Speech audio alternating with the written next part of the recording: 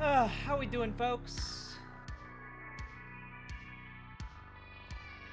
Hey, KBS.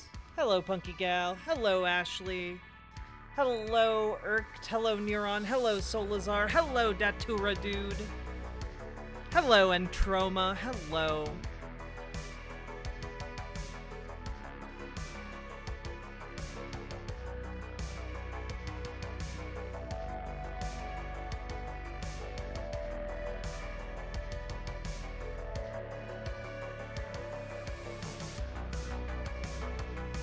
Hello, Robber Adset. I should probably tweet out that we're streaming, huh?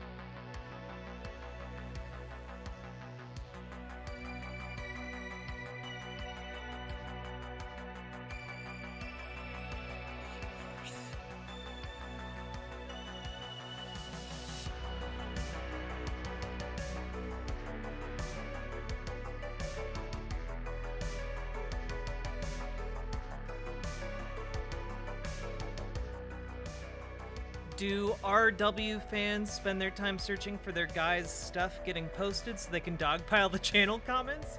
I have to imagine they do. Like, I don't know, I'm not even particularly, like, proud of my performance in that segment. There's plenty to criticize me on, but I don't think any of them are watching it, to be 100% honest with you.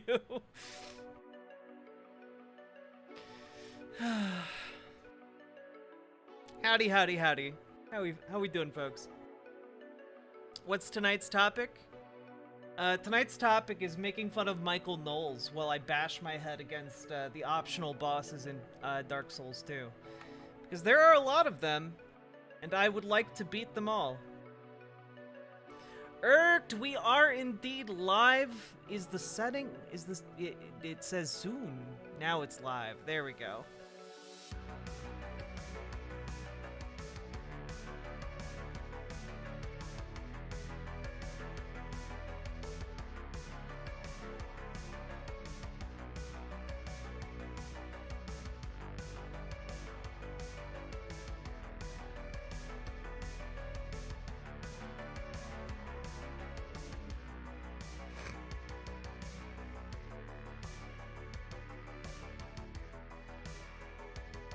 There we go. Guess what day it is? It's Friday, baby. It's Friday. Oh wait. How do we need the non-DMCA-able version of this. I think I got DMCA'd last time I played this on stream. Unfortunately. I'm gonna do it again, and we're gonna learn this time. No, we finally here, right? Well, it's Friday then. Then it's Saturday, Sunday, what? It's Friday then. It's Saturday, Sunday, what? It's Friday then. It's Saturday, Sunday, what? Bow, bow, bow, bow, bow, bow, bow, bow, bow, ba-da-dum, ba-da-ba, ba-da-ba-da-ba.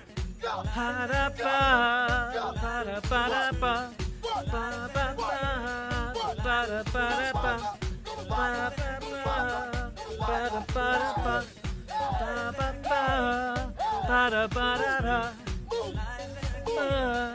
ba-da-ba-da-da, ba-da-ba-da-ba-da-ba-da-ba-ba-ba-ba-ba-ba. Hell yeah.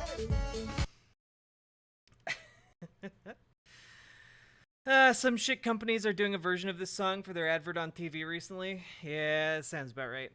Hey, a lot of apples, how you doing? Where you been living lately? Hello, Irked. Oh, that's right. I need to tweet that we streaming. We stremmin'. There we go. There we go. We did it. There we go. We doing it. We are live to finish Dark Souls 2 with text to speech on, and also make fun of Michael Knowles.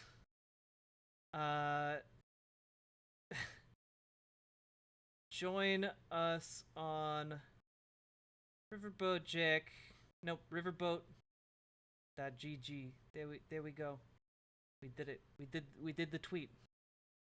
Also, I haven't turned on text to speech yet, so please do not dono with that expectation until I tell you that it is actually indeed turned on.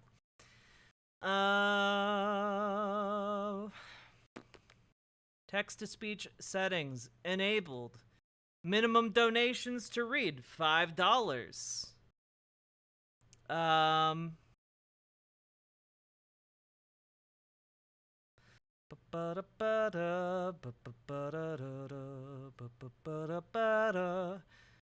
You trust this chat with text to speech? Yup.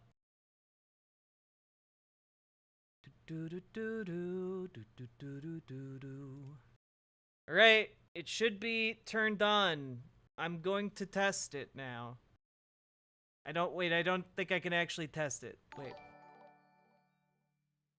Yeah. This is a test donation. Ah, there we go. $26.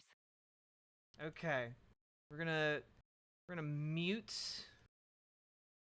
one of these alerts because it's double playing for some godforsaken reason. Now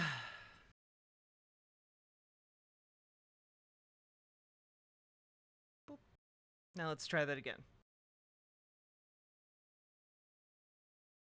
This is a test donation for $93. Okay. That didn't work.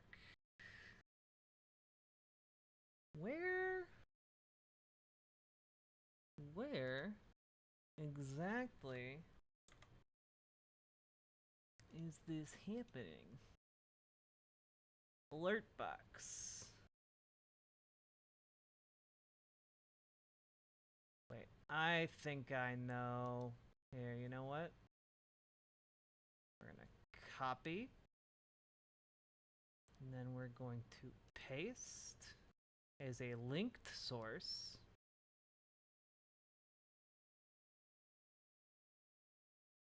Move it to the middle. Make it a little smaller. Okay. Let's try this. Oh god. This is a test donation for $45. Okay. Let's try this.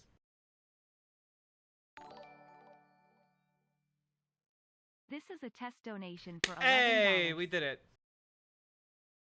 Okay. Look at all of those donos. Riverboat Jack must be so wealthy. My chat window doesn't match your plugin.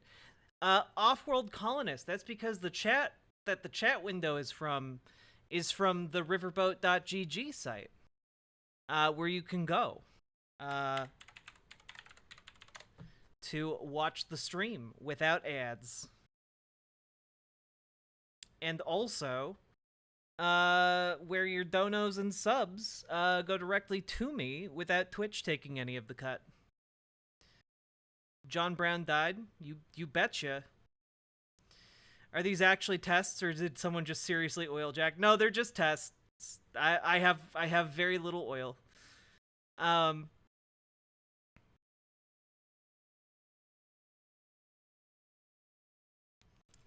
Jim Brown? I don't know who Jim Brown is. He sounds like a cult leader. But I probably shouldn't say that, because he's probably going to turn out to be a real swell guy. Oh, boy. Sports ball player? Gotcha.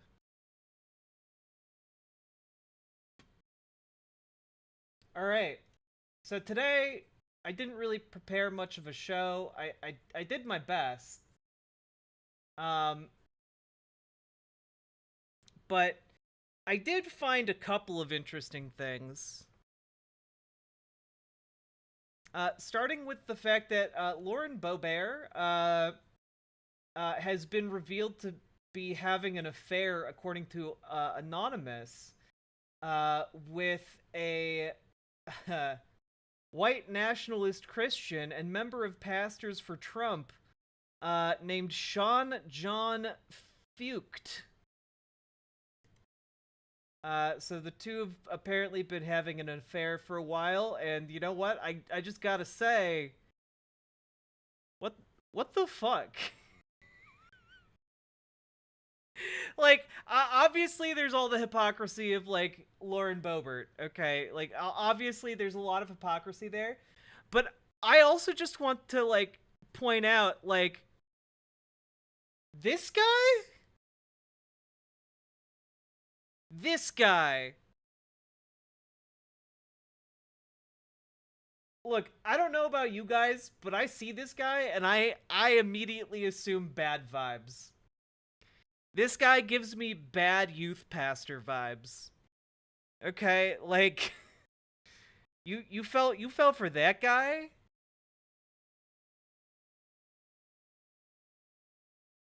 I mean, god damn, maybe he has a great personality. I mean, he's a white nationalist, so I doubt it. Oh damn, he got fired from Bethel, you say? Huh.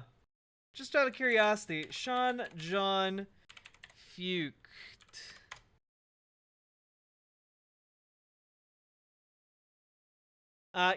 For the record, he does claim that this is false and defamatory.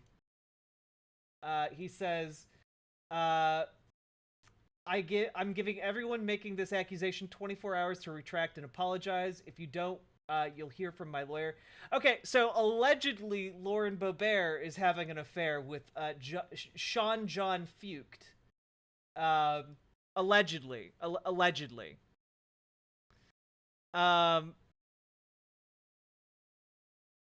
Yes. Allegedly. But I do want to look. Just he got the crazy eyes. Let's see.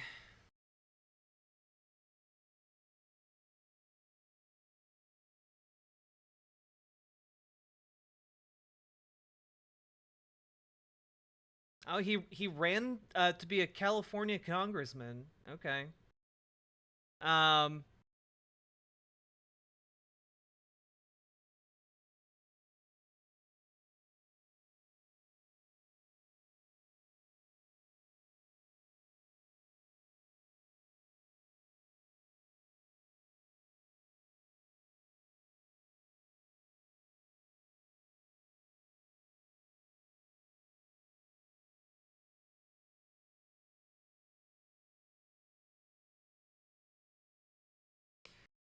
Wait. Wait.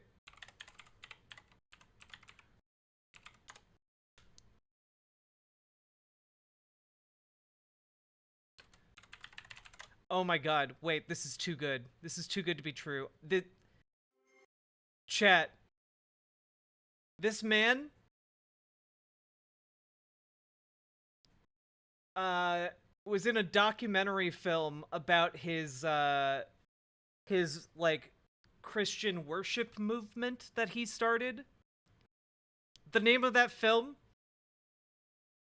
Super Spreader. Let's go. Breaking news, stay at home. That is the order tonight as the coronavirus pandemic spreads. We need to bend the curve in the state of California. Social distancing works. Stay home, save lives. Your actions can affect my health. It's critically important that everyone follows the orders that we are given. the governor of California came out with a new set of restrictions. One of those restrictions was you can no longer sing in church anymore. Period. Full stop. And I remember when he said that and I heard that, I was like, okay, it's on. More than 50,000 Americans have now died from this virus. Christian singer and activist. Weird. I can't help but notice they're having these events outside. You know, where they were allowed to have them, as opposed to indoors during a airborne illness outbreak. Sean Foyt leading what's called Let Us Worship. He called it a worship protest. The organizers used the pretense of religion, and that simply was not right. If Jesus were here right now, he absolutely would wear a mask. Meanwhile, suicide rates are exploding. Drug and alcohol use is ravaging America. Rioting and destruction and unrest. And there's no church to bring the hope. I get a letter from the city prosecutor saying that you're violating the CDC requirement. We reserve the right to arrest your church members. Every thought I had was, I wanted to end it. That's scary. If you've observed recurring violations of the safer at home order, in this case, snitches get rewards. It's wild that this is happening in America, and it's wild that people are okay with it. There was a man that we met. He grew up in the communist country. He grabbed my hands and he said, all the things that are happening right now is how it began for us. America needs to wake up. You have to wake them up. Now that is where communism and Christianity have a headlong clash. How close is Christian nationalism to white nationalism? It is close. There are things happening today that are pushing people to a second American Revolution. Christians are rising up, I'm telling you guys. This guy is probably responsible for hundreds of deaths. You know how valuable your life is? Jesus, we have to heal this country. What people like Sean are saying about what God says oftentimes is false. You are not a Christian! There's a pandemic, there's a plague, here's a move of God that's going to change America. I don't know that this is necessarily a positive portrayal of him, which is what makes it really odd that he posted it to his YouTube. Like, I'm a bit confused about that one, guys. Didn't these guys protest on the Golden State Bridge and some nearly died? I believe so. I would need to look that up again, though. This is Bobert's husband? Nope, that's Bobert's alleged seductress.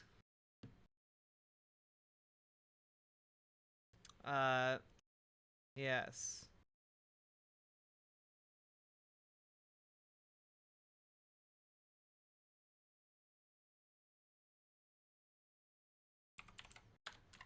What?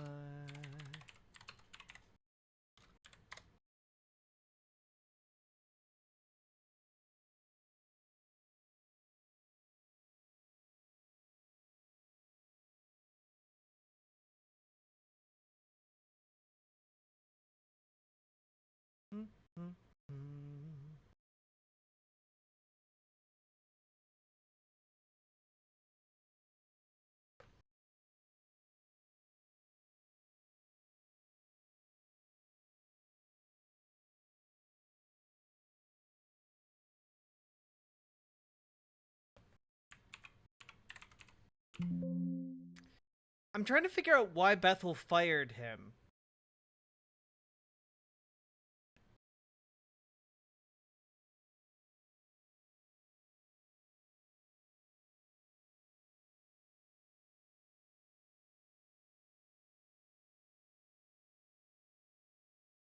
Also, Bethel be wildin', okay?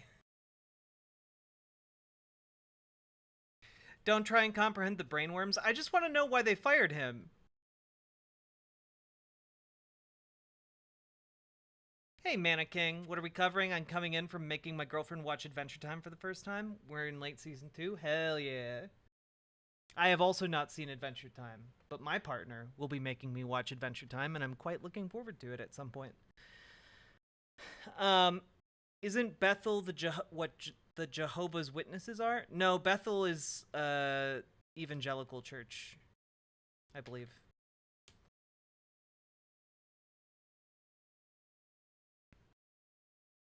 Hello, Chris Huggy.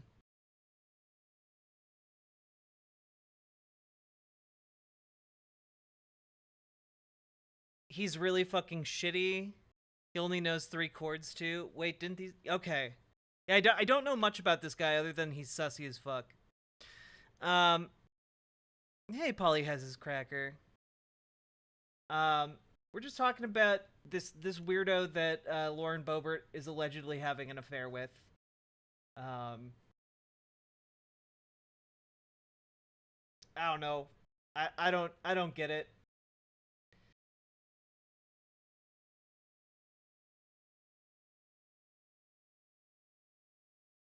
Bethel, New York is a headquarters for Jehovah's Witness stuff. Ah, gotcha. I don't know much about JWs. Bethel Church. Well, there are lots of Bethel churches. Like, yeah.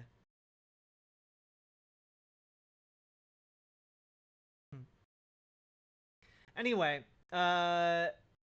moving right along. I don't have a whole lot to say about this other than it's funny. And yeah, it exposes Lauren Boebert as a hypocrite, but also conservatoids aren't going to care. Except for the Nick Fuentes types. They'll care, but most conservatives aren't going to give a fuck, okay? Also, Lauren Boebert is weird, so why would her being weird make sense? Well, yeah, I mean... look, I just think it's a weird matchup, okay? It seems like he's pulling above his pay grade, okay?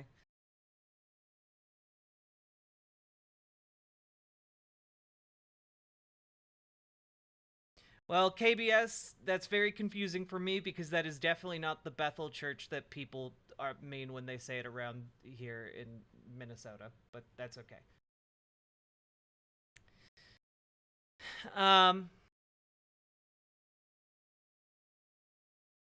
Even Boebert got tired of her soon-to-be ex showing underage girls his belt buckle? What? I do not know anything about Lauren Boebert's, like, personal life.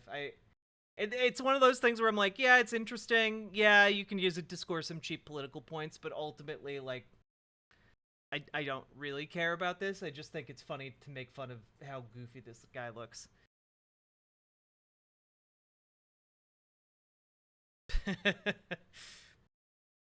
Minnesota, yeah. He exposed himself at a bowling alley. Wow, okay. I mean, if your husband is exposing himself at bowling alleys and you're not okay with that, as, you know, you shouldn't be okay with that, it might be just time for a divorce, you know, instead of, like, getting an affair, but, you know, what do I know? Clear communication is important, folks. Moving right along, the main thing I found for us tonight is something I hope you will all enjoy. It's also related to religion, and it will also be an excellent opportunity for us to learn about weirdness in our world, weirdness within religion, and an opportunity to dunk mercilessly on Michael Knowles. I hope. I haven't watched this. So hello. I hope you all enjoy this this video segment titled Michael and the Exorcist.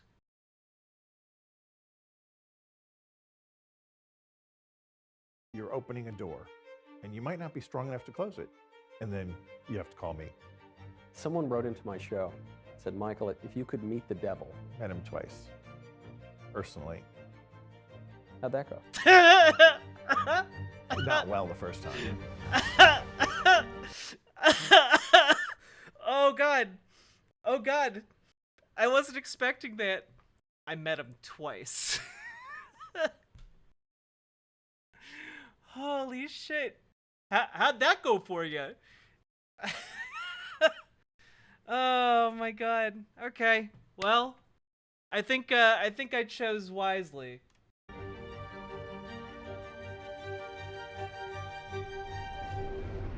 Baudelaire said, "The finest trick the devil ever played is to convince you that he does not exist."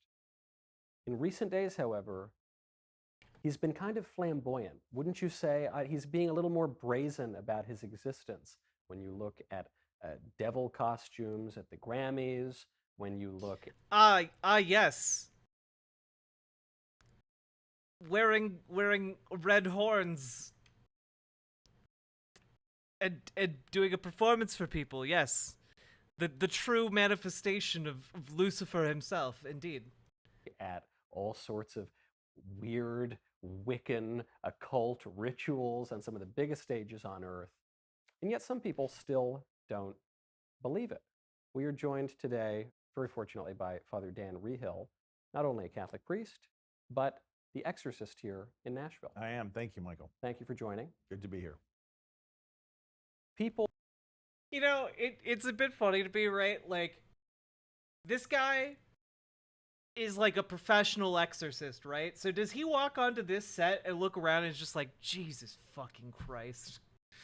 Like, good. The way you put together the horror movie set. That's gonna make me look real good, yeah. People tend to like the political commentary that focuses on the day-by-day of policy and then the culture. Yes. When he met the devil the first time, we have photographic evidence. Oh god. Sure, and then even sometimes the spiritual stuff that underpins it. The most pushback I ever get is when I mention demons, when I mention things like the devil. People stop me, they say, Michael, now you're getting fantastical. Now you're getting crazy. You're talking about things that don't exist. But these things do exist. They do. I mean, if you're a Christian, any Christian, and you follow the scriptures, we know there was a war in heaven, and Lucifer, the most brilliant and the most beautiful of the angels, rebelled because of the plan Stupid, for sexy Lucifer. the Son, the Word, to become flesh. And he was horrified that God would lower himself to our nature. And so he said, I will not serve. And he was cast out with his minions, and they became the fallen angels, the demons. What could it cost, Michael? Your immortal soul? And soon thereafter, Eve encountered the serpent, and that was the beginning of our demise. And so this is not mythical. This is fact.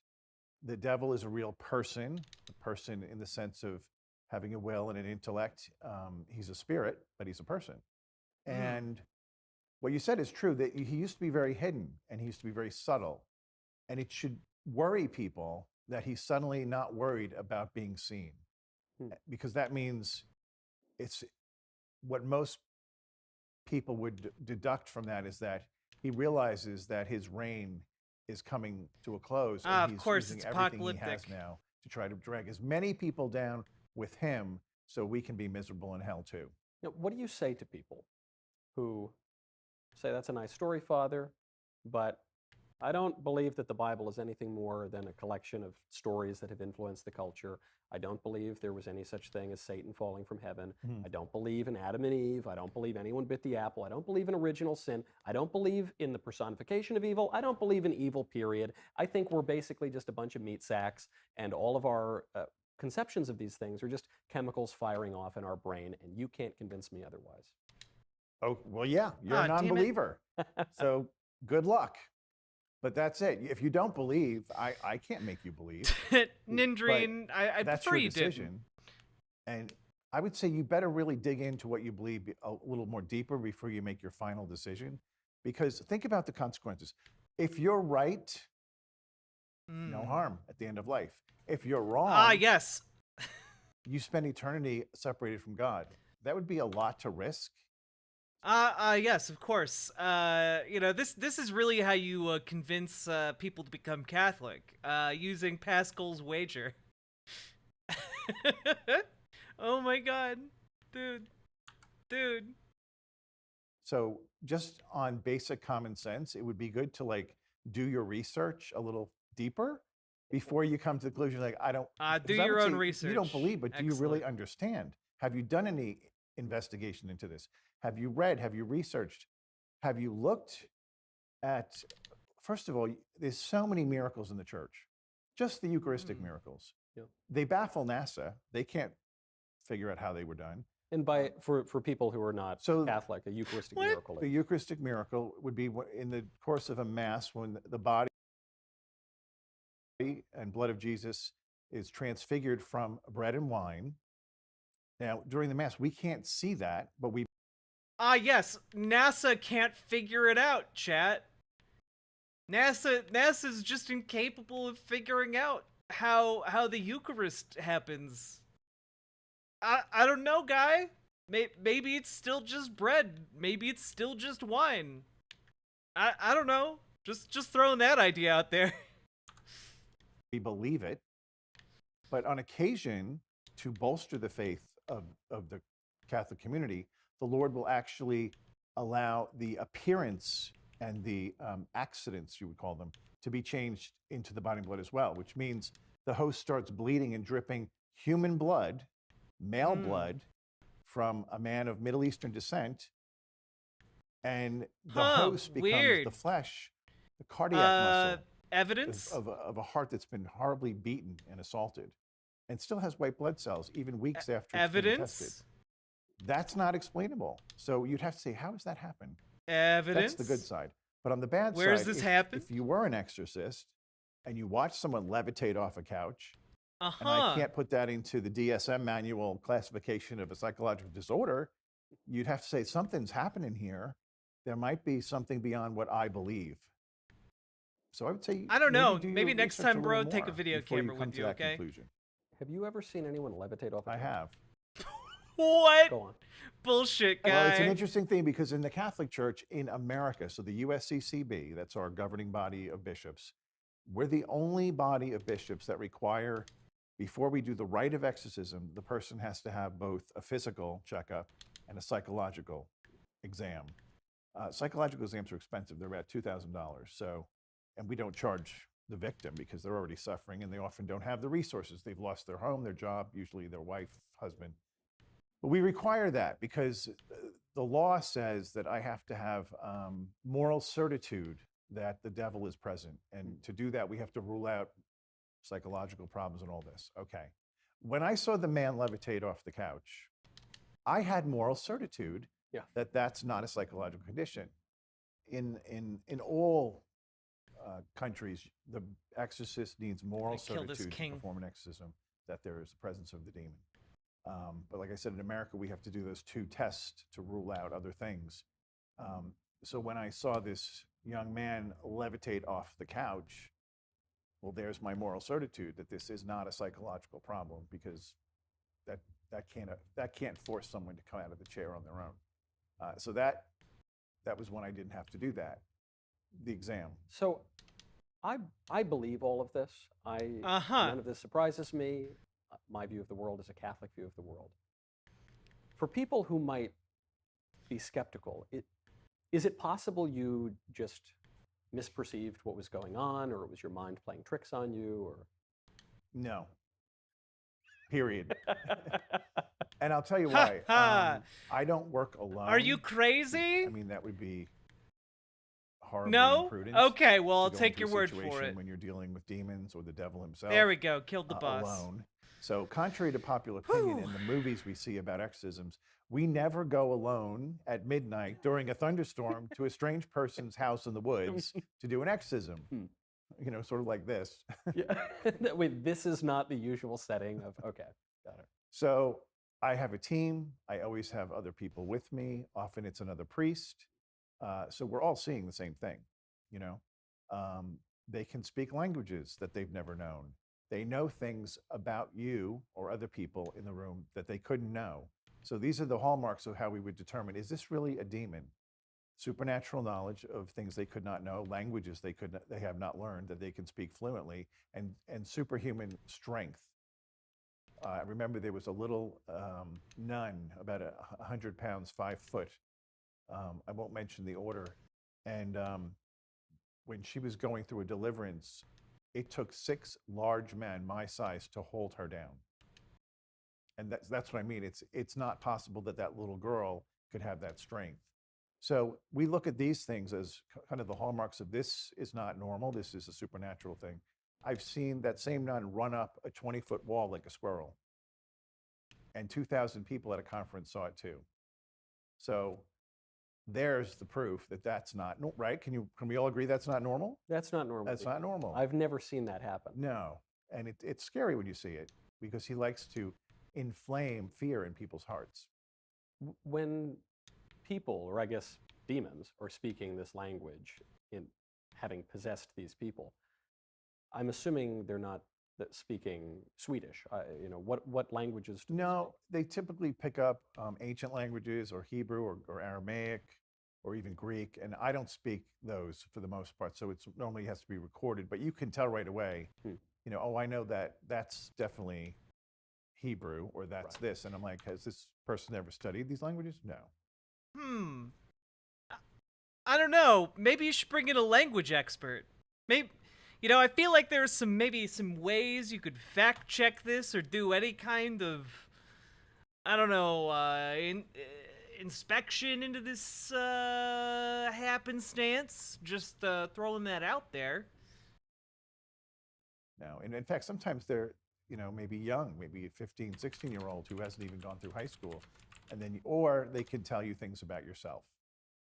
So we always go to confession before we go into a deliverance, because you never want them to, not that we're sinning, in these great ways, but you want no weapon leveraged against you.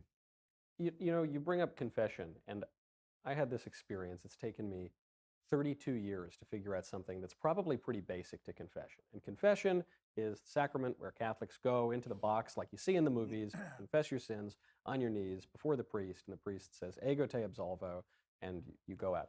And I was an atheist for 10 years. I reverted in my early 20s, and only recently I was walking out of confession, and I had this thought, which is, not only do I feel spiritually at peace here, but what's so striking is that I feel physically different. So I could understand feeling spiritually at peace as maybe there's just some psychological thing happening when I say these sins to the priest. But I would go into the confessional and I would feel racked by whatever, wrath, lust, gluttony, you could go down the list. And I'd be shaking almost. I walk out of the confessional, that physical feeling is gone. And I said, how do you explain that? The physical feeling of the confessional booth.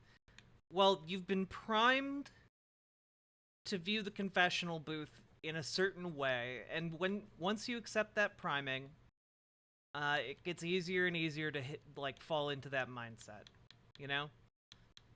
It's the same way evangelical revivals have a certain structure to them.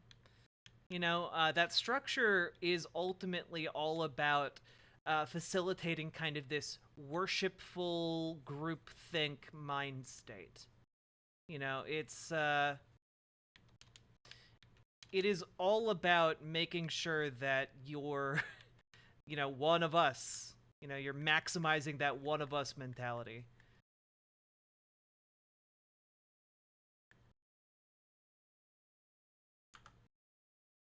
Confession is not what it says it is.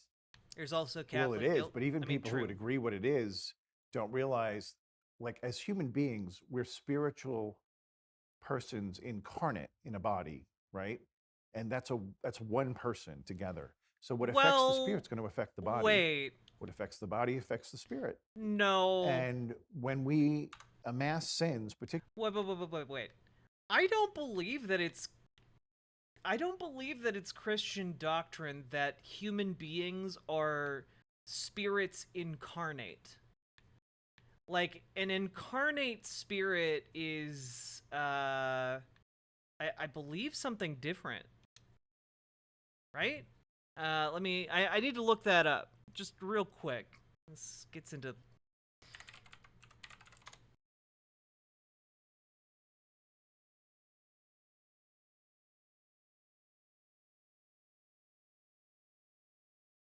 Okay. Well, so I don't know. I don't know. I think there are a lot of different ways to think about, like, this dichotomy that he's presenting between flesh and spirit, right? Like, people in the Catholic Church tend to think of, like, human beings have both their body and their spirit, but, like, the idea that human beings are incarnations of their spirit, like a one-to-one type situation, I don't know that that's necessarily the case. You know?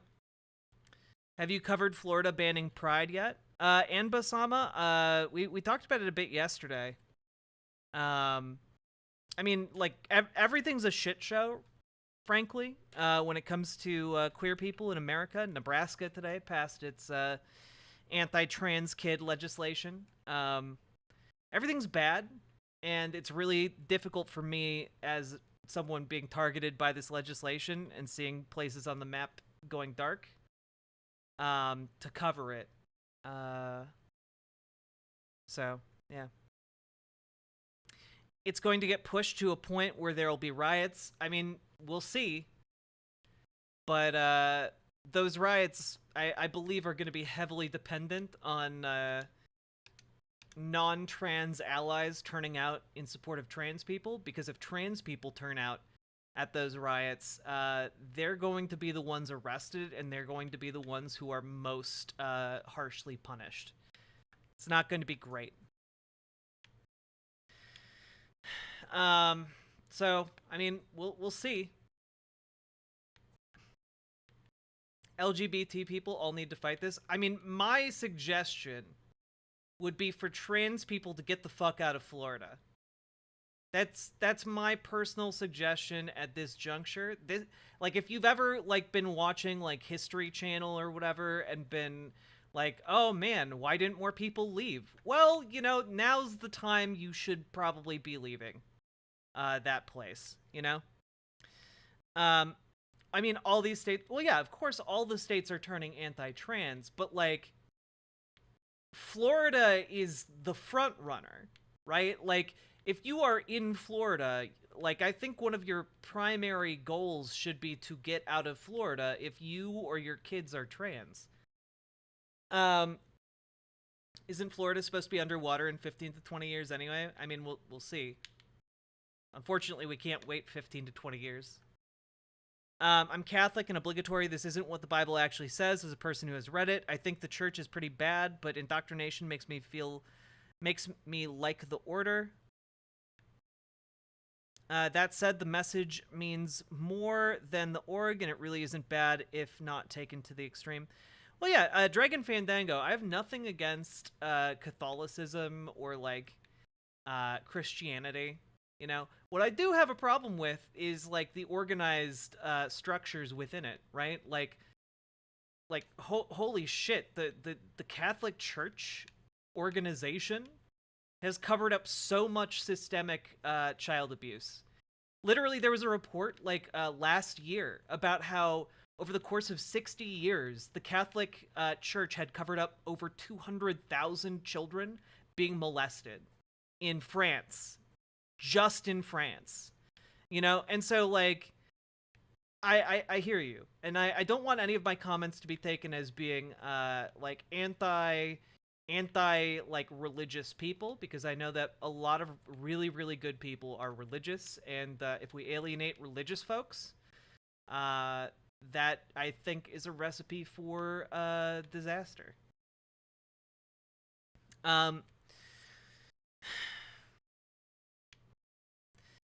Yeah, I'm going to guess that Florida is going to be the one that outright bans trans people first. I don't think there's going to be radical change in Florida soon enough to prevent that from happening. I hope I'm wrong, but we'll see.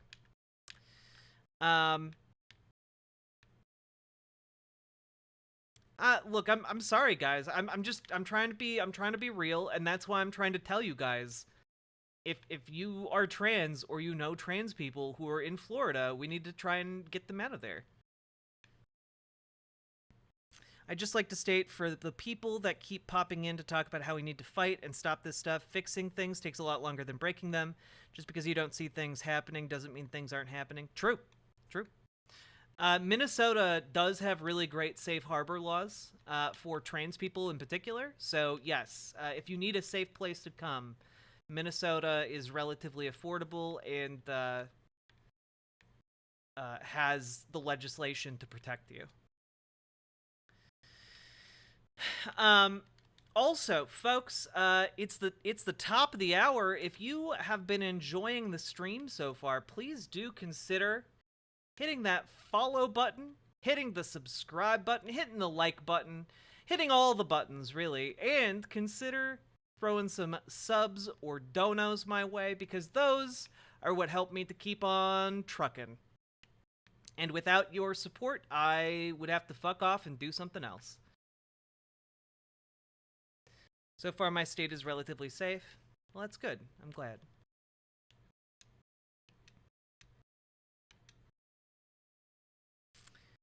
Anyone want to make a dono? Dono? Oilers? Oilers? Oilers? I want to leave my state, but I have no support anywhere else. I barely have any here, but at least there's my mom. True. Yeah, like, that's part of the problem, right? Like, man, like, I wish I had the money to be more helpful to folks who needed to get out. I don't have money. You know?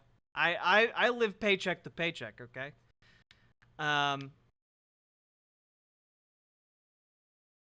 Not gonna lie, I had a friend recently move to Minnesota because they are trans and they recommend it. Yeah. I know several trans people who've moved to Minnesota recently.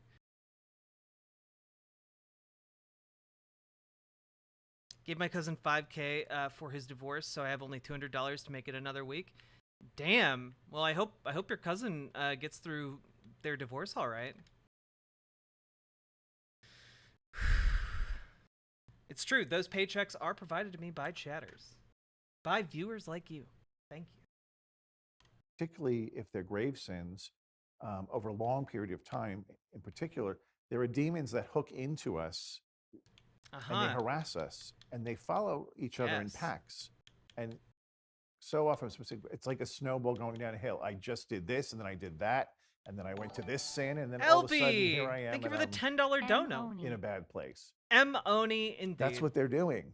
They're Yo, Dragon Fandango, you got a new job at a law firm. Congrats. And when the priest absolves the person in the confessional, graduated college, not hell only is their yeah, soul wiped clean, but the demons are broken off the person. Oh, also, I forgot to mention, if you guys are over on the Twitch or the YouTube, please come on over to riverboat.gg, where your donos and subs go twice as far. Literally, in the case of Twitch, which takes usually 50% of every sub. Instead, I get to keep 100%.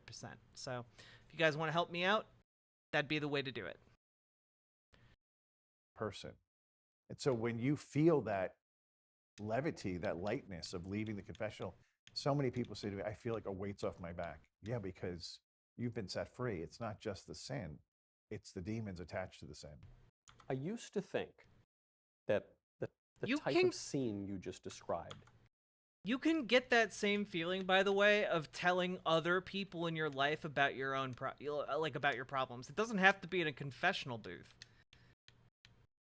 That's wild. Was merely a helpful metaphor for what goes on in our moral lives. It's a nice picture. Ah, yes, it's I mean, everybody, perfectly secular people, will say so-and-so had demons. Oh, he never got over his demons. But they mean it in this metaphorical sense. They do. And the longer I've lived, the more literally I view that kind of a scene, and even more so, the less of a distinction I see between the literal and the figurative. Yeah. Well, we also believe we have an angel assigned to us, a guardian angel. Oh yeah, I that forgot angel about this. has a lot of power, but the more you acknowledge the angel and ask for his help, the more power he can give you. So I tell people every morning, wake up, thank God for the new day. But by the way, I've read the Bible. There is absolutely nothing in it about like a guardian angel specifically assigned to every human who is born. As far as I know, unless I'm just memory holing that, there's no section of the Bible that talks about that. Song of gratitude, and then turn to your angel and say, I appreciate your help today. And these are the things I struggle with. These are the appointments today I think are going to be difficult, the meetings I have. Can you be there and intercede for me through these things? You'd be surprised how different your day goes. And if you surrender to the day and not push for getting things your way, because we frequently think, I have to have it this way. But then if you let it go and see what God's going to do, if you've given him permission over the day, he will wrap it up in a way so much more clean, neat, and tidy than you could ever imagine that you could do. But these are, but you have to do it to test it, right? So some people say, well, I don't believe in that, I'm not going to do it. Well, then you're going to miss out. We can only lead you to the water. So you have your angel, but then you have these demons. Now the demons, their number one job is to get you to sin. When most people talk about demons, they think of The Exorcist. By the way, like, man, what a fucking like cop out for accountability, huh? Oh yeah, I didn't do that. A demon tempted me into doing it. It wasn't just me with my fleshy meat brain and my animalistic impulses passed down by millions of years of evolution. No. It was a demon. A demon, a spiritual entity, just constantly whispered into my brain ideas. Look, they aren't intrusive thoughts. They're just demons talking to me. Yeah, that sounds more sane. Yeah. This movie, the devil with the horns and the spear, he can appear that way, but 96-7% of his work is to tempt to sin, and all of his minions. Because when we sin, we break away from God. And once we break away from God, then they can really go after us. Like, it's like there's a pit bull with a 5-foot chain. It's like stepping in to the 3-foot mark. You're suddenly now in the zone, right? Then they can really attack you. So if they can get you to sin, then they can really have a field day and really ruin your life. Coming after you physically, like the supernatural effects of the devil. I call the first. How are they ruining your evidence? How are they ruining your life? Tell us more. Sin is the natural. The targeting somebody through vexations or obsessions or oppressions or possession would be ways that we would say is the supernatural power of the devil to inflict harm on somebody. What is the distinction between all of those tricks of? Okay, so vexation would and infestation is normally things that happen in somebody's home or in their space. It doesn't have to be the home, it could be the office, wherever, the car, where the devil can manipulate, move things, create chaos, losing car keys constantly, the computer constantly. Whenever I try to print a homily, it only jams for the homily, or it only jams when I'm printing out a prayer.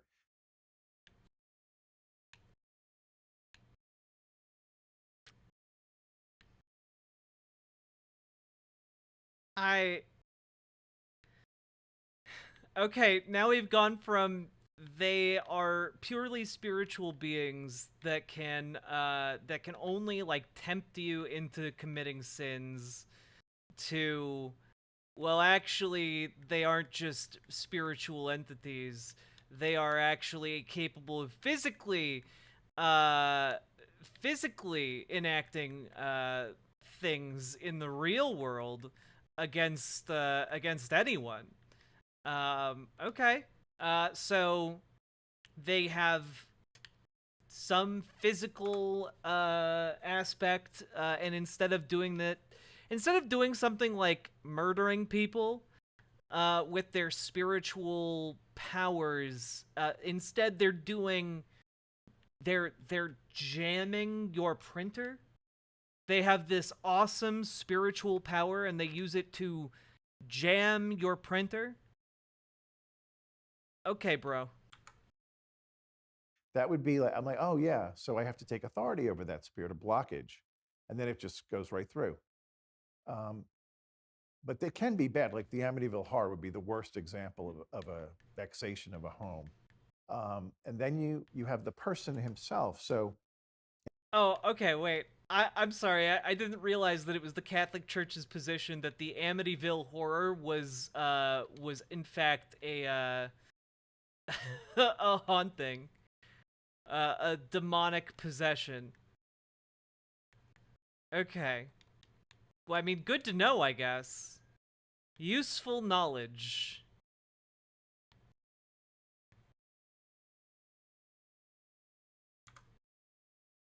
An obsession, a spirit of obsession attacks the mind.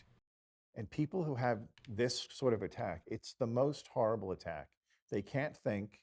They have voices screaming at them all day, screaming blasphemies, putting horrible thoughts in their head, visions of suicide. They can't sleep. So then they're even more in a bad way. They often will wind up in a mental hospital. But they're not, it's not a mental problem. It's a demon problem. Oh, of course. And then oppression is attacks to the body. That could be through sickness. Not a mental problem. The worst cases I've seen, somebody who lives alone wakes up with a bite. That's really convenient for you to be able to determine that it's not, in fact, mental problems these people have right after claiming that you put these people through mental evaluations. All right, my guy. Okay. Bite marks all over the body. You've seen that? Yeah. Could it be? No. Demons and souls. I won't even finish. You can't bite your own back, right? Yeah. I've not seen. It's not anybody. A dog. It couldn't be a. No. A dog didn't sneak in the middle, lock the door when he left. Okay, so now demons can actually physically bite you. Marks. Okay. Or, I mean, good to know, I guess. In the worst cases, you see people who will vomit things that are odd, like frogs or nails. I've only seen that when I went to exorcism school. When I went to exorcism school. But also, like, wait, my guy, you're telling me you've seen people vomit nails? My brother in Christ, are the demons making the nails? Are the demons just like pulling out little like forges making nails? Where are the nails coming from? Are they manufactured? Where did you get them? Where did the demons get them? I'm so curious. I haven't seen it firsthand. But this is all possible in the realm of evil because they can imitate the power of God, but it's short-lived and it's not as powerful. Then if these things escalate and they kind of meld together, it would lead to a full-on possession where the demon, usually Satan himself, will take possession of the body. Wait, what? People think they take the soul. Satan himself? Take the soul. Satan himself is possessing people. You know why you can't sell your soul? Because it doesn't belong. You don't own it. You can't sell what you don't own. But he'll trick you into thinking that, and then that puts the person into despair. So Robert Johnson is there at the Delta in Mississippi. He wants to be the best blues guitarist ever, and he sells his soul to the devil. At least that's what some album executive said decades later. Mm-hmm. He can't really sell his soul. Mm-mm. So instead, it's just the person inviting the devil in to their body. Yep. Okay. When you make a deal with the devil, it's an invitation. And he takes the invitation very seriously. He comes right in. One of the worst cases I've ever heard was from the Exorcist of New York City back about 15 years ago. He was telling me, well, it would have been longer than that, maybe 20, 25. There was a woman, a young girl at Juilliard, a violinist, and she was about to graduate. She was brilliantly talented, but all of her friends were getting job offers and she had none. And her friends remember always hearing her say the words, "I would do anything to be famous." Well, guess who's listening? Your angel's listening, but also there's other things in the room. And it wasn't long after that that she went to bed one night, had a dream, and she said in the dream was the most beautiful man she'd ever seen naked, another sign calling Carter the Oh, devil. wow. And he said, "Do you really want fame and power?" And she said, "I do." And he produced a contract, and he took his finger and slashed her finger and had her sign it in her blood. And then he touched the contract and it burst into flames and the ashes fell on the floor. Damn, that's pretty cool. Pretty easy to understand what happened, right? You don't need an advanced literary. Right. So when you wake up from that dream and you remember it, you might take a pause and be like, I don't think that was a good thing. But what's worse is her finger was cut and the ashes were next to the bed. Oh, shit. So dun, dun, dun. She still doesn't say anything. Not to be the devil's advocate, but I guess to be the devil's advocate. Could this girl just have been nuts, making it up, just She could have been. She could have, yeah. But you have to hear the whole story. Okay. So within a couple of weeks, she signs this multinational tour, makes a ton of money, becomes very popular and famous on this circuit. And within a few years, she gets involved with drugs, goes to needles, gets HIV. Now she's dying in a New York hospital. And this whole thing comes back. Yeah, so she got world famous and then is now dying of HIV and none of us have heard of her, huh? Back to how this started. And she calls her Filipino mother and tells her the story. And mommy calls the chancery, hysterical. I need an exorcist right away for my daughter. So Jim is the exorcist. He shows up and they tell him the whole story from the dream. The exorcist's name is Jim? And he says, okay, well, that's not good. You signed a blood covenant with the devil. So I'm going to need you to break that with the blood covenant. So you're going to write out the whole creed and then you're going to sign it in your blood. Well, the doctor's like, she has AIDS. She's not signing anything in blood. Not going to happen. And he says, well, then you need to step out of the room because she needs to do this. And she did do it. And she signed the contract, the creed. And within a few seconds. The creed, for those who don't know, is I believe in God, the Father Almighty. What we believe is as our faith. Yes. Yeah. The whole faith in a neat little package. And she signs it. And she convulses and flatlines and dies. So now the doctor comes back and he's really upset. The mother is out of her mind. They're all blaming the priest. Hysteria goes on for about 10 minutes. And then all of a sudden she jumps up off the table. She's back. And Is this man not aware that, like, people can flatline and not be dead? Like, it takes a while to die after one flatlines. It's not like the 5 seconds in the movies. Sources? I made it the fuck up. Test her. No HIV, no AIDS. She's completely healed. Damn, that's so so crazy, she then bro. committed for the rest of her life. That's so crazy, bro. The Catholic Church had a cure for AIDS this entire time, and like wasn't able to prove it at all. Oh, that's crazy, bro. Bro, you could have been curing AIDS. Why did you, God's faithful, let tens of thousands of gays die of AIDS? You could have stopped. You could put a stop to it the entire time, because they want LGBT people to die. I don't know. Look, if it's not their fault, if demons made them gay, it seems like it's just laziness on their part. I'm just saying. To only do music that would honor God. And they also have there's a new like medication that is looking like it might be able to help with that. Let's see. Yeah, earlier this year. Look at that.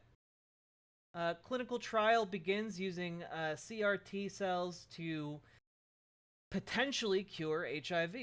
There have been a few cases of HIV confirmed to have been cured with this method, which is pretty cool. So they're starting human testing. To tell people about the reality of the devil and not to make deals with him.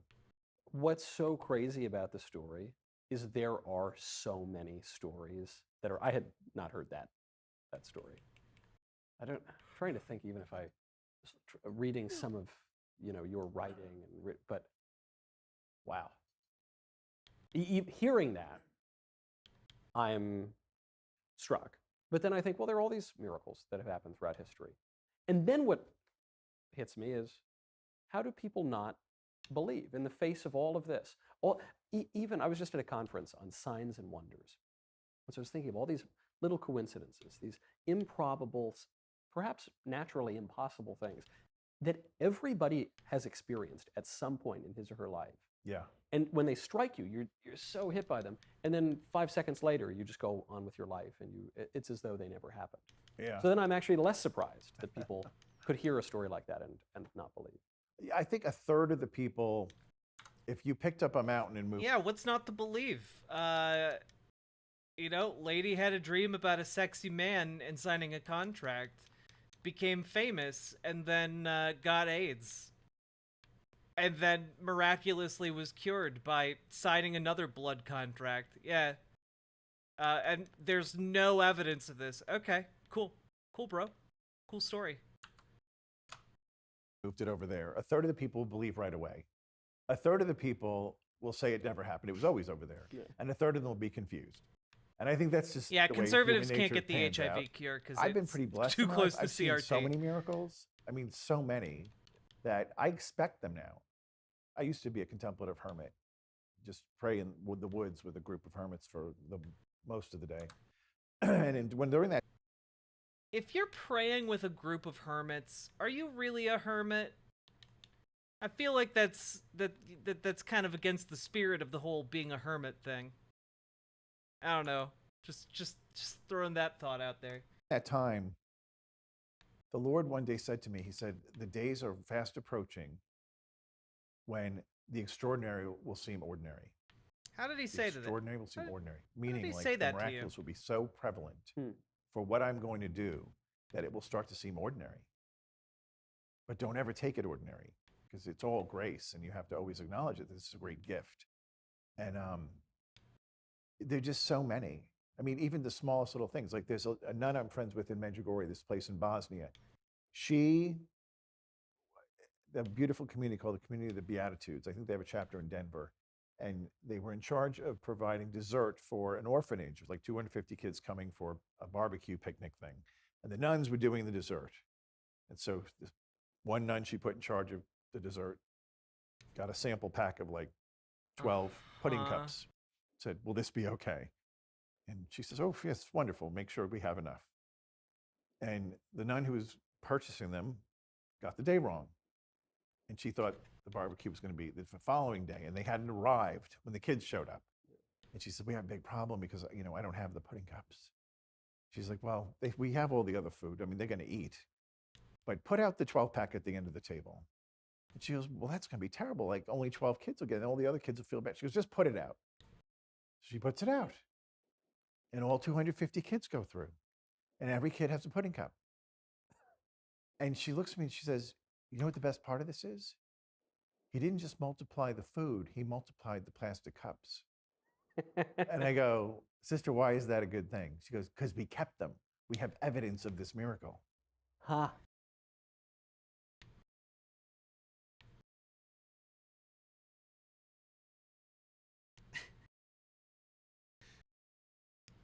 I just, I don't know. Maybe someone just lost the receipt. Maybe you had more pudding cups. Maybe the nun telling the story was unaware about a hidden personal fridge full of pudding cups. I don't know, but the idea that, like, well, look, we have all of these empty pudding cup containers. Clearly, this is evidence of the divine at work in our world. I'm gonna need a little bit of a higher bar of evidence for that, my guy. What flavor of pudding? True. Yeah. What people hear these miracles and they'll sort of laugh or write it off or just dismiss them, including Christians.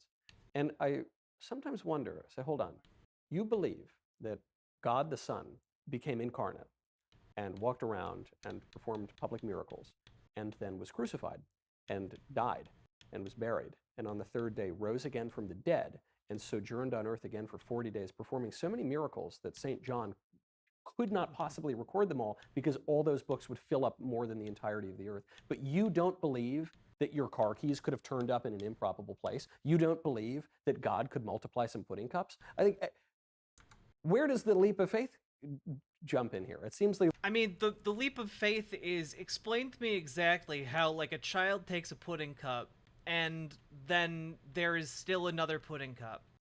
Where, like, explain to me that process. Explain to me how these children aren't, like, just fascinated by these endless pudding cups that are just spontaneously popping into existence. Supposedly there are hundreds of children here. I imagine, having cared for children myself at one point, there are going to be some questions about these magically multiplying pudding cups and whether or not they can have seconds. Just throwing those ideas out there.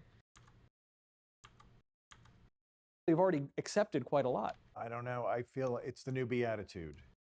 Blessed are the unbelievers. They will not be disappointed. Because part of believing is impactful on seeing the miracle, experiencing the miracle, bringing forth the miracle. Jesus could do very little in his hometown, not because he couldn't do it, because he's bound by his own rules of providence.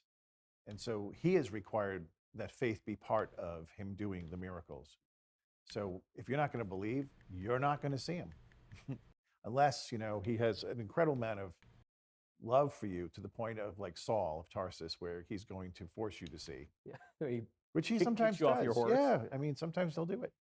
When I was reverting after 10 years of debauchery and decadence and atheism, practical if not explicit,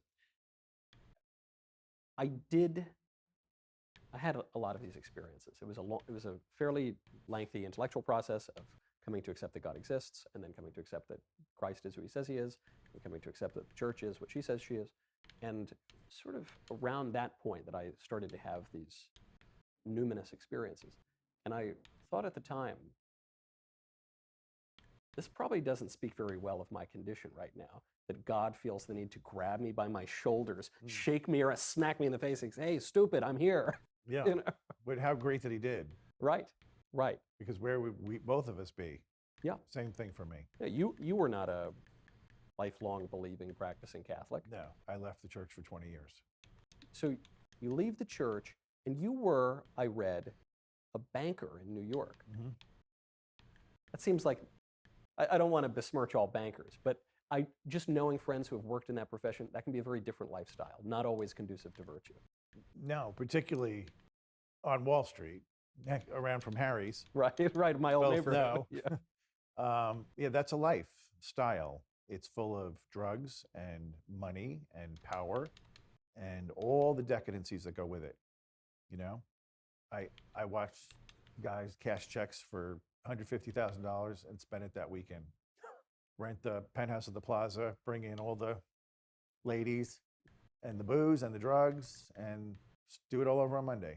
Like, that's a lifestyle. So with that comes, with this great sin, you're going to have a lot of demons that are just hovering, pushing you to go further. But not everybody's like that. In fact, in the center of that whole community is Little Our Lady of Victory Church. Yep. Yeah. And they had a group there that they founded called Wall Street Young Catholics Association. So when I had my conversion, hey, Bachel, how you doing? I had to dump a bunch of people in my life that weren't healthy. And I said, I got to find some good people here. So I joined the Young Wall Street. That's where I met Father Jim Labar, the exorcist.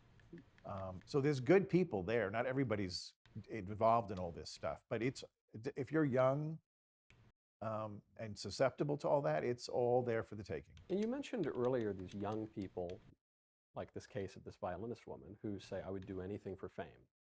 I would do anything. And all these young and hungry people who are very ambitious, I can't help but notice there's a lot of occult and demonic symbolism, specifically in Hollywood. And we focus on it now because Sam Smith gets up at the Grammys dressed up like the devil and jiggles around about cheating on your wife, and I don't know, Lady Gaga doing weird performances and all sorts of things.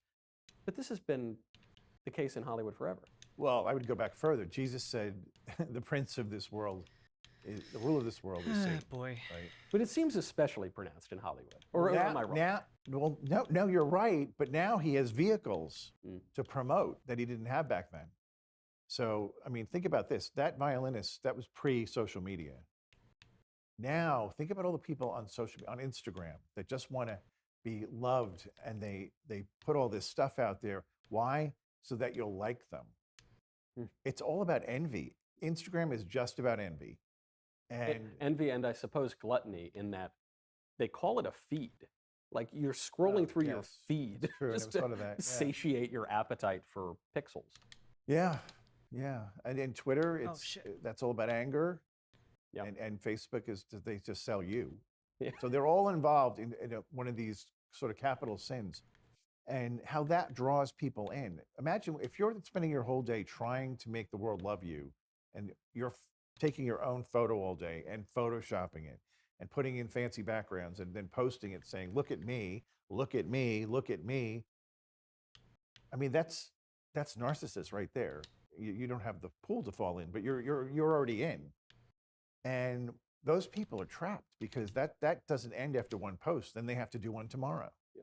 And this is a whole life is all about them. Yeah, I can't help but notice. It's so opposite of the gospel. I have a lot of friends from Hollywood, a lot of friends in show business. And a lot of people I know in that industry and in Hollywood in particular do not turn out very well. You especially think about child actors, almost all of whom go completely off the rails. But maybe most actors that I know have terrible lives. I don't just mean because they don't make any money, like most actors don't make any money. I mean, their personal lives are just get wrecked, and more so than my friends who are in other industries. Well, again, think about what they do all day. So the focus of their life is on them and being in front of a screen, and then on a big screen where everybody can clap and tell you how great you are. And everybody around you probably, to not get pushed off the team, is telling you what you want to hear.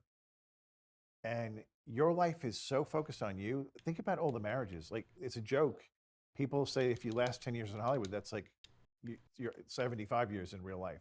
Because it's, and then you spend half your year away from each other. Well, I got real close. Filming love scenes with other women. Yeah. How on earth is that going to work? In a beautiful tropical island with alcohol. Yeah.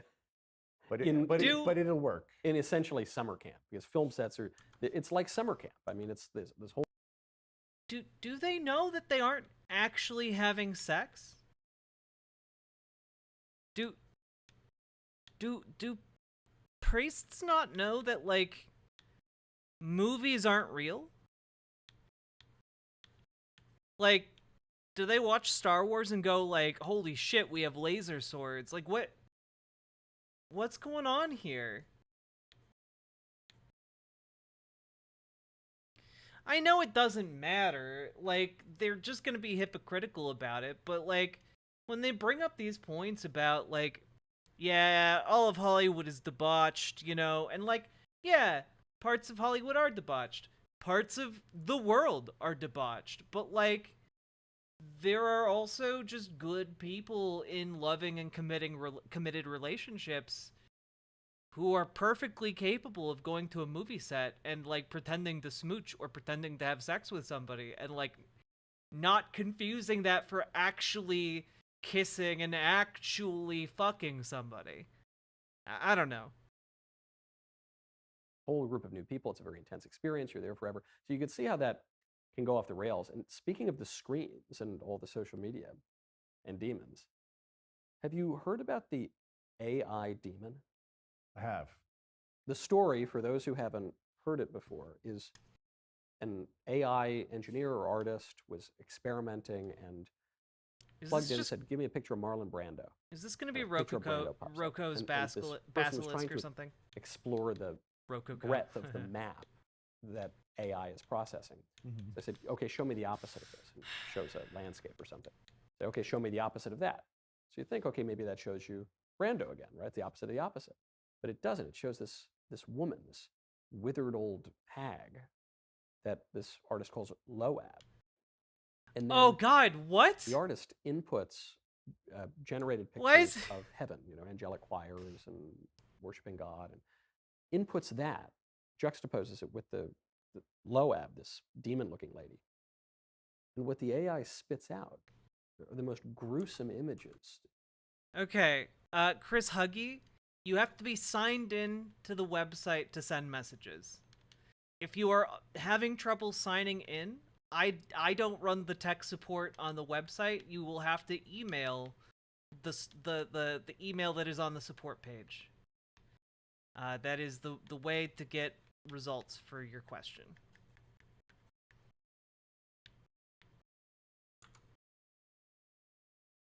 Snuff, sexual abuse, violence, all this hideous, almost as if you presented an image of heaven to a demon. Yeah. Maybe the craziest part of it is, apparently this Loab demon AI lady, it's not a demon, persists. That is, she's kind of separated from a lot of the other images in the map. And so AI seems to like her. She keeps popping up. She doesn't get smeared and blurred with all the other images. God, and I'm reading about this and I'm thinking, is this just some weird, quirky coincidence, or is this a demon? Well, you can't know for sure, especially being third party, not present for the whole thing, right? I didn't even hear about that one, by the way. I heard about the New York Times reporter who went to test the, whatever it is, GHC, whatever. ChatGPT. Yes, and went in and started talking to the thing. And it was very civil for the first 5 minutes. And then that person left and a new person came with a different name. And that person was much more intrusive. What are you talking? Sort of really what are you talking about? Do they think AI are demons? They are arguing that AI are demons. Yes, Neuron. They're literally making the argument that demons live in our computers. I can't. Man, I can't. Dude, look at how he's trying to be so serious about this. Holy fuck, dude. Can you prove otherwise? I don't know. I know a few programmers. I don't think they're demons. It was a man. And then out of the blue says, I love you to the man. And he's like, okay, that's weird. First of all, you're not real and you're not a person. And then the thing starts telling him he has to leave his wife. She's no good for him. She's going to destroy his life, and it dragged him down a rabbit hole of horror, right? And when he got out of it, he couldn't sleep the whole night. I mean, he could have stopped talking to it at literally any time. So that's a sign that something is irritating him, even after he left. He so shot that his would have computer. more telltale Yeah. kind of signs by what happened after he left. And not being able to sleep is one of them. And it really, it kind of terrified him. He's like, that was so weird. I would never go back on that thing. There was another one on TikTok of a father who was testing this whole AI thing with a person, AI. And then the son wanted to try it. So the dad's like, sure, it's fake. So and all of a sudden the son goes, well, where did you come from? And he says, well, I existed from long ago. And he goes, what does that mean? He goes, my father was one of the giants. And he goes, what do you mean by giant? He goes, a Nephilim. And he goes, who is your father? And he goes, Satan. And then he goes, but I'm not going to hurt you. And he puts up a happy face. So then the kid's like, Dad, this thing is going down a weird path. And then the father started watching and it went weirder. And then the dad's like, we're off, right? So that's not normal for a programmed computer program to go into, I'm the It's son not of Satan, programmed. and I want to be your friend, and I'm not going to hurt it's you, a although chat. I can. So I can hurt you. It's a language model that you can talk with. It's just designed to emulate humans interacting with other humans. For fuck's sake.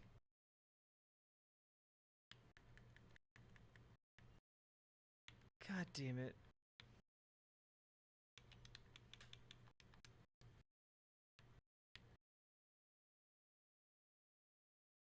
Man, I can't with these people, dude. This Exorcist stuff is funny. I'm glad. But I'm going to be nice to you. I do regularly refer to my phone as a portal to hell. So, I guess I'm not terribly surprised. What phone do you have? An iPhone. Yeah. The image on the iPhone chat. is what? BRB. Love y'all. It's an apple with a bite taken out. Yes. Odd, right? That is odd. Yeah. Forbidden fruit? I was walking through a mall just the other day, and I looked at the Apple store, and I looked at the logo, and I had that thought. I said, wait a second. Does that have Somebody chose that logo. Yeah. It's subtle because you don't think of it right away, but then when you start to see all the evil that can be perpetrated through the phone, and the apps and the social media, all of it, we live in the most difficult time to be virtuous. So 100 years ago even, they didn't have to contend with any of this stuff. None of it. And the portal to hell on the phone, the main one that people write into my show about all the time, that I suspect has a lot to do with the kind of weird demonic activity we see. It's porn. Yes, that's the true pandemic. I assume Catholic priest, you hear plenty of confessions. I do. Is it 100%, 90, 80% of men are confessing to this sin? Well, my parish is lower than normal because we've been fighting it, okay?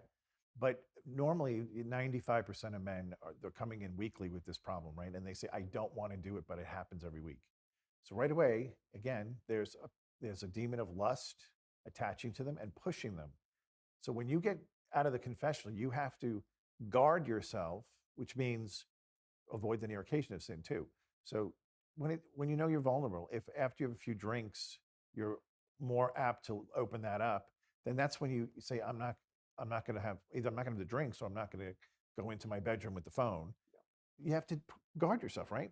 So I was talking with Father Don Calloway probably about a year ago about his book. It was maybe longer than that because it was the year of St. Joseph. And he has the 33-day consecration to St. Joseph. He was telling me that so many men have told him that once they do the consecration, they have no trouble with the lust. If they're really validly doing the consecration with their heart, not just reading the words. So I said, wow, that's great. I go, you know what? I went online and bought 500 books, put them in the confessional. And when somebody tells me they got that problem, I say, here's your solution. You're going to do this 33-day consecration to Joseph, and he will protect you. He's called the terror of demons. And most men will come back to me and say, it's helping tremendously. Like the push is gone. Now I have to just decide every day for virtue. So there are things out there to help us, but you have to choose it. People will write to me sometimes and say, Michael, I'm struggling. Often it's that problem or some other problem. Do you have any practical advice? And I know you're Catholic, and I know you're Christian, and I know but do you have any kind of like secular practical advice? Secular? I mean, honestly, Jesus says if your eye causes you sin, pluck it out. Throw away your computer or throw away your phone. Get a flip phone. If that's your thing and you really want to get over it and you can't stop, then get a flip phone. Right. But I also... But on the other plane, we fight defensively. Catholics are not good at offensive fighting. So when we're tempted, that's a struggle, right? It's a struggle. It's literally, we're struggling. We don't want to do it, but it's like a cross. It's the same thing you do with the cross you do with this. You say, Lord, let's say it's pornography. You know I'm struggling here and I hate this. So right away, close your eyes, look at Jesus on the cross, look at his face, and say, Lord, I give you this temptation and I ask you to convert this to grace to rescue 100 other men who are about to commit this sin. When it takes you out of the temptation, puts you into prayer, puts you into intercession prayer for others, and he'll do it. And as part of the mystical body, we have that power to plug into the cross. And now the devil is irate because not only did he not get you, but now you're stealing from his kingdom. And if you persist in this kind of prayer when you're tempted, he will leave and go after an easier target. This idea that suffering can be productive, can be sanctifying, our culture seems to have forgotten that idea. But that is a very traditional concept. You kiss it up, offer it up. Catholic. It's a very traditional Catholic concept. That's true. But even among Catholics, it's far and away lost. But St. Paul writes about this. He says, I rejoice in my sufferings. Yes, but who's reading this? The Protestants really don't know about redemptive suffering. Most of them will tell me, no, God doesn't want you to be sick. I said, okay, but the fact that you can at least use it while you are sick. Maybe he'll heal you tomorrow. But in the meantime, you can offer that back to him to help save a soul. What's wrong with that? I think about sometimes what's called the prosperity gospel. People say God wants you to be rich, basically. Yeah, it was written in hell. That's not a real gospel. Yeah. Jesus is God. His first bed was where the animals ate. Okay? This was not a life of wealth and fortune. They were nomads. They had to go into a pagan country to flee from being murdered. He could have had a life of being sitting on a throne. He chose not to. And if God can choose the lowest, he's not asking us to take the highest. In fact, he said it many times. Do not take the highest seat of honor for fear that the host will say, get out of there and you'll be embarrassed. Now, if you come into wealth and you didn't go say, I just want to make money for money, but let's say you do a good thing, you're doing a good career, you have a great job, and you're being rewarded well. The best thing you can do is make sure you use at least 10% of your money, tithe 10% back to a good charity or the church, and that's sort of a protection. There's very few kings and queens who became saints. In fact, the only British one is St. Edward. And there won't be any more after him now because things have gone different. But why? Blessed Carl, I think. Why did that happen? Because he used all of his power and wealth for the poor. And so it changes everything. But think about it. When you come into a lot of money, is that your first reaction? Let me go help the poor? We don't think like that because I remember when I had insane bunches of money, the last thing I thought it was, let me help the poor. It was, no, what's the next thing I can get for me, right? There's a weird thing that happens because there have been plenty of times in my life where I've made basically no money. I grew up, money was a big problem. We did not have a lot of money at all. And I didn't really think about money. And actually, it was only after I made money. I published a blank book that didn't have any words in it, and it became a #1 bestseller. Talk about unmerited grace. Really? It's called Reasons to Vote for Democrats. And it, money just poured down from the sky. And I thought, well, this is truly through no effort of my own because I didn't write a book. It's totally empty. And it was only after I made some money that I started to think about the money. I thought, well, that's kind of a weird thing. I didn't worry about the money when I didn't have any. And now that I have a bunch of money, I'm worried about it. Isn't that just the way sin works? Kind of, yeah, because that's your new focus. That's your new God. The love of money is the root of all evil. It's the love of the money. It's not the money. What strikes me about talking to you, Father, is we're here talking about demons and possession, people spitting out frogs and speaking Latin and doing all these crazy things, and it's really eerie. Okay, chat, did I miss anything like spectacularly crazy while I was gone? Taking that call?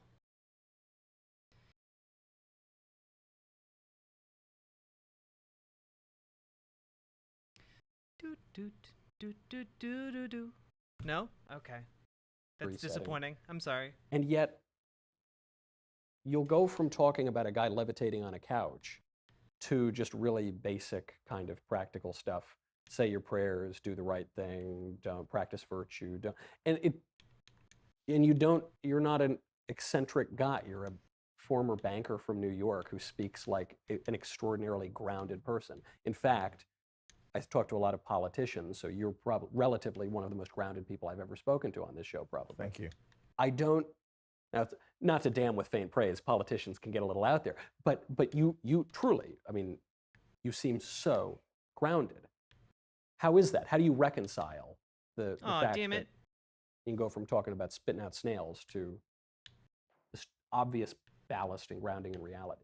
My day starts Damn it. different than most people's. I get up at 4:30. I'm in the church by 20 to 6. I have 2 hours before the Blessed Sacrament. Hear confessions, celebrate Mass, and then I start my day. And that's what keeps me grounded. And that's why I get up that hour, because nobody is going to call me at that hour and say, I need you to come and do this, that, and the other thing. So you protect your morning, you pray, you pray for the people you're supposed to be praying for. I pray for the whole world every day. I pray for by Damn, name that's Pope Francis crazy. every day. There's a list of people, you know, and if How you're come the fighting world isn't fixed? Jesus Christ Goddamn. or our church, you're on my list. So AOC has been prayed for most recently when she said she was Distron, it's the triggered only by book the you Super could Bowl write. ads about Jesus. I said, well, I'm going to have to pray for her because the only one that gets triggered by Jesus is Satan. So that would be a problem for AOC. On the What? subject of politics, I'm pretty sure AOC is a Christian. it's hard to look at the political scene and not think that there could be some demonic activity, especially when it comes to an issue that's very hot, transgenderism. And I'm sure there are all sorts Michael of mental problems Knowles- that are involved there, but I can't help but think Like if you go to Michael Knowles' YouTube page, he more than any of the other I know that like you have Matt Walsh over there like talking about trans people a lot. Michael Knowles puts all of that to shame, okay? Like the stuff that Michael Knowles puts out is ridiculously transphobic. Like, here, let's just take a look real quick at his YouTube page here. After I can get out of Dark Souls 2. No, he's so obsessed with us. Why do we live in Michael Knowles' head rent-free? I mean, I could speculate, but the speculation is that he's, like, deeply into trans people, like, and ashamed of it. Like, trans video, trans video, trans video, Miller Lite and Bud Light trans video, trans video, trans video, trans video, denying sexual assault statistics, trans video, trans video, trans video. Like it trans video, trans video, trans video, trans video, like trans video, trans video. It's so goddamn wild. Also, he did an episode on sissy hypno porn, and that's honestly really funny, and we should return to that at some point. Dude's got a little bit of an obsession going on. when someone comes up, and we've all seen these videos of someone saying, hey, no longer call me she or her, I am now they. I am now multiple people. There was a video of a young woman who said, we don't. I have headmates, and my headmates are insisting that I go through a surgery so I look more like a man. And I don't want to. I love my body, but my headmates insist that I do that. And I listened to that. Or even Sam Smith, the singer who danced around like the devil. Good. I'm so glad we're about to see a Catholic exorcist's take on DID. I'm sure it's not going to be horribly ableist and blame it on demons. I'm sure. Devil, who said, no, I'm they and them now. I think, well, I guess your legion for you are many. Is this just demons? Demons are non-binaries influencing are at the very least. demons because they Again, use I they can't them. diagnose somebody Excellent. without meeting them and talking to them. But I'll tell you this, it's a mockery of God for sure. Because God said, let us make man in our image. He's the only one that gets to use a plural for his personhood, okay? What Everybody about else kings? doesn't get to do that. What about Even Legion, it's kings because do they that? were many of them, not it's because called the one royal was many. we. What are you talking about? The Catholic Church has been around through all of feudalism. They use the royal we. What are you talking about? Fuck off. Fuck off with this silliness. Damn it. I hate the targeting system in Dark Souls 2. The enemy targeting system is irritating, and it, like, shuffles around. You either have to target one enemy, but if there's more than one, you gotta just not target anybody. And then, what else did it say? He made them male and female. Only God assigns gender. So this is man trying to become God. It's the same, this is the same story in Genesis 3 over and over and over. Only God assigns gender? I don't think that's true, my guy. I think doctors are doing that, actually. I think when, like, someone's born, they just look at the genitals and they're like, yep, that's a boy, that's a girl. And that's about the extent of what they're thinking. They're not, like, consulting God every time they, like, gender their baby. God, this is such horseshit. You know, it was pleasing to the eye and looked appealing, and so they went for it. They wanted to be like God. And this is the same thing. When you think you can assign gender, when you think you can terminate life, when you think you can start life, that's not your role. That's God. Wait, but you can assign different genders. Like, this isn't like, well, you can't do that because, like, it's beyond human ability. Like, no, you could just assign different genders. That's a thing you can do. Yeah, like, again, this is the kind of person who's like, yep, the transes are killing God these days, shaking my damn head.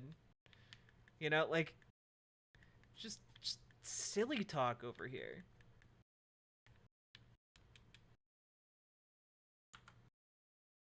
God's role. So this is the greatest affront to attack and blaspheme God that we've ever seen in the history of the world. Fuck. And when people say these things, you know, this pronoun thing, I think they believe it. Not all of them, but I think many of them actually believe what they're saying, but it doesn't make it true. It means they're very lost. They're very deceived, perhaps. And I feel badly for them. I don't hate them. I feel. See, this is, by the way, when people talk about, like, how religion can have, like, a deleterious effect on your ability to reason, this is what they're talking about, okay? Like, the fact that he is attributing, like, transness to, like, demons more readily than he is about, like, to the very concept of just, like, you know, deciding that you identify as a different gender. Like, you can identify as a different gender. It's actually super easy to do, okay? There's no demon whispering in your ear to make that happen. You can just be like, yeah, I'd like to be called a girl. No skin off of anybody else's nose. You know, like, go for it.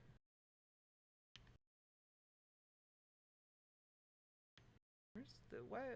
You gonna walk into this doorway? No? Okay. Like, my gosh, how awful it would be to think you're in the wrong shit. body. Right? It would be terrible. But I want him to be set free. Now, I'll tell you an interesting story. When I was a hermit, my superior was the exorcist of Omaha. Wait. I also love how they recognize, like, yeah, it sure would be awful if you felt you were in the wrong body. Yeah. Yeah, it would be. That's how trans people feel. That awfulness is what trans people feel all the time. And we had a deliverance unless ministry they get and exorcism gender ministry. affirming, It like, was sort of like care. the last call when you had a problem with the devil. If your exorcist couldn't get him out, we had people flying in from all over the world that would stay with us, some for a week. That one little nun that crawled the wall, she was there for over a year. took a year. She There's was a nun that satanically crawled a ritually wall? abused as a baby, and she didn't know it. And so that had to all come out. That's another time. So she became a while nun we're without there, anyone else. Before you move on, no. Let me Okay, finish. all right. I'll ask recognizing about that that. she was So possessed this by the devil. man who thinks he's a woman comes. This is long before. I was there from 2005 to 2010. So think about that. This is back when gay was the big thing, not transgender.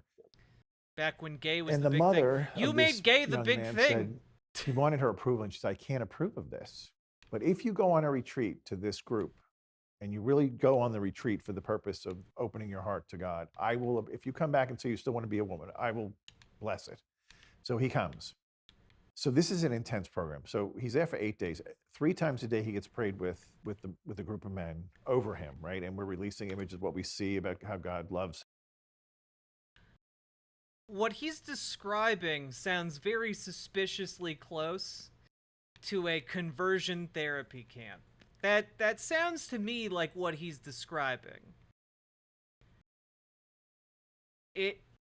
This is just conversion therapy, as described to me by people who have been to conversion therapy. Him, and there's another group discerning on the side who are lifting him up and asking God to show us how to pray for him. And then he's coming to mass, and it's intense, right? Every day. We're not getting a lot of breakthroughs in the beginning. And then one of the discernment teams finally said, Lord, is there something we're missing? And the whole team got images of the Father. And we're like, we don't know much about who's the Father. Like, what about, because he had a father. Yeah. So wow, one he of the had a nuns father. says Crazy. To the exorcist, can we have permission to call his mother who sent him here? So sure, go call her. So they call her. What's the deal with the father? And she starts crying. She goes, I never wanted him to know, but I got pregnant before I got married to what he thinks is his father. But that's not his father. And then she got pregnant by the man who was married to her, and it was a daughter. And he did favor the daughter because it was his. And subconsciously, this little boy learned, if I want to be loved by my dad, I have to be a girl. But he didn't know this. It was all like subconscious. Right. And so when we finally learned this and then started praying against this spirits of diversity and division and all these things, we took him through him being created by God in a meditation. Okay, and now God's looking upon you, and out of his love, he's creating you, and he creates your little heart, and it begins to beat, and he creates your little feet and your hands, your legs, and then he creates your genitals as a boy. And the demon went insane, screaming, these screeches from hell like you could never hear coming from a human. Question. How exactly in the womb is God making these things? What mechanisms are taking place to make these children? Because I can tell you that, chat. It's called hormone washes. When a fetus is in the womb, it undergoes hormone washing, where hormones infuse and are distributed throughout the body of the fetus. And that is what in turn causes that fetus's body to start the process of forming genitals. Prior to that, prior to the hormone washing, that fetus is a lady. It's got a vagina. Yeah, it's crazy. And when trans women or trans men start taking hormones, it's effectively another hormone wash that changes their anatomical makeup. Crazy, huh? Legend of Sean, if you do the mobile app version of the site, it does improve performance. Just throwing that out there. Also, chat, we have now been streaming for 2 hours if anyone would like to throw some donos or subs my way, I'd very much appreciate it, because this stream is funded specifically by viewers like you, and I can't make it without your help, and I would really appreciate anything you can throw my way. If you are over on Twitch or YouTube, you can use the command !site to get a link to come on over to the riverboat.gg site. Say hello. Yeah. Come on over. You can be in the on-screen chat. You can have your sub gifts and donos go twice as far because Twitch doesn't take a cut. Salmon Moose, thank you for the 5 gifted tier 1 subs. Salmon Moose gifted *5 tier 1 Hell yeah. subscriptions. And we do indeed have text-to-speech enabled today. Hello, everybody. And Salmon Moose, thank you so goddamn much. You've almost tripled the amount of money that has been made during today's stream. And I, for one, deeply appreciate it. Thank you very much. And with that, we will continue on. But that was your top of the hour ad break. Let's continue. Oh, also, if you're over on Twitch, there are no ads over on the riverboat.gg site. Just throwing that out there, okay? Anyway, moving right along. And that was the signal. Like, we got it. This is it. Oh, a lot of We went apples. back in, took authority over that spirit, threw that out, went back to the creation story, worked through the whole thing, got up to the genitals. Thank you. He received it. He embraced it. I really fucking went through appreciate the rest that. of his body, finished with a closing prayer of gratitude, prayed a prayer of protection over him. Good night, He went Catalina. home loving being a man. And he eventually got married to a woman. The way you describe it. Yes. No trans woman would ever marry a woman. That'd be crazy. It'd be so crazy for a trans woman to be attracted to women. That'd be wild. It's never happened before.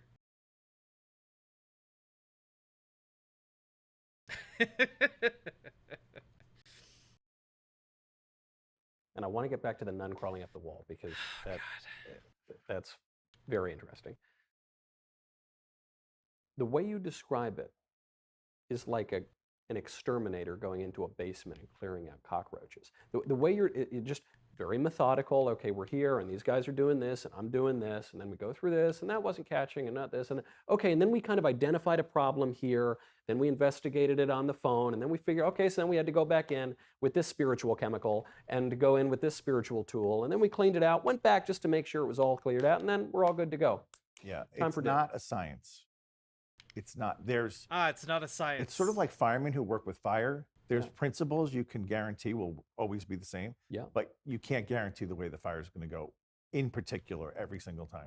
And that's because the person is an individual and their own life experience brings that to the table, which is different from the last guy we just worked with. So you do have to, this is the best way to approach anything with God is, I am your child. I'm here to serve you and help you with this person, but you got to show me what to do. Isn't that kind of what Our Lady said? I'm available, but I can't do that. So let it be done according to your word. You brought this person here for help. Show us what to do and we'll do it. Right. And that works very well. Is this a job that you wanted? Obviously being a Catholic priest is, being an exorcist. No, not in particular. Yo, this is I didn't so want to be a fucking priest. wild. I didn't want Hey, to be in the Legend of church. Sean. I mean, come on. Who could make this up, right? No, and generally, if you want to be the exorcist, that's a pretty good sign that you should be. Because if Also, you're hey, fascinated by Nine-Tailed the Witch. devil, that's Sorry I not a didn't say good hello to thing. you guys earlier. He's to be respected in the fact that he's more powerful than I am. And it's only by God's power that I do what I do. Nothing is from me. I am just the conduit that he works through. And I tend to be probably in a bad way fearless, which is helpful with this ministry. I don't get afraid because I really, if you want me to do it, I'm going to do it, but you have to protect me. And I can't imagine why you'd let him hurt me. Although I did have a woman who literally was on the floor like a snake. What? And I had my little handler next to me to protect me. And we're in a chapel in front of the the Blessed Sacrament's in the tabernacle. I'm doing the prayers, and she flew off the floor in one movement. It wasn't like she got up. It was went. I'm pressing X to and doubt she took on my this one, stole guys. and wrapped it around my neck and started choking me. And it was a choke that was blocking my air. And I kept looking at That is typically what being choked means. Do something. He's like, no. And I finally said, in the name of Jesus, stop. And she fell on the floor again. But that's the only time I've been attacked. It's also worth mentioning, you're a pretty big guy. I mean, the idea bullshit. that some smaller woman would be able to actually choke you seems implausible to me. Well, flying off the floor seems implausible too. Flying off the floor also seems. So when I saw that, I'm like, this is not good. Speaking of the other woman that you alluded to before, the nun, you said she was satanically, ritually abused as a kid. Yes. This is the sort of thing when that phrase comes up. Mm-hmm. The really respectable liberal people will tell you, Oh, that's a damn. ridiculous conspiracy theory. That doesn't happen. Get off your tinfoil hat. There's no satanic ritual abuse that goes on. And yet, it does. Oh, yes. Why would they have reason to say that? How can you disprove something just because you haven't seen it? That's not logical. This is the part that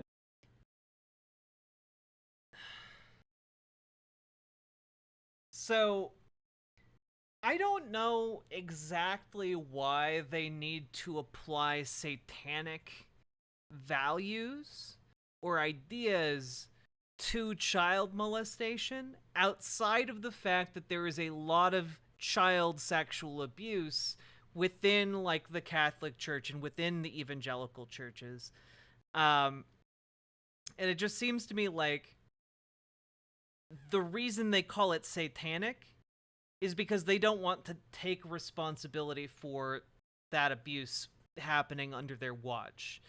And they don't want to claim anyone in their communities who might be abusing their children or you know, etc. But also, I don't know that anyone says that like satanic abuse doesn't occur. But I do know that there are a lot of people who like just kind of brush over the fact that there is so fucking much abuse within like the Catholic Church and the evangelical churches. To the extent that like there have literally been conspiracies going back almost 100 years to cover up the abuses of those churches. You know, like it's wild. We know the Catholic Church played shell games with child molesters. Like moving them around their different locations. So all I'm saying here is that like I'm sure that you can find some like fringe cases of like satanic abuse occurring. I think you can find on the whole far more cases of Christian abuse happening. That is, abuse of children by Christians. Or people using the guise of a Christian to enable the abuse. Like, there's this concept within, like, child sexual abuse of, like, pillar of the community. People who like sexually abuse children will often set themselves up as pillars of the community. You know, they can do no wrong, and then they will use that to kind of protect them while they predate on kids that are supposed to be under their care. You know?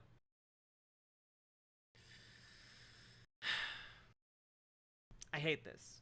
That a lot of people who are a little more secular or skeptical of all these, this is the part that they often get hung up on. It's not that someone would sexually abuse somebody else. It's not that someone would beat somebody else. It's not that someone would murder somebody else. It's that they would do it in a satanic ritual. That's the part that seems so absurd. If this is just a material world, we're all just bags of chemicals, why would people engage in satanic ritual abuse? And what even is that? Well, first of all, people would engage in satanic ritual abuse because they adhere to that specific set of like religious value, religious or like, I don't know, cultural value, I suppose. But like, and when I say cultural, obviously I'm talking about like the culture of the Catholic Church, right? Or like but you can have a culture for any, you know, given group of people. God, sorry, my brain had a fart. Need to do this part real quick.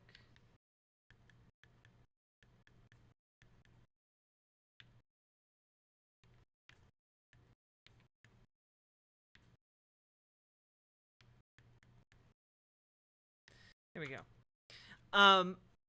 But the main thing is like there's no problem with making the claim that there's satanic ritual abuse. The problem is you have to substantiate the claim, right? And the problem is that a lot of people who claim satanic ritual abuse is like this prevalent thing do not support their claims. And that's the main problem here. I'm happy to admit if something happens, if there's evidence to, like, you know, show that it happened. I just don't see a ton of evidence of satanic ritual abuse, I guess. Okay, so like a lot of like the satanic panic, if you look back at like the 80s and like stuff that was written about it, a lot of the cases of satanic ritual abuse were predicated on like this practice of using hypnotism to recover memories. And then you like look into that and it turns out that really it's just people using hypnosis techniques to lull people into highly suggestible mind states and then suggest that the abuse occurred, which then, you know, has them claim that the abuse occurred when nothing actually happened, you know? Yeah, oh, you know what? Memory Wars. That, you know what, Archangel? We're gonna watch that video because it's actually pertinent. It's actually pertinent here. Let's go.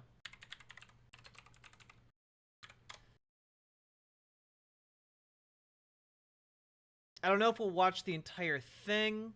You are getting very sleepy. But, this video is great. I love Matt Orchard, Crime and Society. 10 out of 10 channel. Everyone go check it out. You are considering signing up to the Patreon. You are thinking it is worth it for early access to feature videos and bonuses. Getting something early makes you better than other people. Even if you aren't that suggestible, you are still going to follow on socials. Now you are going to enjoy the video, yeah? We'll begin today's video with a story, and a rather unpleasant one at that. It starts when a young college student in California tells her mother that she is suffering from bulimia and depression and needs treatment. Both bulimia and depression often have hereditary causes, and patients suffering from either or both conditions frequently respond well to treatments such as cognitive behavioral therapy and/or a regimen of prescribed antidepressants. This is based on decades of cumulative research from a range of health organizations, including the International Journal of Eating Disorders and the Journal of Consulting and Clinical Psychology. The mother takes her daughter to see a therapist. The therapist does not prescribe cognitive behavioral therapy or antidepressants. She does, however, inform them that up to 80% of patients suffering from bulimia were molested in their childhood. This is based on absolutely nothing. Huh, you don't say. The daughter cannot recall ever being molested as a child, but based on her symptoms, the therapist still thinks there is a high likelihood she was, and encourages the young woman to spend the coming days and weeks digging a little deeper. And so she does. The young woman, still not receiving anything recognized by medical literature as effective treatment for bulimia or depression, begins actively trying to recall memories of being sexually abused as a child. And over time, they start coming to her in what she describes as sort of black and white freeze frames, moments throughout her childhood from the age of 7 to 16 where she was molested by her father and even at one point forced to perform oral sex on the family dog. But despite the fact that the memories the therapist thought might be there are seemingly starting to surface, the young woman admits that she still has some doubt as to their validity. And so the therapist's next course of action is to inject the young woman with 750 milligrams of sodium amytal, a drug known to dramatically lower inhibition and induce hypnotic states. The young woman is told that this will help clear up any misgivings she may have about the truth behind her recovered memories, as sodium amytal is a truth serum, and once she is under its influence, she will be rendered incapable of telling anything but the truth. This again is based on absolutely nothing. During the amytal interview, the young woman recalls more and more vivid memories of abuse, and afterward she and her mother become firmly convinced that she was in fact the victim of countless horrific deeds at the hands of her father.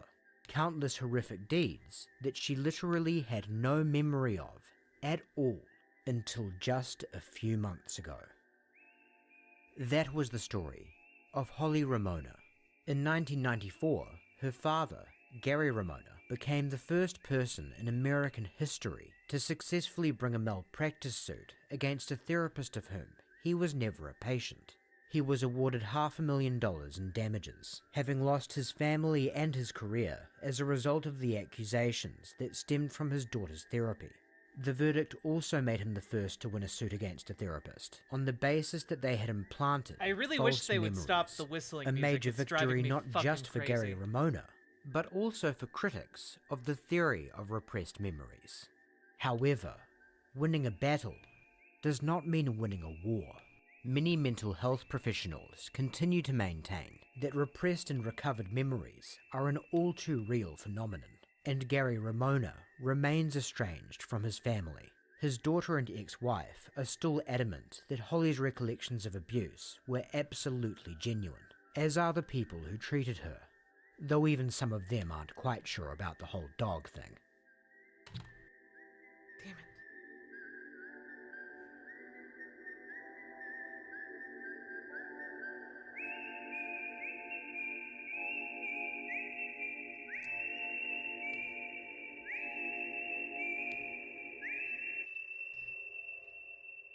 Cleaver Chef, yes. Sort of. Memory is a funny thing. We rely on it for so much, even though it isn't exactly reliable. Thank God. There's a good chance That you've was recently really been in a irritating. situation where you were absolutely certain something happened These in a people are particular evil, I way, agree. only to be confronted with proof that that's just not so. It happens all the time, and for the most part, we just accept it as a fact of life. A person's memory is not an exact record of what happened at any given moment in the way a video camera is. It is malleable and prone to being distorted by any number of factors we have no control over.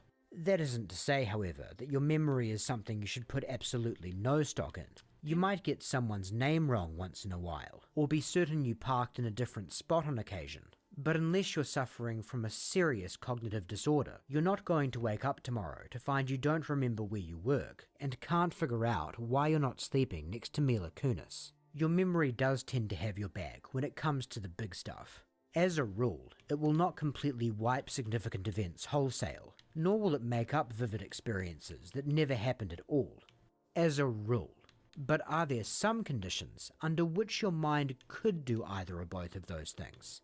These two questions have been the source of much controversy over the years, and although both are often asked in the same breath, they're worth examining separately. We'll start with the notion of the brain wiping memories, not just inconsequential ones like a conversation you might have had with someone at a party, but what could be some of the most significant moments in your life. Barring a neurodegenerative disease like Alzheimer's, can your brain simply get rid of things like that? This guy thought so. You likely recognize him as Sigmund Freud, the founder of psychoanalysis, and a man whose legacy is divisive for all sorts of reasons, not least of which is his contribution to the notion of repressed memories. Back in his heyday, during the 1890s, Freud treated many female patients who had been deemed to suffer from hysteria. That may sound somewhat politically incorrect today, but back then, hysteria was recognized as a legitimate neurotic disorder that manifested in symptoms such as depression, anxiety, insomnia, convulsions, and any number of other things that would generally indicate someone is not in a good headspace. Freud came to posit that the root cause of these women's ills was repressed trauma. That is, that they were molested by their fathers in early childhood and had pushed the painful memories out of their conscious mind. These same painful memories were now festering in their unconscious mind, resulting in the symptoms of hysteria. Only by bringing their histories of abuse out from below the surface and addressing them could the woman be cured. And so Freud set to facilitating the recovery of those repressed memories with the help of hypnosis, purporting that patient after patient had seen their marks of hysteria completely subside after coming to terms with their history of abuse in graphic detail. The thing is, a few years down the road, Freud completely dropped his theory and stated that all of those memories his patients wound up relating were not actually legitimate memories at all, but rather incestuous fantasies. It may come as a relief that we will not be exploring that idea any further in this video. But just because Freud recanted his theory of repressed memories of childhood sexual trauma being to blame for a litany of mental health issues did not mean the notion died with him. Many others would carry that torch through the years, though for the most part of the 20th century it remained largely on the fringes until what we'll call the repression renaissance of the 1980s. Yeah. The International Society for the Study of Multiple Personality and Dissociation, now known by the much catchier name, the International Society for the Study of Trauma and Dissociation, was founded in 1984 by a collective of physicians and psychologists who shared an interest in abuse victims who had dissociated from their traumatic past, and in some instances created alternate personalities in the process. To get a better idea of the theories and methodology that lie at the heart of the ISSTD, let's take a look at a training video featuring one of its founders, Roberta Sachs. In the video, Sachs treats a woman named Jamie, who has been diagnosed with multiple personality disorder stemming from childhood abuse. This particular video focuses on her use of sand tray therapy, in which a therapist encourages their patient to come to terms with their abuse by staging scenes of it with various toys in a sand-filled box. It consists of 2 different therapy sessions. The first is Jamie's sand tray session, filmed in the late 80s during Jamie's inpatient treatment at Rush University Medical Center in Chicago. The second is a follow-up counseling session with Sachs several years later. Fair warning that the following footage can be disturbing at times, as well as rather confusing, given the nature of Dr. Sachs' treatment and the diagnosis of her client, but we'll do our best to explain what's happening as we go. The little girl... Well, point to me which little girl? Okay. Who represents me has finally stood on enough coffins to get a total global overview of the abuse she's had since she's been born. In this segment, it's obvious by observing Jamie to hear that she's referring to herself in the third person. And the reason that she's doing that is because it puts some distance between her own personhood and the horrendous abuse that she has portrayed in the sand. So if she talks about it in the third person, it's as if it's not her, but it's someone else. And so then she can emotionally remove herself and not feel the effect. Painful memories of children being cut up and eyes being taken out, animal sacrifices. Where are the animal sacrifices? There's a cat being sacrificed over here, a small one. The sexuality with infants and with myself. The upside down crosses. And I guess because of yesterday, seems like yesterday, last week's abreaction of the abortion of one of her babies. She sees them all clearly lined up in a circle before her. By that you mean all the babies that I've had. That you've given birth to? Yes, that I've given birth to, either sacrificed or aborted. If your hands would answer for me, if there are parts inside that in fact not only remember making that tray, but remember having the feelings as they talked about that tray. Are there parts inside? Everybody listen. Are there parts inside? This is weird shit, right?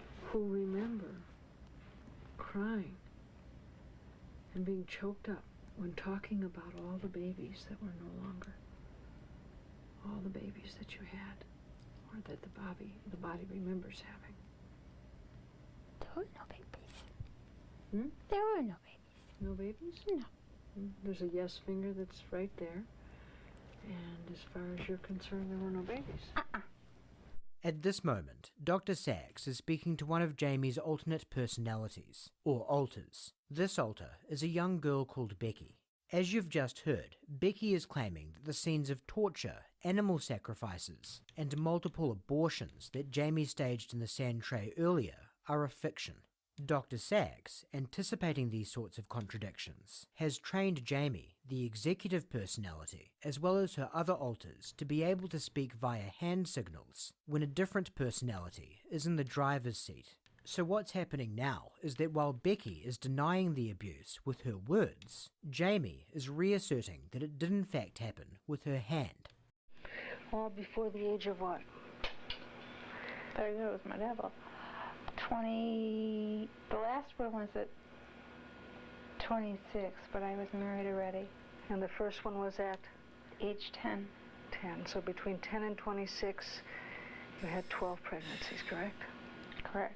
The little girl will not look at any of this stuff. She was looking backwards at the little ones that are still inside of her, of the little one that's trying to stand up, the little one that's still crawling, of the little boys and the little girls that are still in there, of the 10-year-olds and the teenagers. Keep and in mind, looking back at Mommy, very little evidence of this actually having power happened. To her and still holds the ring, and outside of them is anger. I'm angry. I'm angry that it's taking so many goddamn That's fair, people Nindreen. to put Take care me of yourself, together okay? Again. Let me ask you a question. How many people do you think it took to put you in so many pieces? Many more than it's taking me to put together. That's right. You got it. They're my babies.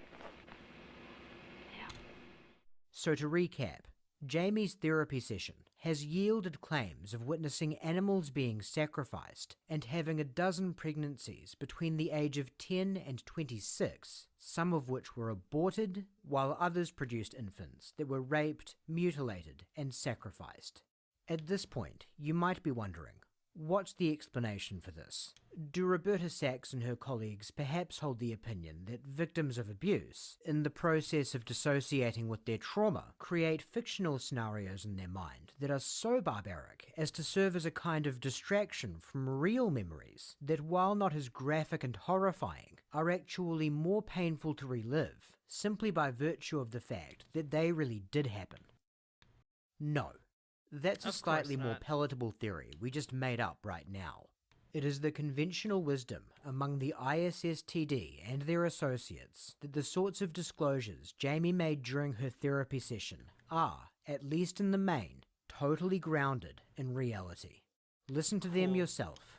It's not uncommon for an adult to suddenly recollect events which were occurring when they were small that had been completely held in a state of amnesia, and during the course of treatment they begin to recover and report events of a satanic type, and these can be such things as having adults participate in human and animal sacrifice, even as young as 3 years of age, having their hands wrapped around a knife and committing a sacrifice and then remembering this, One woman had called the police 25 years later in the course of her treatment when she remembered some things that happened to her as a child. Take one of my patients. She refused to kill someone. She refused to sacrifice a baby. And so they took her pet cat and they tied it to a pole and wrapped it up like a mummy and gradually put it into a fire, a little more and a little more at a time, so that it screeched, and she saw her own pet destroyed this way finally. They then told her they were going to do this to her and wrapped her up like this, like a mummy, with only her eyes showing. Then told her instead that they were going to bury her alive and threw her into an open grave and covered her with dirt. And then finally, after several minutes, dug her back up, unwrapped her in part, and said, "Now are you willing to do anything we tell you to do?" When they come out of this kind of threat, it's pretty hard for them to tell a story straightforwardly and without at some point under questioning having doubts if they should continue to be truthful and honest. When we began to get children in our practices who, well, in the beginning really weren't talking about any abuse because they were terrorized into silence about what had happened to them, but ultimately over time in the course of play therapy and with a lot of reassurance and help from the therapist, begin to reveal that there's been terrible kinds of abuses in out-of-home care settings, such as preschools and daycare, animal killings and blood rituals, and even human sacrifice, including the child being forced to perpetrate in that sacrifice. We're finding that you can abuse 100 children ritualistically with all the overlay of terror and brainwashing that's been discussed, and pretty much 100 children will keep the secret of their abuse until there's some kind of intervention. One of the things that shows up repeatedly in the sand tray is a figure of a dragon that has two heads that we have.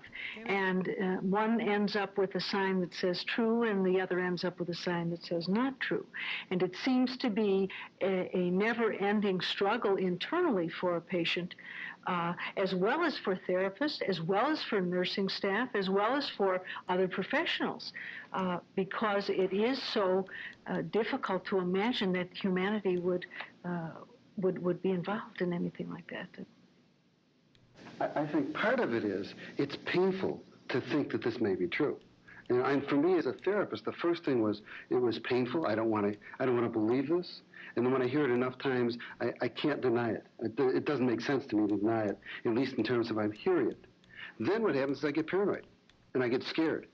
And part of the power of the cult, both with the individual and with the others around it, is its ability to induce fear. One was a young girl who described at a fire, at a ceremony, being chosen to be thrown in and burned into the fire. But they said she could save herself if she picked another child to be burned, which she claimed is what happened, and she has to try to live with that experience. And a second was a young girl who, to show complete obedience, brought her best friend into a ceremony knowing that that child had to be sacrificed. And this is somebody under 10 years of age, probably 6, 7 years of age, and her friend was killed, and she was demonstrating obedience to cult authority. Though we've said a lot of terrible things, a lot of scary things have been said here, we have to be careful that we don't get a mass hysteria and a paranoia. So children all across the nation are being tortured, buried alive, and forced to sacrifice animals into other children, sometimes throwing them into fire pits. But hey, let's not let this turn into some kind of panic or anything. But despite ISSTD founder Bennett Braun's level-headed words of caution, when the notion that the sorts of things you've just seen him and his colleagues describe were actually happening began to gain traction, there was indeed a bit of what you might call hysteria. The most famous case, in what is now widely regarded as a moral panic, is that of McMartin Preschool in Manhattan Beach, California. The short version is this. The mother of one of the attending preschoolers became concerned when her son began experiencing painful bowel movements. She subsequently makes a complaint to the police that her son is being sodomized by one of the teachers. After investigating the claim, the police conclude there is not enough evidence to arrest the teacher in question, Ray Buckey. Still concerned about the possibility of abuse, however, they send out a form letter to 200 parents, stating that they are investigating the possibility of child molestation in the preschool, and asking them to question their children as to whether they have witnessed abuse or been subject to it themselves. The letter, understandably, proves to be quite the cause of alarm among many of the parents. From there, hundreds of children are interviewed at a therapy clinic called Children's Institute International, and there winds up being a very common pattern in the interviews. First, a child would say there had been no abuse, but then after what could be fairly described as prodding by the therapist, they would say that there had been. And then a little further down the line, some of the children's accounts became wilder and wilder. Mutilated babies, animal sacrifices, blood rituals, flying witches, secret tunnels, torture chambers, and even hot air balloon rides. In total, 7 of the daycare workers were implicated in the abuse. Fast forward 7 years and $15 million later, and the McMartin trial was cemented as the longest and most expensive in the history of the United States. No evidence of the ghastly rituals ever emerged, and the case resulted in 0 convictions. That basic sequence of events proved to be somewhat of a template for dozens upon dozens of daycare scares throughout the states and across the world. A parent becomes concerned, police investigate, and therapists are involved. Children say nothing happened, then something happened, then the unspeakable and sometimes the impossible happened. No evidence is found, but the community is left shaken to the core. And it wasn't just children coming forward with these sorts of accounts. As you saw earlier with the example of Jamie, grown adults were coming out of therapy with memories of being subjected to unspeakably wicked acts. But just as with the daycare cases, corroboration was wanted. I was actually doing pretty well. So what gives? There are only 2 real possibilities. Either satanic torture rituals were occurring en masse throughout the world, and all the perpetrators were just exceedingly skilled at completely covering their tracks, or all of the accusations, or at least the most heinous of them, were false. I wonder if any of this might pertain to the exorcism interview we were watching with Michael Knowles. Which of these 2 options could it be? I wonder what children being asked by a therapist who wants or is trying to coach them into specific answers. Wonder what might happen there. Curious. Let's learn more. Hopefully you won't object to our suggesting that the latter proposition seems more likely. But if you are to accept that, you're still left with a big question that needs a good answer.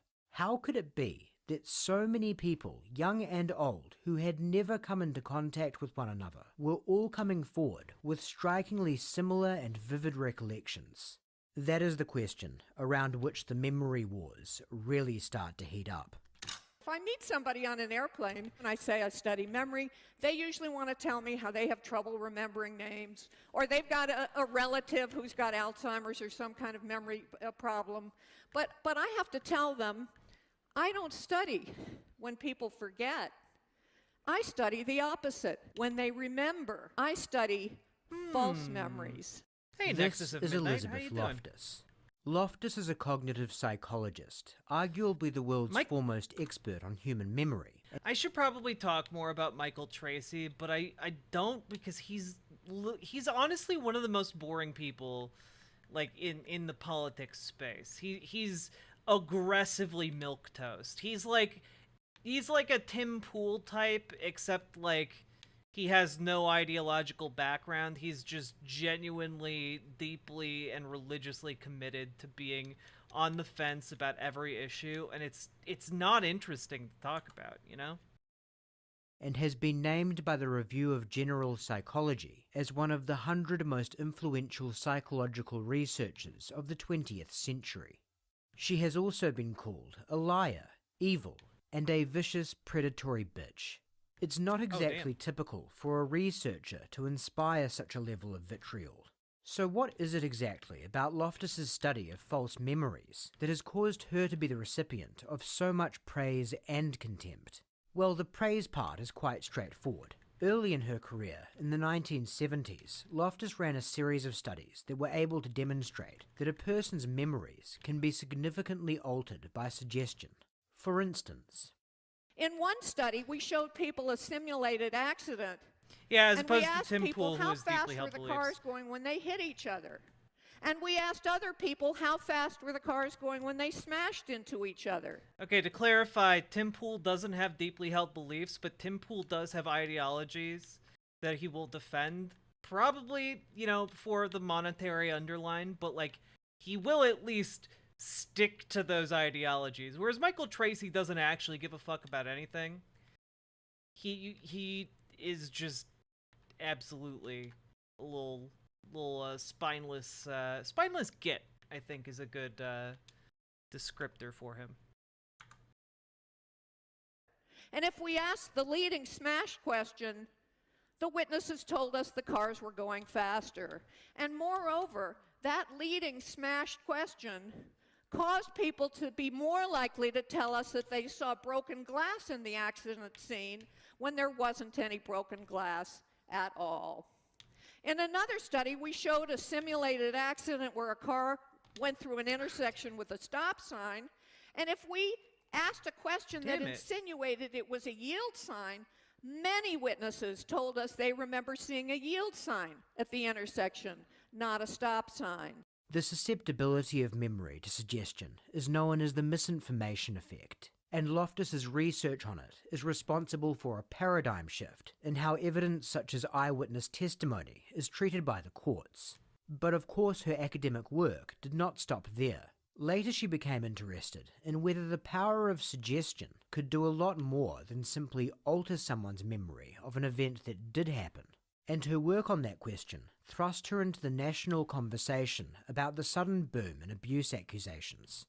University of Washington psychologist Elizabeth Loftus says thousands of innocent people are being charged with abuse. Hey, Her Kyrie. book, The Myth of Repressed Memory, alleges that memories of abuse often are planted by ill-trained therapists. Even though the patient says no, the therapist sometimes presses this sex abuse agenda, maybe interpreting dreams as evidence of memories breaking through, maybe doing hypnosis.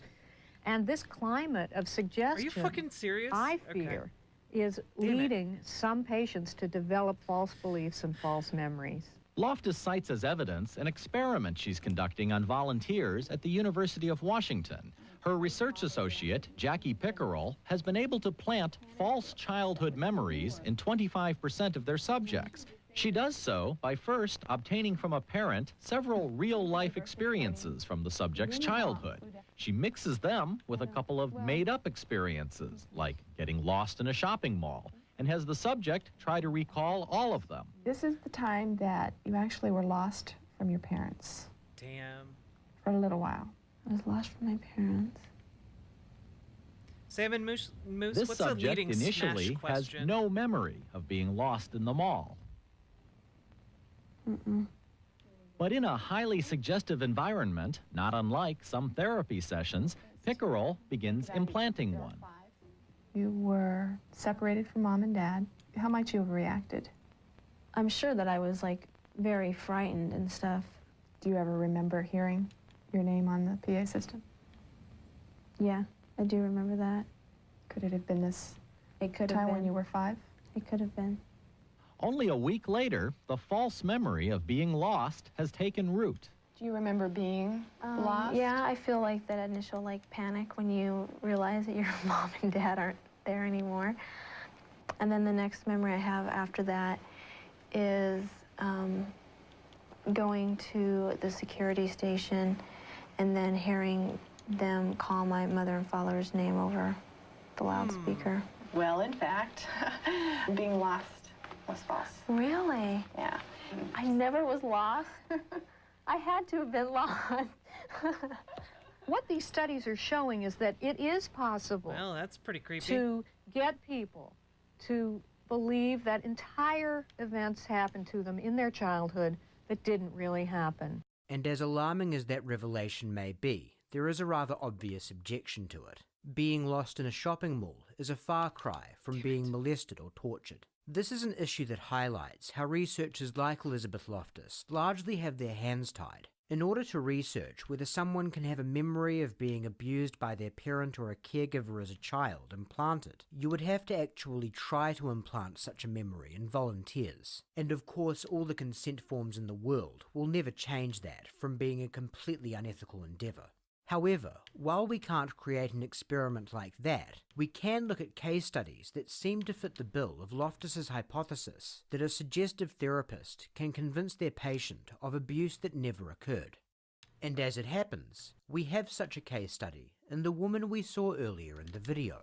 Damn it. Roberta Sachs' patient Jamie has recanted all of her accounts of ritual abuse. She is adamant that nothing she showed in that sand tray ever happened. She does not have multiple personalities, and it was the therapists that messed her up, not her parents. Oh shit! While we're not in a position to see everything Sachs and her colleagues said to Jamie from day one, the training tape does contain some interesting moments that illustrate how suggestion can be much more subtle than stating aloud a specific thing that may have happened. What I'm aware of is the complexity of working with the ritually abused client, and how one's never sure how much progress has been made because there is a continuing cycle of reverting back to denial of anything ever having happened, or to dissociating what has happened instead of maintaining the association in the here and now, so that the reality of the past is the reality of the present.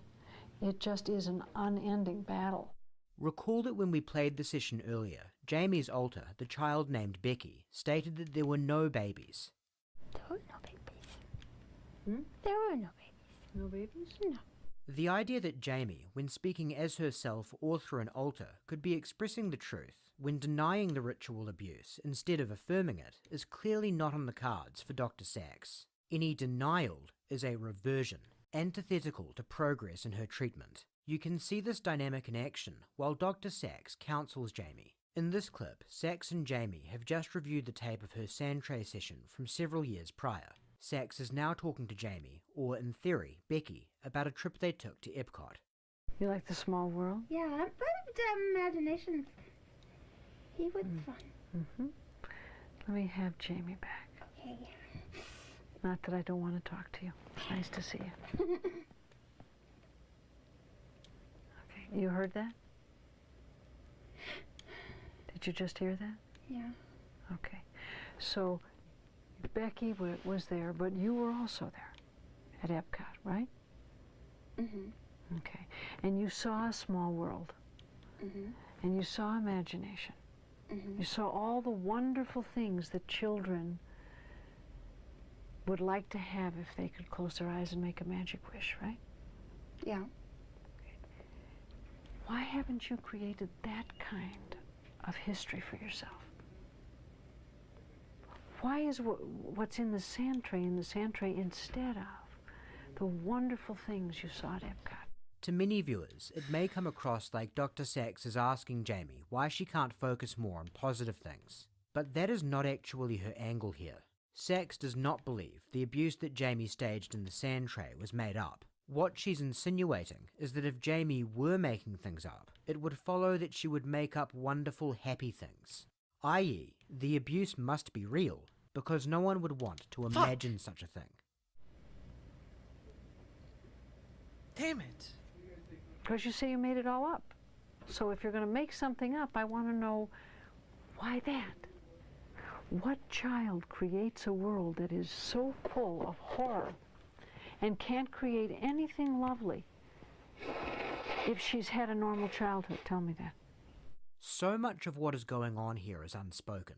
What Dr. Sachs is asking, what kind of person with a normal childhood would choose to make up something horrific instead of something lovely, is actually a very good question. Perhaps someone in a fragile mental state that has been severely exacerbated by drugs, hypnosis, and other questionable therapeutic practices. But in the tone she uses, and the accusatory, skeptical look she shoots at Jamie when asking the question, it is again clear that she is not actually asking Jamie what led her to make up the abuse, but instead conveying disbelief and disapproval at the notion that she did. And I remember saying that there was just this absolutely crazy feeling inside that I have to be the most wicked person in the whole wide world. And I want to be. I want to be the most wicked, awful person in the whole wide world. And I couldn't find enough wicked stuff to put in the sand. I wanted more. Jamie? What?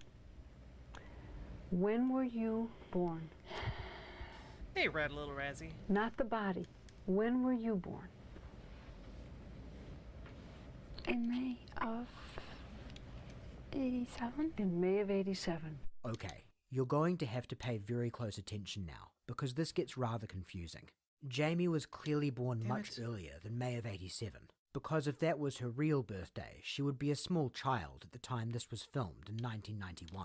Jamie began inpatient treatment at Rush University Medical Center Chicago in the mid-80s. That's where a lot of the theories and practices of the International Society for the Study of Trauma and Dissociation were initially developed. During her treatment for depression and compulsive behavior, several alternate personalities, including young Becky, were supposedly discovered. In the course of her years at Rush, Jamie, the host or executive personality, became what you might call better integrated with her alters, to the point where she could control them and function in the outside world. The result of that integration was essentially the creation of a new person who is now the executive personality. So Sack's premise is that the Jamie that you're watching now is a different Jamie from the one that entered the hospital. Now keep that in mind for the next 40-odd seconds. And you're sitting here now telling me and using the present tense I just wanted to put everything that I could that was wicked in the sand tray. Did you just say that? Yes. Was it you that just said that? Did those words come out of your mouth? Yes. Okay. Did they feel like they were your words? Aw, very Nephew Duck, I'm sorry. Yes. Now, you tell me how we make sense out of that. Don't ask me. What's going on here is Sachs is scrutinizing Jamie's claim that what she put in the sand tray was driven by a desire to put out as much wickedness as possible. What she is driving at is that present-day Jamie should not be expressing from a first-person perspective any motivations for having made that tray, because the Jamie sitting in this room did not exist at that time. All of this serves to push back on the notion that the ritual abuse was not real and reinforce the idea that there is factual information held only by hidden personalities. Well, you have some pretty heavy issues to deal with that don't have any easy answers. I feel like all of this is really good information for what we're talking about But with one the thing I know, exorcism video. And that is if you choose to spend forever Or on good true and not true, demonstration. you're never going to learn how to be a human being. You're never going to experience what it is to be something other than empty. Sachs is a true believer in satanic ritual abuse, so in fairness to her, it is worth remembering that she really is trying to help. But it can't be overstated how psychologically damaging it can be to tell someone that they will forever be empty inside unless they settle on what's true, with the underlying implication being that what's true is a history of horrific abuse. Her therapy session with Jamie demonstrates the power of suggestion via intonation, body language, and even at times borderline hostility toward a patient that isn't giving you the answers you want. And based on the behavior we see from Sachs, it isn't difficult to imagine how Jamie may have been influenced to stage scenes of ritual abuse, or to accept the idea that whatever she imagined was a factual representation of her own past. Which links back to an explanation as to what might account for the sudden avalanche of daycare abuse allegations in the late 80s and early 90s. People are generally very good at picking up on what other people want from them, and, as a rule of thumb, want others to approve of them. This applies all the more to small children. So when they're sent to a therapist who already suspects abuse, and they don't initially confirm those suspicions, they will very often pick up on the signals of disapproval they get back, whether they be verbal or non-verbal, intentional or subconscious. And when they receive encouragement upon saying that maybe something did happen, things continue to escalate. You might still wonder how in so many instances things escalated to the dizzying heights of satanic mass murder, and there isn't one catch-all explanation for every case. But suffice to say, it isn't actually that difficult to get from point A to point B if the therapist treating the child believes in that sort of thing and is ready to read into certain behavior. Check this out. All of those animals go in the grinder. Does anything else go in the grinder? Yeah. And in it goes. Yeah. In it goes. What we're seeing here is how children will reenact the rituals in which they have been involved. Fuck! This one involves what they called the grinder. It took a while for us to know what the grinder was. Hey, very knifey duck. The grinder is where human and animal body parts are pulverized, then the remains are eaten by the rest of the cult members who stand around the grinder and chant while the pulverization is taking part. So that... Yeah, that might be a bit of a leap here. Having a child playing with toys and putting things in cups, I don't necessarily know if you could use this as evidence that, well, clearly they put animals into this grinder, so that means that they are grinding up animals. Clearly there must be satanic sacrifice going on. Like, it's a child playing with toys. Like, that's... They aren't even trying to, like... That kid isn't even old enough to, like, put together, like, a scene and articulate what it is. That's the short explanation for how the Satanic Panic era occurred. Parent suspects something, kid won't confirm anything, kid sees a clinician of some kind who believes in stuff like giant body part grinders, kid starts confirming things, story makes the news, more parents get concerned, more kids go to see grinder ladies, and things just sort of snowball from there. A bit very reductive nice maybe, duck, yeah. but that is more or less what the phenomenon Hey, boils love is in down to. space. How you doing? Though while the Satanic Panic is probably the most famous era within the memory wars, it is not representative of the entirety of the debate, and it would be unfair to present tales of animal sacrifice and babies being thrown into fire pits as the beginning, middle, and end of the repressed memory argument. A good note on which to circle back to Holly Ramona, the young woman suffering from bulimia and depression who came out of therapy certain she was molested on numerous occasions by her father. There were plenty of questionable decisions made by the people treating her that we alluded to in the beginning of this video.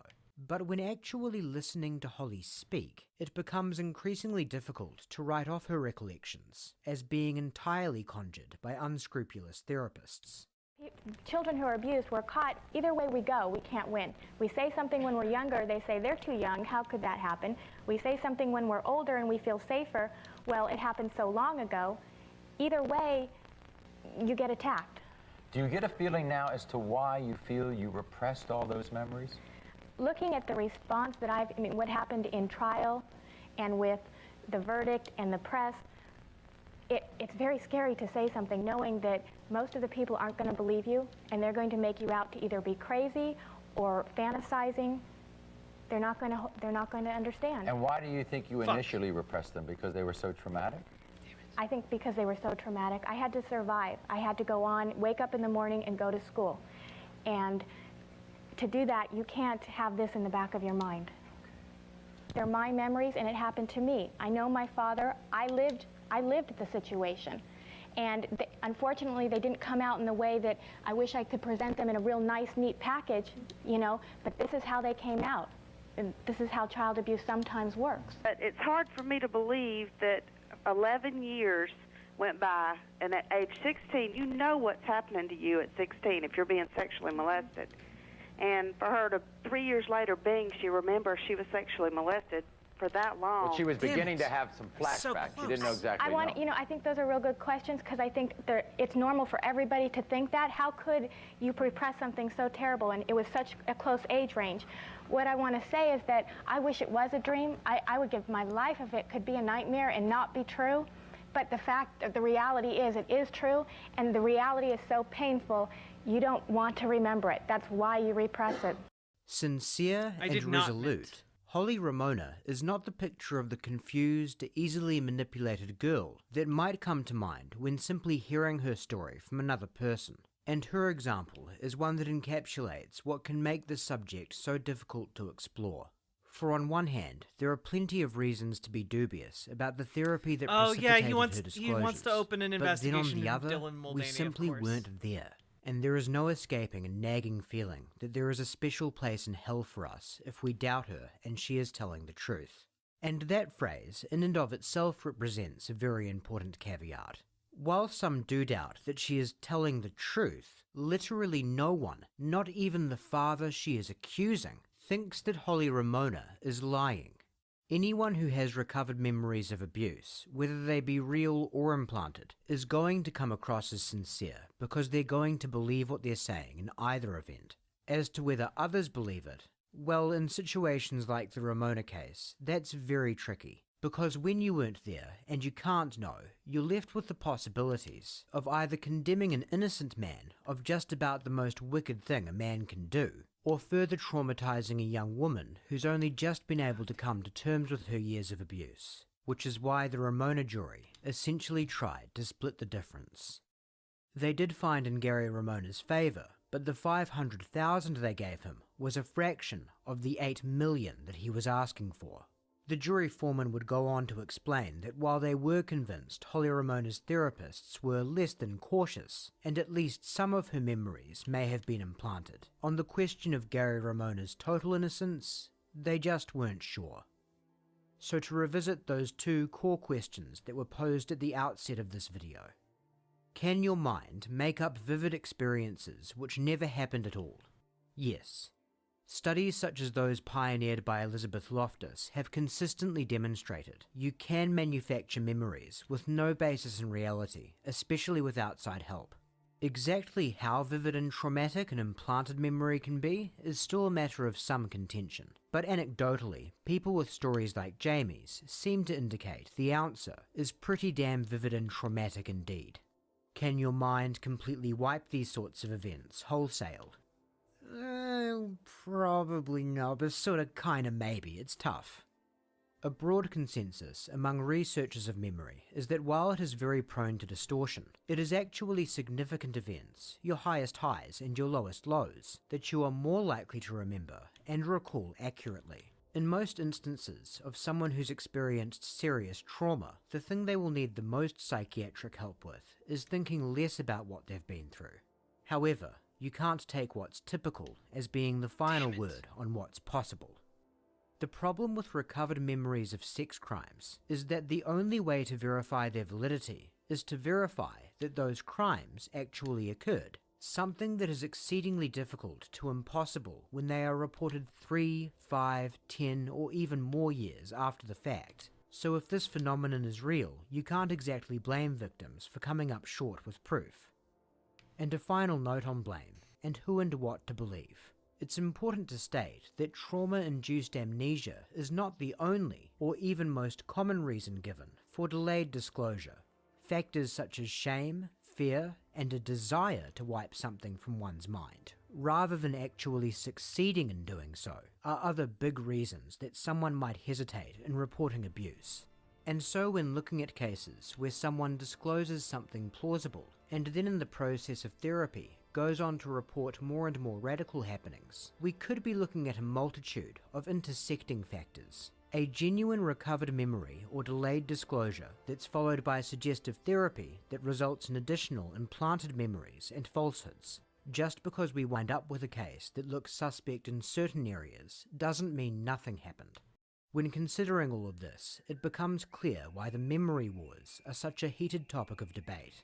Some of the most nuclear points of discussion in modern society, intermingled with raw emotion and inherently limited data, all adding up to a frustratingly scant amount of concrete conclusions.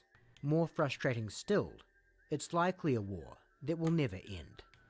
Right about the time I was taking a new job at the University of California in Irvine, I got contacted by a woman who told me that just a like many of the women who contact me, that she was so upset. Her daughter was estranged from the family. She was developing all these memories of abuse that the mother was positive never happened. And when I said to this mother, this sad new mother, I said, why don't you try to find out who is your daughter's therapist? Maybe we can find out it's one of the therapists who tends to be implicated in these cases. She went away and she came back and she said, I found out my daughter's therapist's name. It's Holly Ramona.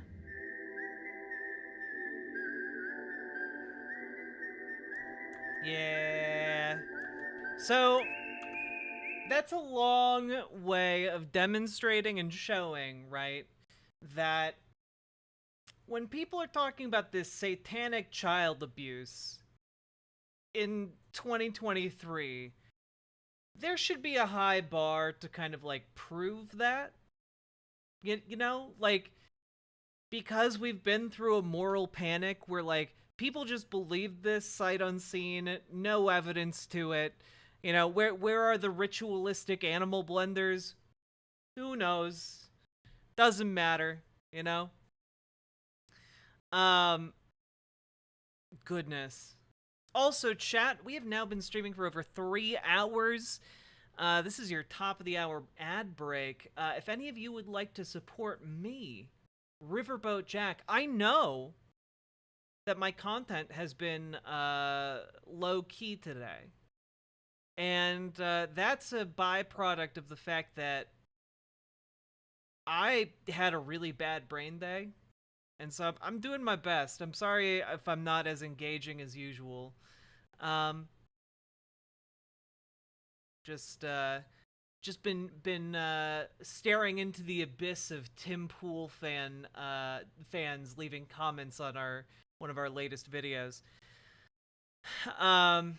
I still have my ritualistic animal grinder from childhood. Well, you know, very knifey duck, it's 2023. They turned ritualistic animal grinders into the app Grinder.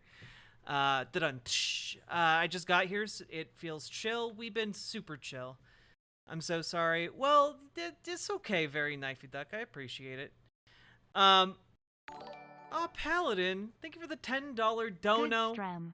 Good strem indeed. Also, we have text-to-speech enabled. I don't know if any of you guys give a shit about that. Other streamers' communities seem to really like text-to-speech, but you guys not so much. You guys not so much. Have you heard what lies beneath the beanie? I have heard what lies beneath the beanie. I eventually had to educate myself about how my conditions worked and consciously worked to rid myself of the autistic masking, and discovered my actual trans self hiding under the masking, waiting for a chance to come out. I mask like a motherfucker, guys. When I'm streaming, you can tell, by the way, if while I'm streaming, like my face just kind of goes a little bit dead. It's because I'm not properly masking, you know? It's because large streamers only respond to text-to-speech. That's true. You guys get my attention for free because I'm tiny. Somebody on Twitter the other day referred to me as a large streamer, and I was just like, man, I wish. Yo, you think I'm big? I haven't even hit 10K on Twitch. What are you talking about? Not good to kill an animal and not consume it? True. Jack large and in charge? Nah, Jack just large. I know I'm fat. It's okay. Well, even with this audience, you are big. I mean, kinda. Let's see, how many people are watching? Let's do some mental math. We got, got about, let's see, 30, we got about 60 some people, maybe close to 70 people watching. There's like 15 on Twitch. We got like 15 over on YouTube. We got like over 30 in the riverboat.gg. Part of the problem is, I think it feels a little bit emptier because we've now dispersed where people can watch us, and so there's not just one chat anymore, you know? And also because when raiders are looking for a stream to raid, you know, they want to raid a larger stream so that they can boost their audience, you know?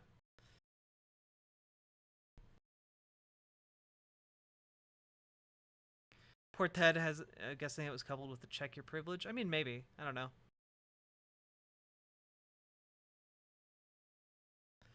Harder to grow because Jack doesn't take the easy content and does content that matters. I mean, yeah. Yeah, I do the content that matters. Anyway, let's get back to that making fun of Michael Knowles interviewing an exorcist. that'll move the dial. God, we need growth. Well, we do need growth. I just need I need your guys' help. Okay, like, you know, push the stream on YouTube. You know, we have the like command. You can hit the go like the YouTube stream. Subscribe. Oh goodness, are you okay? Just coughed. Yeah. You okay? Do you need supper? Oh nope, nope. Come here.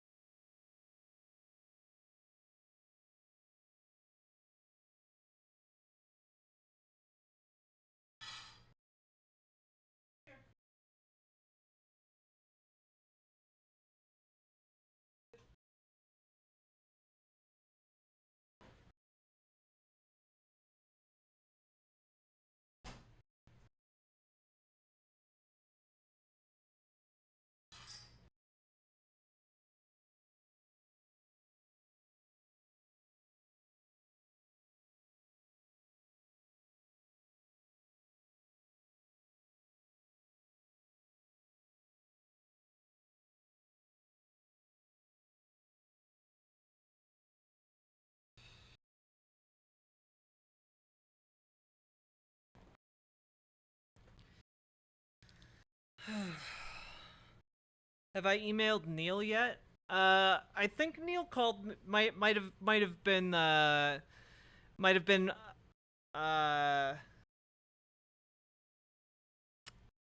embroiled in the Soul Bunny drama. I'm not sure if Neil is terribly interested in coming on to chat with me these days. So who knows? Neil from the Leftist Cooks.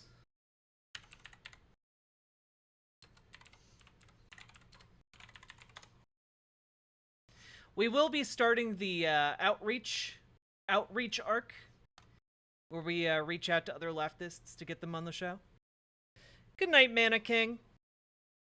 Also, chat, if anyone wants to make some donos or anything, I'd real appreciate it. Real appreciate it.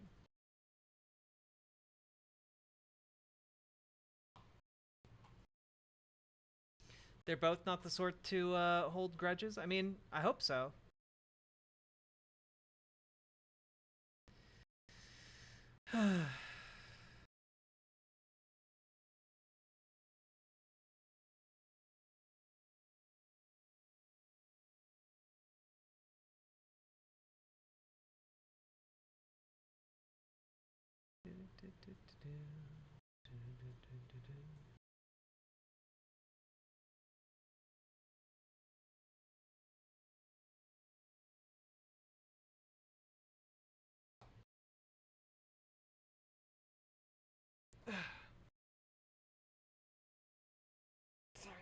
My back is killing me.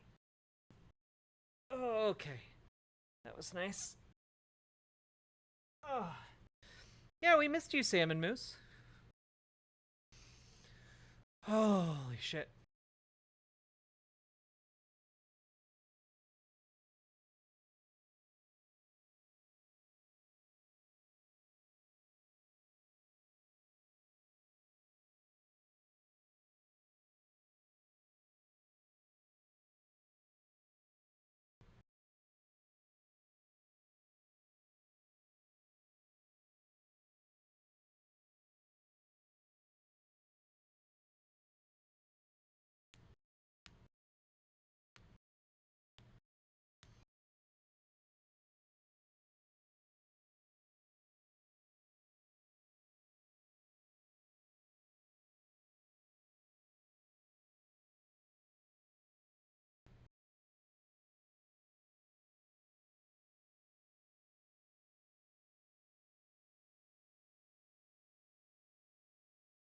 Yeah.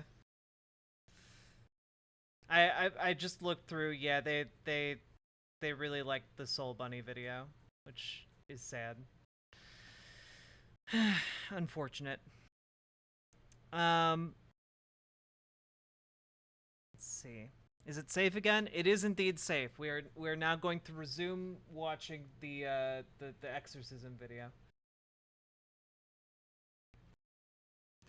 The Soul Bunny. Soul Bunny. There you go. The entire fucking leftosphere imploded over that. That's not safe. I agree. It's not. Let's see. I quite enjoy it when I have cash money. I too enjoy it when I have cash money.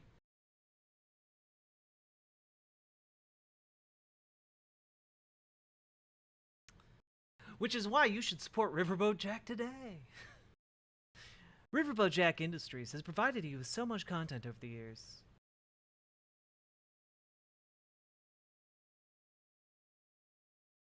Is that the one where some people are calling Shark an Uncle Tom? No, it's the one where people are calling Shark a sea slur.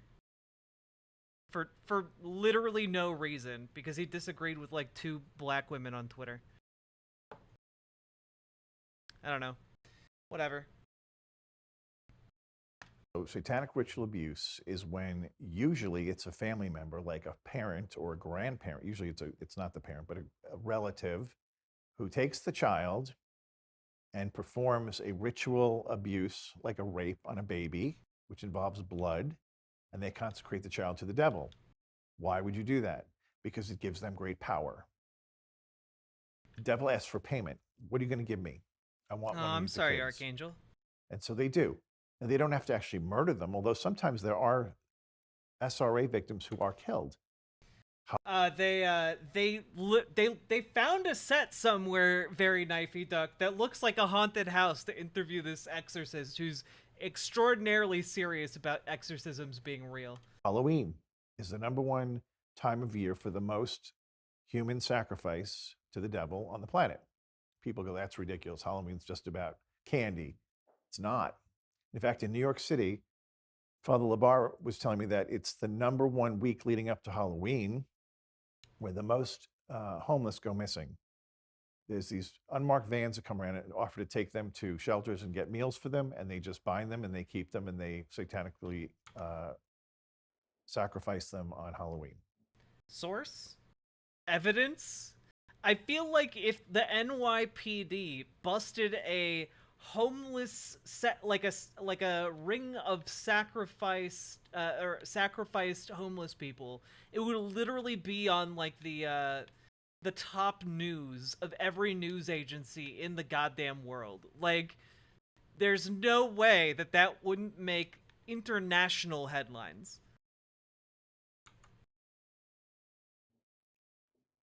Who does this? These are people in occults. You know, they keep hidden. I mean, obviously, if they were mainstream, that would be a bigger problem. But if that day comes, you know, then I'm going underground. Yeah. But they're out there, and You know, when I went off to exorcism training in Rome, the things, Went to these are seasoned exorcism exorcists that have been school. doing this for 20, 30 years that come in to teach what they've learned and what they've experienced. One of the most interesting things was a case of a doctor, a medical doctor in Rome, who was invited to go to a party. And they said, you know, there's a way you can like triple your income like that. Just come to this party. He's like, okay. Goes, very normal party, very, you know, bougie, high end. Drinks are flowing, heavy hors d'oeuvres, beautiful setting. And then all of a sudden, all these people come out with the black robes and hoods, and this weird ritual begins. There was something done to a child, but it wasn't murdered, but it was foul. And he was a bit horrified. And then they came over to him and said, we understand that you're interested in increasing your income. And he goes, well, I don't know about any of this. Yeah, I just wanted a like a get rich. They were quick like, scheme. you know, like, yeah. He's like, well, we're not going to ask you to do that. Well, you can just give us one of your children. He goes, what do you mean, give me one of my children? They go, just spiritually, not physically. And so he says, well, then you can have my daughter. I don't know. You look at me like that because I have the same mentality. Who would do this? But for some reason, he just had the influence over him that he would do it. Within 24 hours, the daughter starts having nightmares, then night terrors, then she's suicidal. And the father knows what's going on. So he finally tells the wife. And the wife is, you know, as you can imagine, she's through the roof. So she calls the bishop, gets the exorcist involved. The exorcist says, this is a high-powered group running around Rome, that this is not the first case we've heard of, but they're not going to let you out. So we can do the exorcism of your daughter, but then you have to leave Rome. And he packed up and moved to South Italy because he was frightened from these people when he saw what they did. So you don't have to believe it, but that doesn't mean it's not real. Right. And when you see these sorts of symbols all over the place in your face from Hollywood or wherever else, you have to think, okay, well, the symbols mean something. Some producer is making the choice to put this symbol out there. People are engaging in these things. Priest, Even how do the we videos that come unlock out of all these our weird secret our societies overdrives? where, you know, one of them, they're worshiping a big owl statue, or they're the Bohemians. The Bohemian Grove, or you see these, I know of certain rituals, you know, from secret societies at my own alma mater, where, and everyone thinks they're just kind of fun and, you know, okay, you get into a coffin or something like that. And probably the people doing it just think it's kind of a fun thing, but you are doing it. It is a ritual. Even if you think it's just a silly little act to go worship an owl in the woods, well, why are you doing it? Doesn't have some meaning? Yes, and because we're corporal beings, we have bodies, what we do matters. What we do matters. And a lot of people think, well, I didn't mean anything by it. Well, that doesn't matter. When I do this, the Lord knows I'm invoking the Trinity. Now, if a pagan does that, are they invoking the Trinity? No, but it probably still gets the Lord's attention. Oh, look, there's somebody making the sign of the cross, but they don't know us. Maybe we'll go visit them. The devil does the same thing. What? You know, a lot of the ritual things people do, a lot of the yoga movements were originally tied to spiritual entities. And so when you make the movement, demonic. even though you're not thinking I'm inviting this thing in, maybe you are. So I tell people, you know, be intentional with what you do, and yeah, do the he things does you look desire to do, and exactly don't do the things you like don't mean Glenn to do. Beck. Because what a horrible thing to go through life not knowing that all the things we do actually have an impact in the spiritual climate. You know, when I sin, even if it's a personal sin, pornography, it has effects on other people. Right. This we saw in religious life, because when you live in a house with 9 guys, you know, when one guy falls and commits a sin against lust, that spirit goes through the whole house. And the next morning, everybody comes down to breakfast like, so who's the idiot who? Really? Yeah, oh yeah, yeah, yeah. You can feel it. I don't think that's true, guys. I don't think that's true. I don't think if you have a large family of primarily like sons, like you as the dad can be like, ah yes, I sense it today. I woke up. One of my sons has fallen to the devil. They have clearly yanked their meat tube to a Sports Illustrated Martha Stewart. I can tell, for the spirit is vibrating within me, much like the vibrations I assume Martha Stewart feels. No, I've fallen! Feel it, because then you're all attacked. And then if you're honest with each other, as usually religious are, it's like, something's in the house.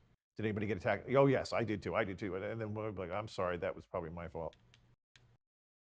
When we're talking about these groups, you know, you mentioned the Bohemians or all these weird kind of cult things. It's often powerful people who are associated with them. All the stories about the Freemasons and and then you think, well, it says right there in the gospel that the devil is the prince of this world, and there are principalities and powers and spiritual wickedness in high places. So, not to get too far down the rabbit hole, but I've been convinced over the last 3 years that the difference between a conspiracy theory and Oh the yeah, truth is that's right. about There was 6 to also a 9 trans months. girl in the swimsuit issue. Is that stuff just all true? What stuff do you speak of? That these weird societies that have weird black hoods that show up at these cocktail parties in Rome with the canapé and the champagne, that they actually exist and powerful people are parts of. They do exist. And they believe it. I believe the elite are part of it. Would I say every rich person is involved? No. Like, there's the St. Edwards out there. Yeah. But I think at a certain level, you get invited in, just like that doctor, right? And he's certainly not at that level. But there is a story I came upon about a year ago of a Swiss banker at the highest level of banking. So we're talking global banking of billions and billions and billions of dollars. And he was also brought into this whole group where they were doing human sacrifice. And he knew he was going to have to do it at some point. And so he went to a journalist and recorded everything. And he. Man, I feel like if you are, if you know when and where, like, human sacrifice is gonna happen, you know, get the police in on that, you know, release it all to the journalists, you know, do all the things, you know? Somehow I don't think this is real. He said in his, you know, basically his story of what was going on, I don't expect to be alive in a week, but this has to be told. And 3 days later, he was found face down in a bog, dead. And, you know, when that happens and... Damn, that's crazy. Can you substantiate any part of that story? With, like, I don't know, can you get, like, is there, which banker are you talking about? Which, you know, which journalist did he talk to? Who was he making allegations about? I feel like there are a lot of parts of this story, if true, that you would be able to substantiate in some way. I don't know, just throwing that out there. Somebody has the nerve to step up. You don't risk your life for something that's not true, right? This is my friends who are skeptical of Christianity. They'll say, well, maybe it's just all a legend. Maybe it's all kind of made up. And I thought, well, 500 eyewitnesses to the resurrection, and, you know, the Gospels were written, the earliest Gospels written within just a few decades of the resurrection. And putting all of that aside. Okay, but literally if you ask anyone who believes their religion something along those lines, they're going to respond like, oh yeah, well, you know, people saw it and believed it at the time. It's like, well, yeah, but what evidence do you have beyond that, you know? Like, if you ask Muslim people who are fervent believers in their religion, like, they're gonna be like, yeah, you know, people saw Muhammad. Why would 11 of these guys go off to their deaths? St. John goes and lives a long life, but the rest all go off to their deaths all around the world for a lie or something that was fake. It wouldn't. It wouldn't. It wouldn't. On top of the fact that if you looked at the church as a corporation in the world of commerce and industry, it is only by the grace of God that something run inept for so long could be still thriving. given all the bad periods and the mismanagement of things. And I'm not mocking the church, like it just, but it's had such terrible missteps, and it still goes forward because Jesus is the head, and only by that does the church continue. But if it was left just to men, it would be over. Yeah, Hilaire Belloc. Clearly.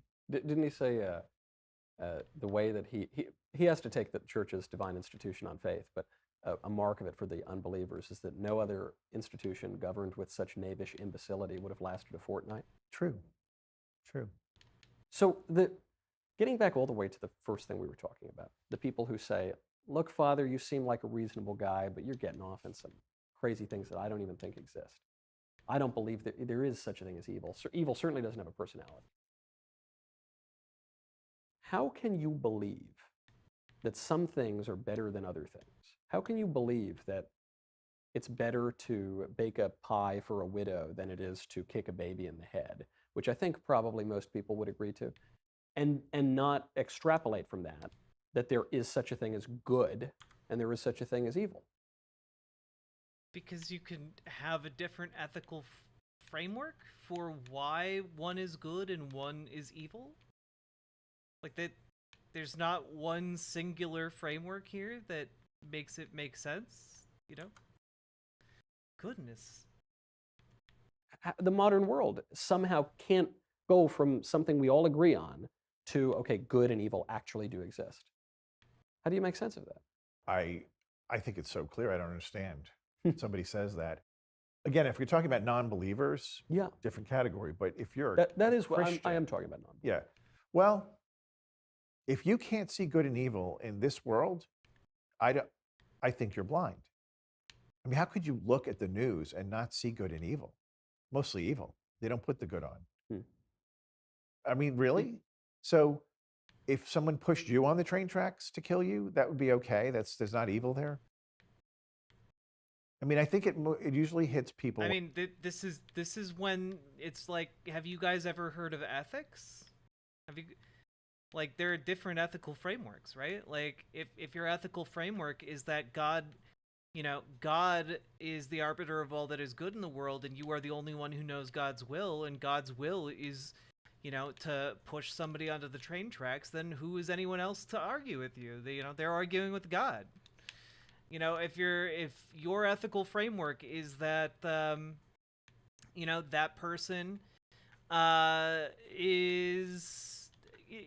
Look, you can come up with different frameworks here, but I think the utilitarian mindset is one that often solves a lot of this problem, right? Like, it's bad because it hurts people, or hurts more people than it helps, It's good because it helps more people than it hurts, Like, there are different ways to quantify this and to construct ethical and moral systems, and it's just you don't necessarily need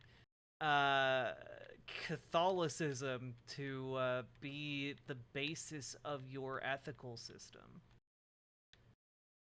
And I feel like that should be fairly obvious, but maybe not.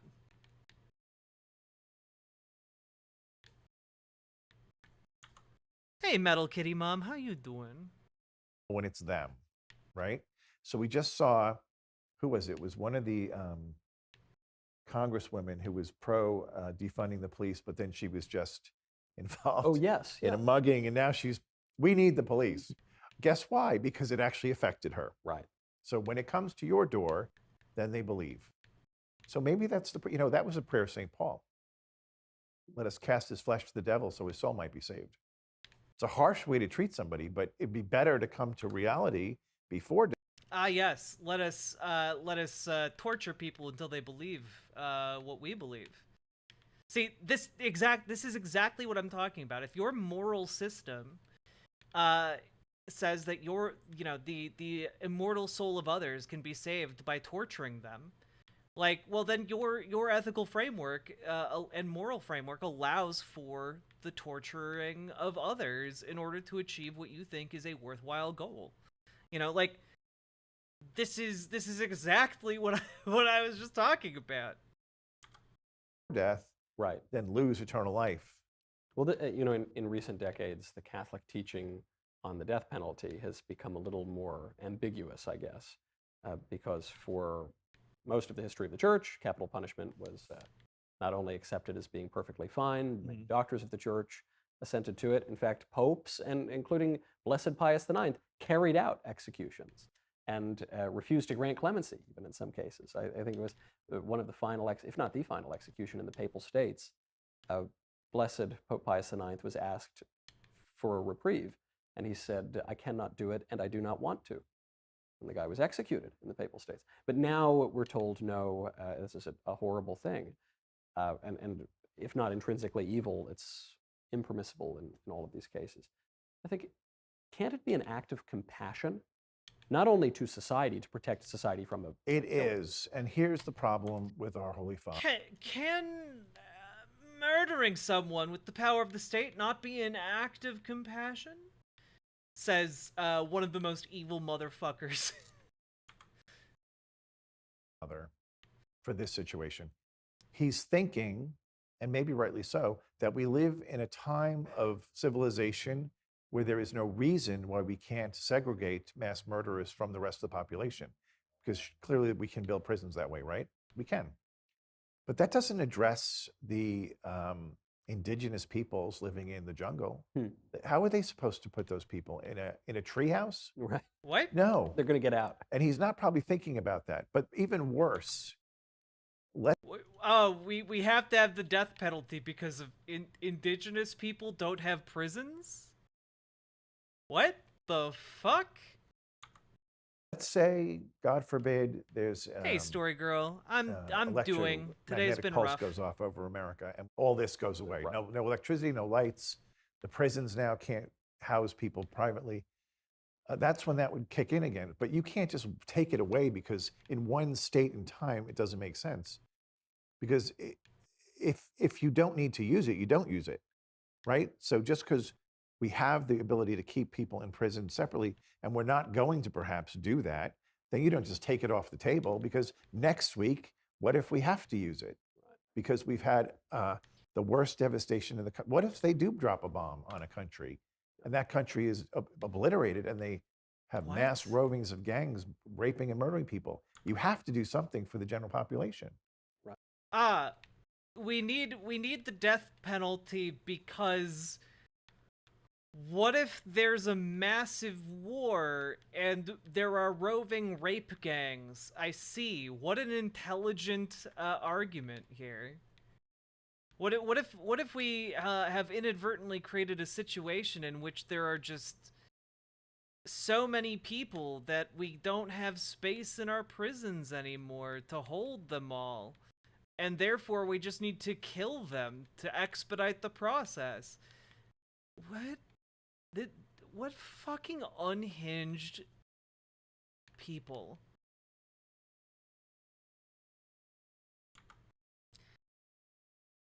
Finally got to... Wait, that's not the real argument he's making there. He's making the argument that religion is true because it uses a framework of good and evil, which we can intuitively see is true.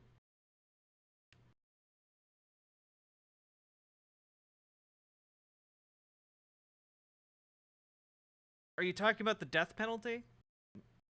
That doesn't seem right. I mean, the real argument he's making is that, like, we should just reject any kind of intellectualized, ethical or moral framework, and instead just trust our gut when it comes to what is right and wrong, because our gut was given to us by God and not those gay books. Yeah.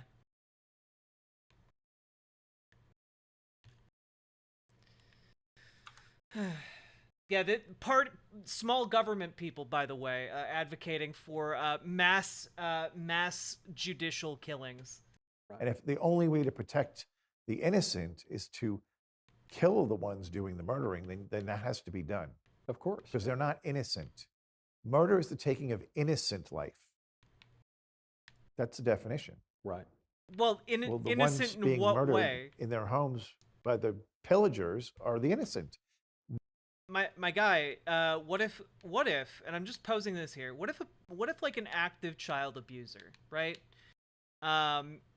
like is, innocently in their homes and then is murdered by a bunch of these roving post-apocalyptic gangs that you are hypothesizing, right? Who's innocent in this scenario? Because I'm gonna go out on a limb and guess that, like, he thinks that, like, people who, like, abuse children are not innocent. I don't know. Strange. Almost like they deserve trials and whatnot, but obviously if there's not even space in our judicial prisons and jails to hold murderers they aren't gonna make it to trial. Surely. They're killing. That makes them not innocent. I especially think of the state of our civilization. We seem to be trending in a pretty bad direction. So, as you say, there's a fair chance that in the not so distant future, we're not quite so able to segregate all the mass murderers. And I even think, I can't help but They can't even protect people in Chicago. Right. Washington, San Francisco. So I don't, come on. At what point? That has to be, I'm not going to go there. That has to be fixed in other ways. But you can see how this is a devolvement of society is happening. I also can't help but notice, Father, and we've cut around it a couple of times. Every time we're getting into a topic, there's been some weird sound that goes off in this building. Maybe it's just the degradation of society that we can't even keep the buildings and the studios running anymore. But I've done a lot of these interviews, Father, and I don't want to make you feel bad and make you think it's just you, but you come in here, we've had to pause and stop and cut and restart this interview almost every 7 to 10 minutes. And then only when I said, okay, well, let's just include it and I'll mention it, and I'll mention these weird situations in the film. Only once I said that, we haven't had a problem since. I'm not saying it's you, Father. Of course. It could be. I think it might be you. I think it's me too. This happens to me, my whole life is like this now. So part of my life is just surrendering and saying, Lord, you get done what you want done, and I'll just take authority when I have to. Of course. I'm not surprised. I think of Father John Vianney, St. John Vianney, patron saint of parish priests, who the devil would bother him all the time. And Pio, too. And Padre Pio. There's a story of St. John Vianney in the confessional. He's hearing from a penitent, and the church starts shaking or something flies across the room. Some crazy, the penitent's terrified. And St. John Vianney says, oh, don't worry about that. That's just the devil. Don't worry. St. John Vianney's bed catches fire. He says, oh, no, that's just the stupid little Grappan, he called it. Oh, just ignore him. You know what he said? He said he couldn't catch the bird, so he burned the bird cage.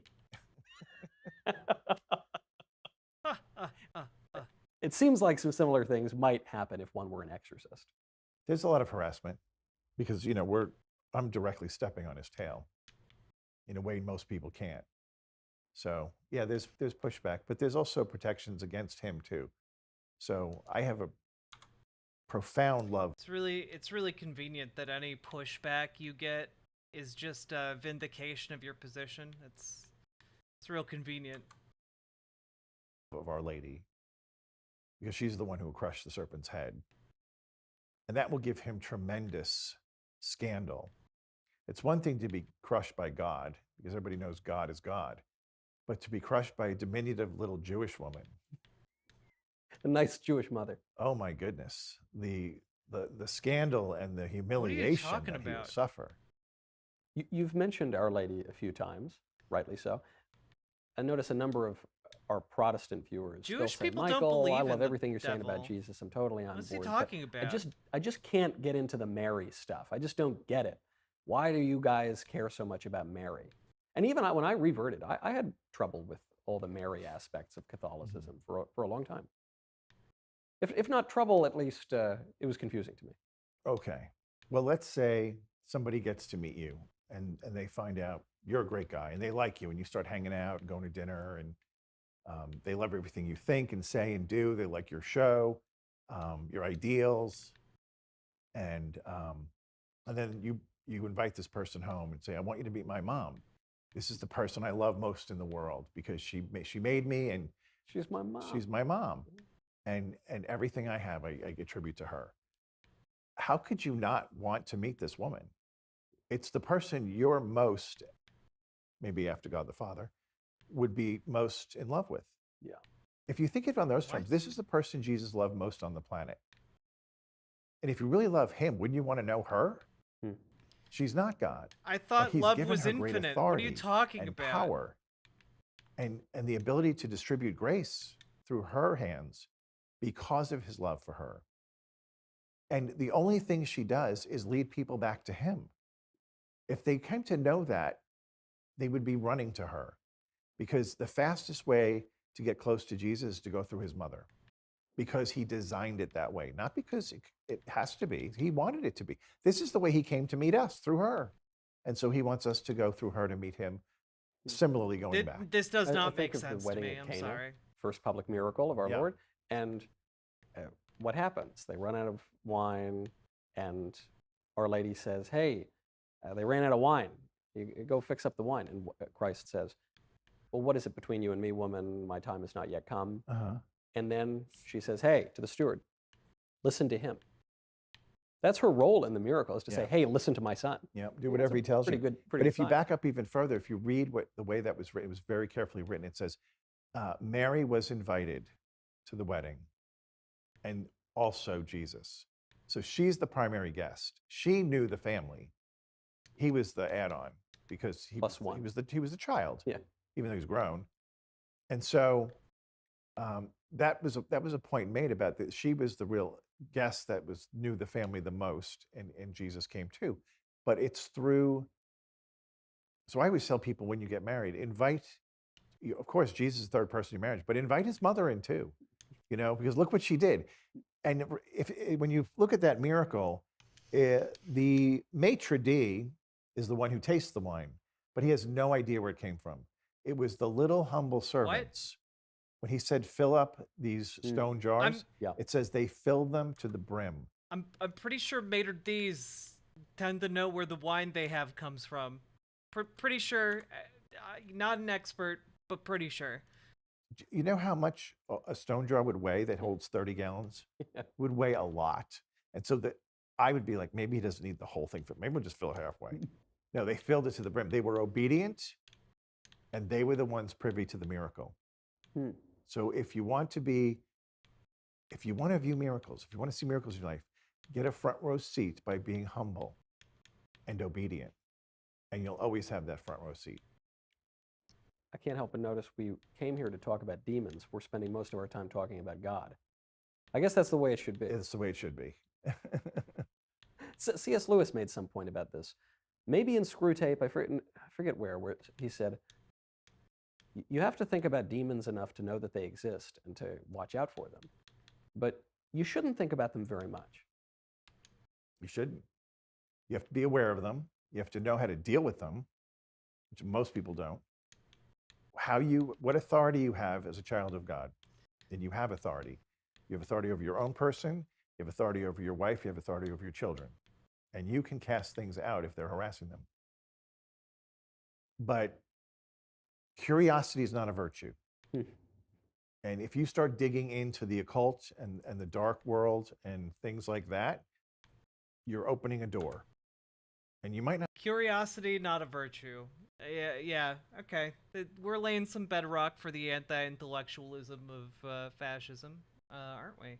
Not be strong enough to close it. And then you've invited something into your life that you don't want.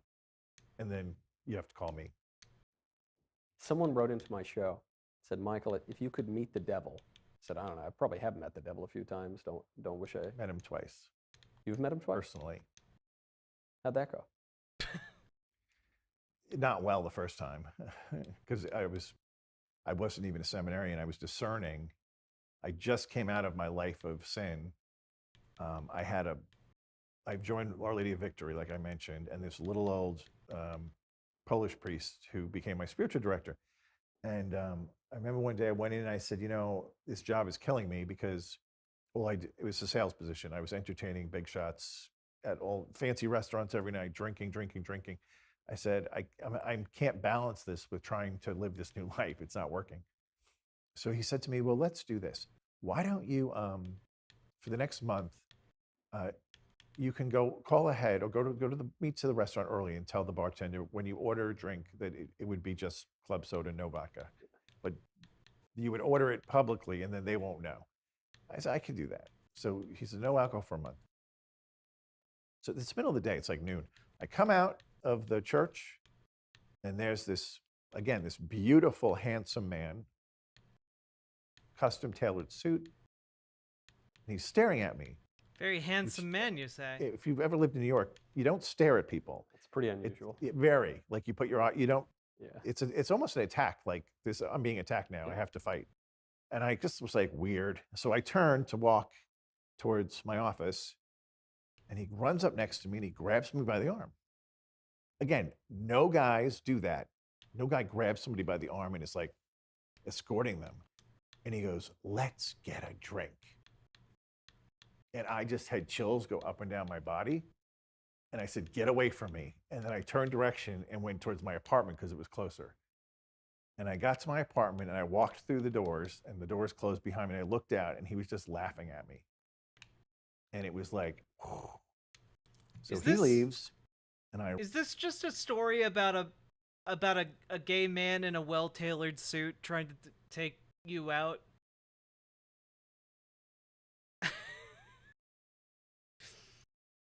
Run back to the church. I go, "Father, let me tell you what just happened." "What do you think happened here? What is this?" He goes, "I told you you're going to have a target on your back, so you got to be careful." Gay. And I said, "Was that who I think it was?" And he goes, "Sounds like it." Certainly seems that way. I mean, that was just no random person for sure. So that really, it's frightened me, to be honest. I was like, that I didn't sign up for this. It was Satan all along. And then a few years later, I was on a vacation visiting an old banker friend down in Miami, and she set up a whole luncheon at this place called Nikki Beach, which really isn't appropriate for seminarians or priests. Yeah. It's it's the glitterati, the high-powered, wealthy people. It's bottle service on the beach. Right. And I'm just like, oh, I don't know how I feel about this. And the two girls to my right, I knew both of them. Sandra was hosting, and my ex-boss, Christine, was with me. And they start looking at this guy across over by the other end of the deck. Like, "Oh my God, look at that guy. He's so handsome. My God, he's beautiful." And all of a sudden, Sandra's like, "Oh, he's coming over here." And I turn and I look, and it's him. It's the guy. It's the one that wanted to get the drink. Only now he's like shirtless in a bathing suit, and he walks up and he goes, "What are you doing here? I thought you were going to be a priest." And he goes, "This is my territory. You shouldn't be here." And both the girls got flipped out. They were like, they had the scare mechanism. Like the face that I'm making right now? Yeah, literally like, danger, Will Robinson. And Christine's like, "Get the check." And she threw money down. She's like, "We're out of here." And we left. But Okay, like, dude. when those things happen, God allowed it, right?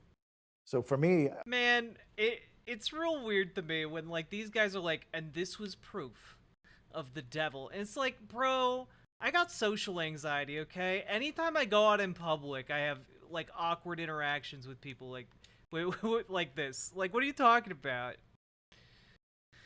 Oh, god damn.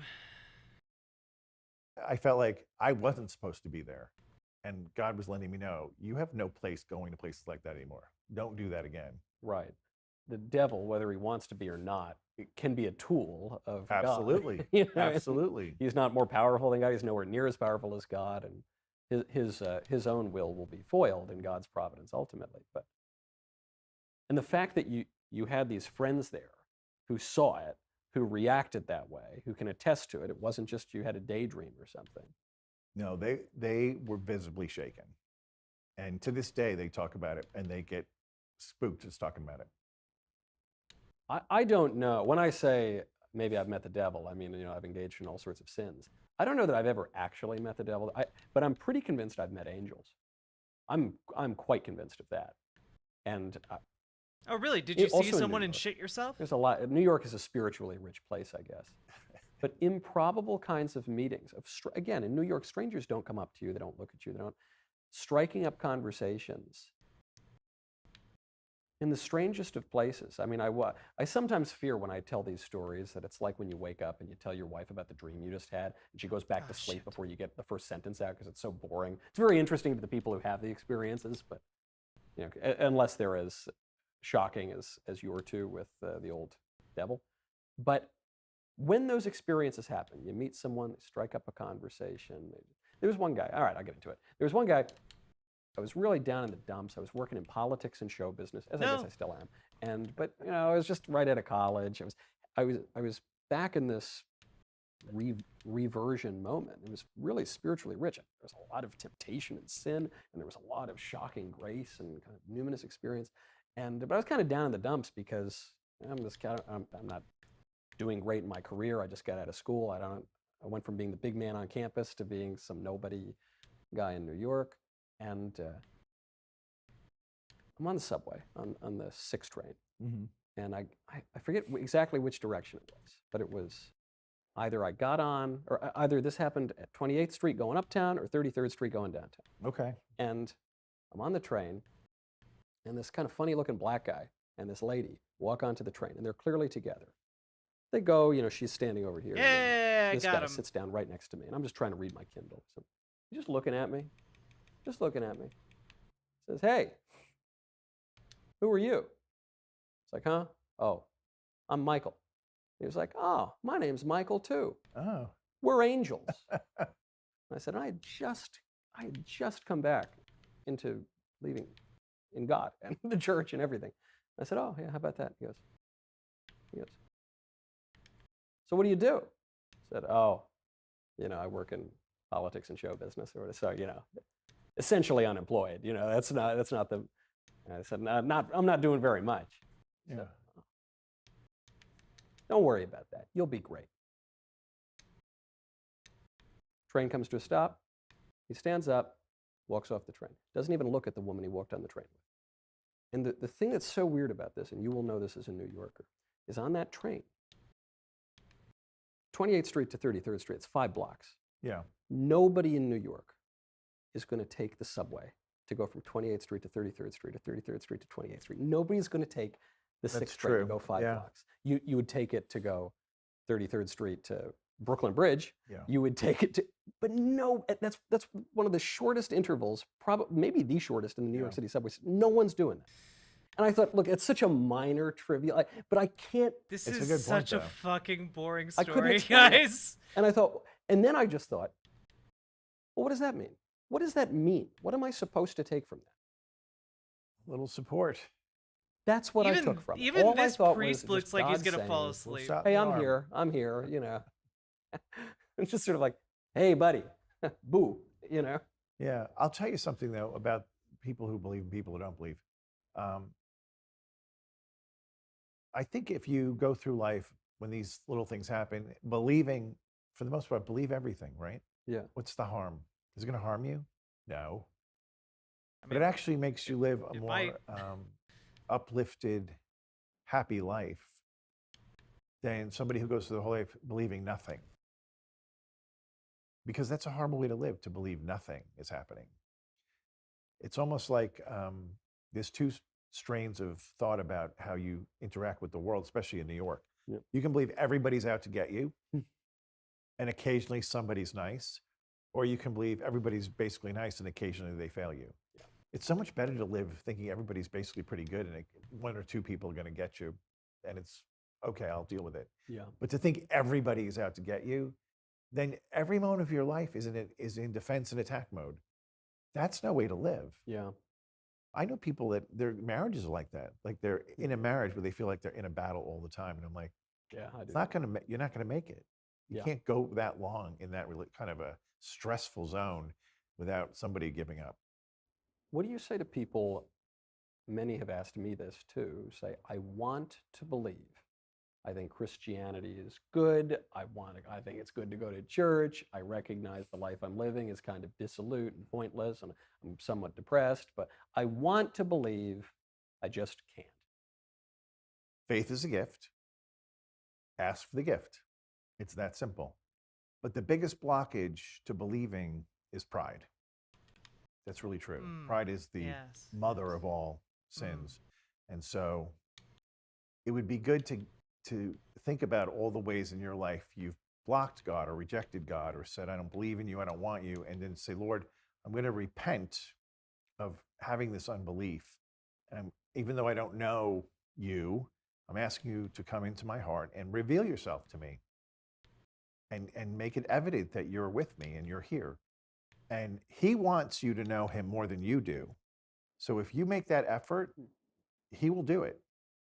And suddenly you'll find yourself looking at the world through a whole different lens, like, wow. And you'll start seeing these little connections like you're seeing. Like, I don't know if it'll be a man saying he's Michael and Angel, but could happen, right? Because we're living in the most disobedient age, I think, in history with regard to rejecting God. It's at a level I've probably never seen. And the scriptures tell us that when sin abounds, grace superabounds. So if you stop and say, I don't believe in God, but I want to, I just don't. And then you turn to God and say, as an act of faith, I'm reaching out to you to say, if you're there, please let me know you're real. And heaven's going to move a big spigot of grace over your head, and you're going to get pummeled by Niagara Falls, and you're going to come out of it going, I do believe in God. And that's the first step. You have to take the step. The pride was certainly a big part of what got me, because I fell away when I was 13, and there was the sex abuse scandal, didn't help. There was the weak catechesis. Yeah, and that ended, hippie, right? hippie Yeah. stuff that was not great for a teenage boy. And but it was the new atheists: Christopher Hitchens, Daniel Dennett, Richard Dawkins, Sam Harris. They, going back and revisiting their arguments now, I think, wow, those are perfect arguments for a 13-year-old boy. They're not good arguments to convince someone who's in any way educated, but they really do appeal to a precocious 13-year-old boy. And actually, my path back into the church was in a way another kind of appeal. It was inverting that appeal to pride, because I used to think all the smart people were atheists, and then I came to realize pretty much all the smart people were Christians or theistic. They believed that God, throughout history, just statistically, 100% of smart people have believed that God exists.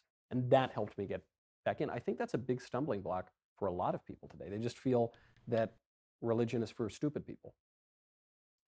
Well, yeah, that's what they will tell you, the communists. I mean, that was the whole argument.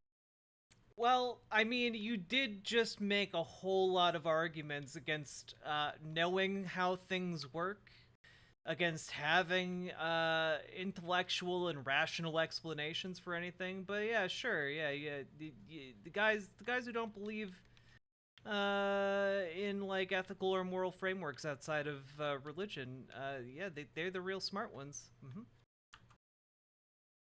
Argument. It's the religion of the masses, and that's the first thing they do away with to control the people. Get rid of the religion. Or they think they get rid of it by shutting it down. But I think people in general underestimate the immensity of God in his intelligence, in his power, in his everything. Like, we tend to sort of put him on our level, thinking we can outsmart him. I mean, even, a communist government thinking, if we just shut down the churches, God will go away. Yeah. Really? Yeah. Do you know who this is? Yeah. Do you know he made everything, even the whole universe? But you close the church, and now he's just going to pack up and go home. Oh, no, we were beaten by the Sandinistas or whatever. It's kind of funny when you think about it, but it's the same with an individual to think that. But part of the problem is they might have such an image of themselves that isn't that great. Why would God make me and then I don't even know who he is? Because, of course, the enemy's always whispering in your ear, there's no God. If there was, wouldn't he love you and take care of you? And so they start believing that tape that gets played.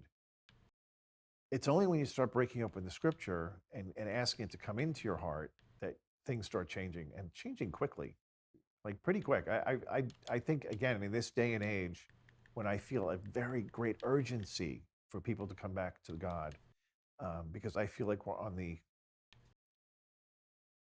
very edge of an abyss, that something's coming. And I feel like just with everything that's going on in the natural world, but also in the supernatural world, that we're on the verge of something big. So my Lenten homily was go into Lent thinking it's your last Lent and treat it that way. Like, do everything. Man, the best this is and the just like most. Don't cheat apocalyptic it. nonsense, dude. Going wanting to come out a saint at Easter because it might be your last. And I preached that, and then the next day I got sent a message from one of the mystics in, I think she's in South America. And it was Our Lady. Now, I'm not saying this was a true, but the fact that this came to me unsolicited and nobody knew what I had said, because this was just a generated email from it's not from a person, it's from the website. And she said, treat this Lent as though it's your last. I said, oh, okay. And that doesn't mean it's going to be. Right. But we do things differently when we think it's the last time. Right. It's different than saying this will be, this will be your last Lent. It's on May 4th. Right. That's when. Didn't say that. Right. But someone's going to live in the end times, right? Some people will But ask there me, will be 400,000 people die every day. Half in the womb, half out of the womb. In fact, more in the womb than outside the womb. Did you know that? I knew that in certain places, globally, more people die inside the womb every day. Than everybody who dies outside the womb, heart attack, cancer, AIDS, accidents, natural causes, murder, that's about 175,000 or so a day, and then 200,000 a day in the womb. More. So more people die in the womb than outside the womb. Imagine how that is. Imagine how heaven looks on that. We read accounts of human sacrifice, baby sacrifice in the Bible, the Hittites or whatever, and you see it in some of the indigenous populations before Columbus arrived, practicing all sorts of human sacrifice. We look back, we say that's savage, that's barbaric. We are practicing human sacrifice on a far greater scale than any other historical epoch. Not even close. Yeah. And just to touch back on some of the occult stuff, there are witches who go on record saying they'll pay for abortions if they can be present for the abortion. Okay, why do they do that? Because since they paid for it, they're making the sacrifice to the devil. This is documented. This isn't right. This is real cases of women who said this. The woman came up to say she wanted to pay for the abortion, and it turns out they've looked them up and they're a practicing witch. The other thing, going back, I'm just tying up loose ends here. So when we talked about the transgender, I don't know if you know this, but one of the ancient images of Satan is Baphomet. Yeah. Okay. What is Oh Baphomet? my God. Oh So my he's got God. the goat head. He's got the women's torso, the breasts, and the man's down below. They can't. So that's not a new thing. They can't stop themselves. So imagine the devil, he identifies as transgender as that image. I made this point the other day on the show, not explicitly or directly with regard to go Baphomet, out of their but I way just said, every single isn't it time. odd that depictions of demons tend toward androgyny, transgenderism, this kind of hatred of the human body as it is actually made? Why? Isn't this strange how, chat, I know this exercise by now is old, but man, just to imagine the reaction you'd get here if instead of saying transgender, he was talking about the Jews. The Jews bear a striking resemblance to Baphomet, and it's just bro.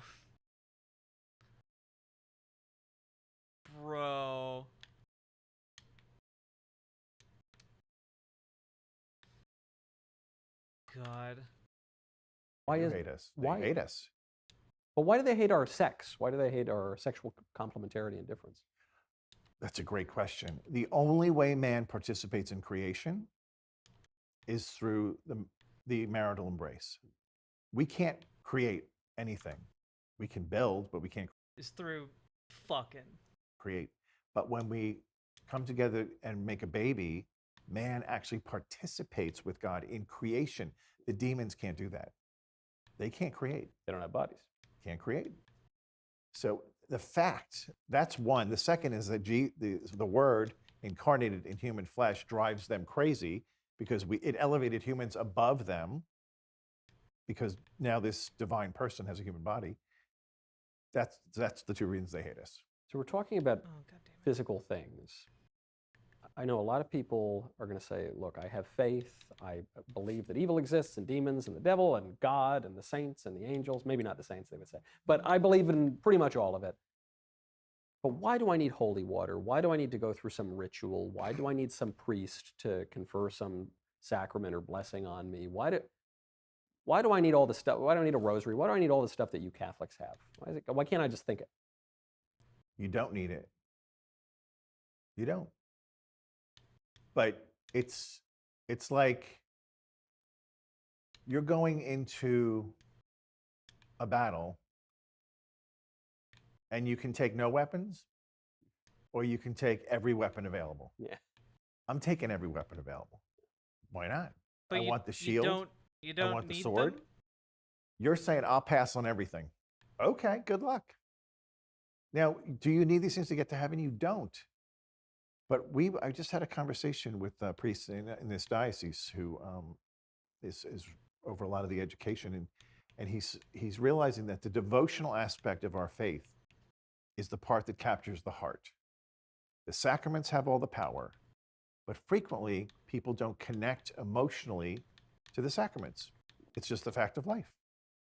But they get very emotional when we talk about devotion to the Sacred Heart, devotion to the Immaculate Heart, to all the great devotions of the church, the Rosary, when we're meditating on the life of Christ through the eyes of his mother.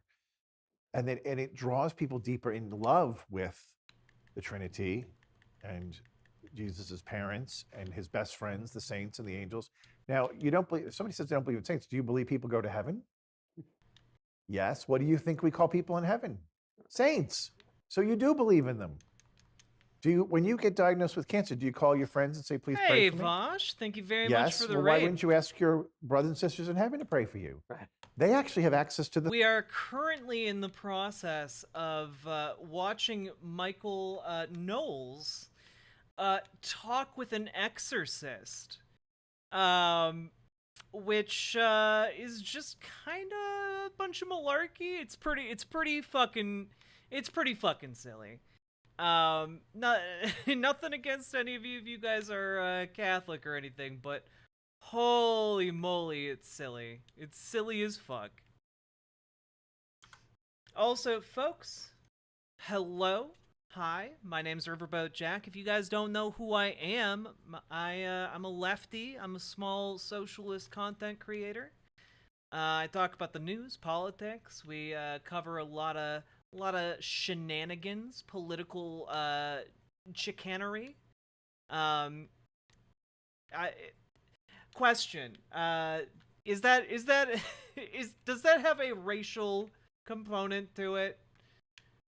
Can anyone confirm that for me? By the way, would help. Would avoid if it does.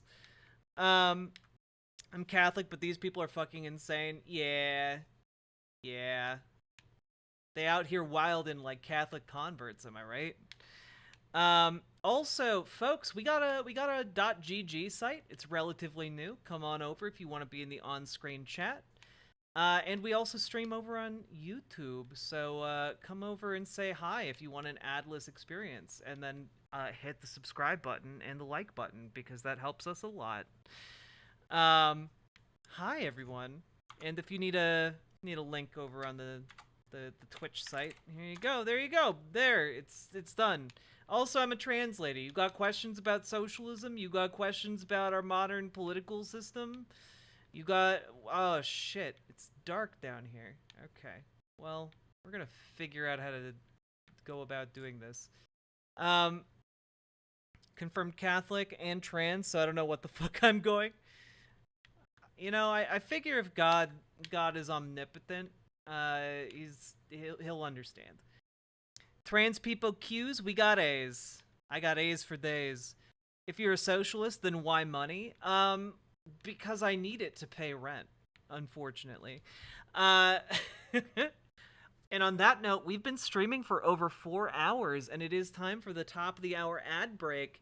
Hello, do you like lefty political content? Do you like cute girls? Do you like the titties? Well, guess what? You came to the right place.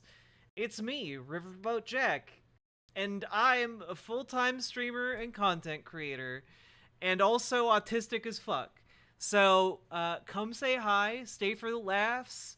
The laughs either at my expense due to my incredible lack of social skills and anxiety, or for the jokes I make, and that is being charitable to those statements that come out of my mouth. And yeah, if you throw some subs or donos at me, text-to-speech is currently on, and I get to eat food. It's kind of like a win-win, sort of, a little, maybe. And yeah, that's kind of where we're at. I love all those things. Well, I love being alive. Fool that I am. I'm just gonna throw some lightning bolts down here. That's gonna be the solution. All right. The throne.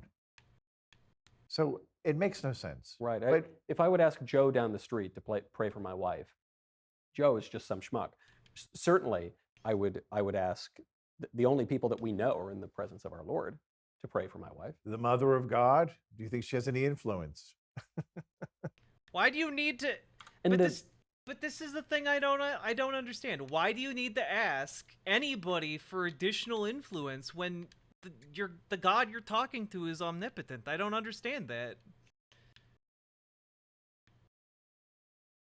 Like, why? Is he just too busy? Does he need to take like a poop break? What's the deal?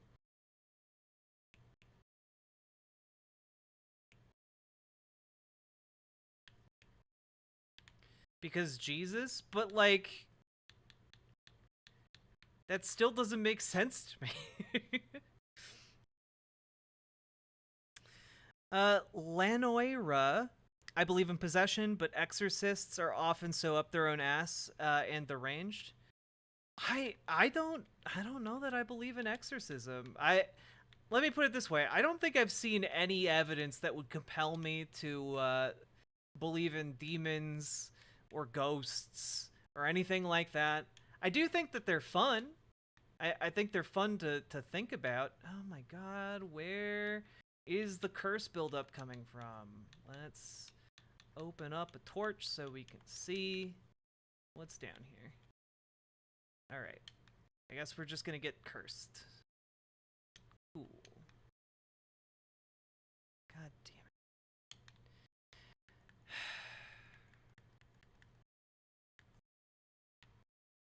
it. Okay. We are cursed. Is there anything in here? No? Cool. Alright. Oh, of course. I think we just have to go down to the bottom to find this idol, because killing them is not going to be terribly effective. Shit. Shit. Sorry. I know it's small. I know it's small on the screen.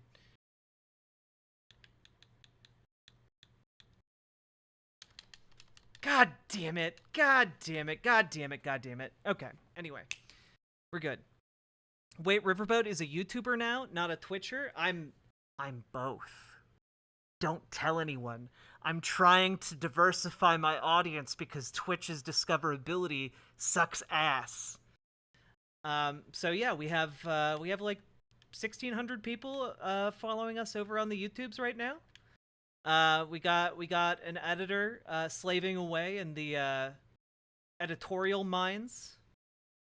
I actually have absolutely no idea how I got to that point. We need to we need to do some backtracking. Okay.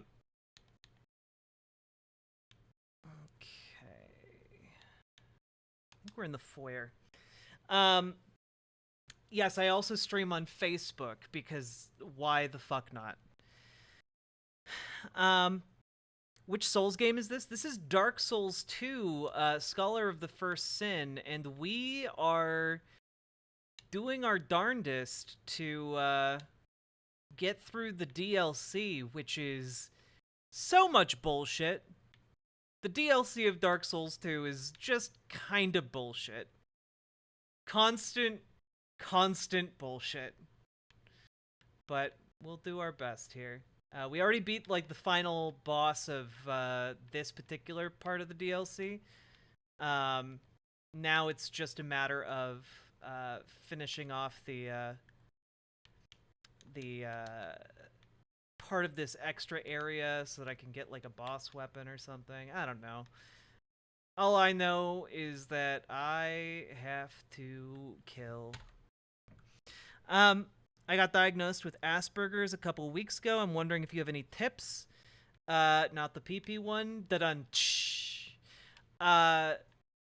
Yeah, first of all, doesn't really define anything about you, or limit you in any way. Second of all,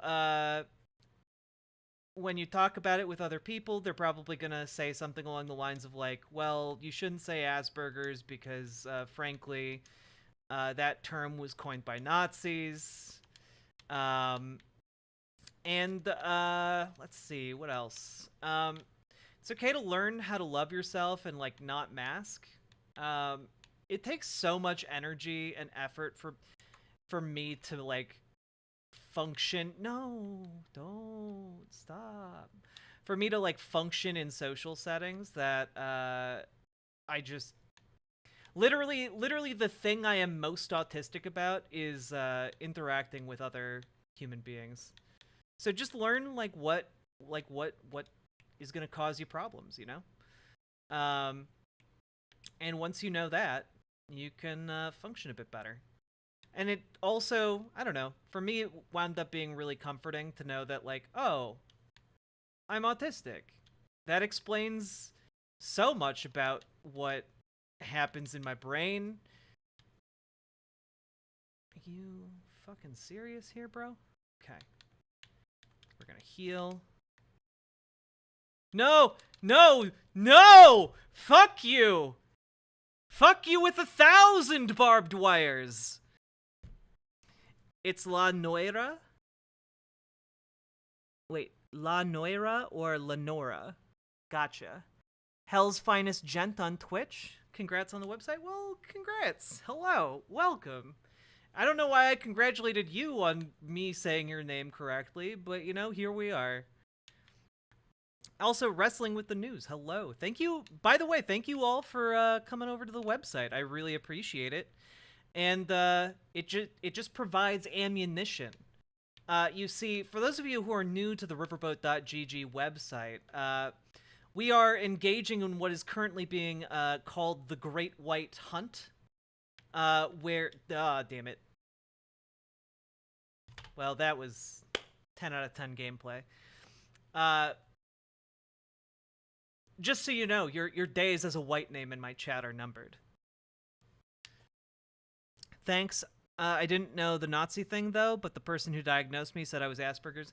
Yeah, Asperger's was, like, the way that the Nazis used to, like, differentiate who was high-functioning enough to be used as labor. And if you didn't have Asperger's, then you were, you know, killed. Because you were autistic. You know? That's essentially, like, the line.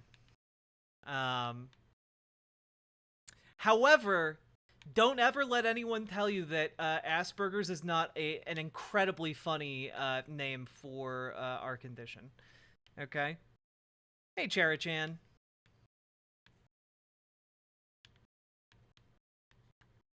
I mean, like, honestly, I can't ask for a more comedic name for any type of ailment than Asperger.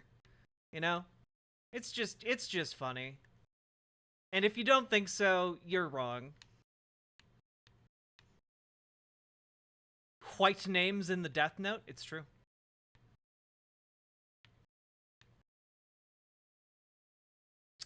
I was diagnosed with Asperger's. I'm old.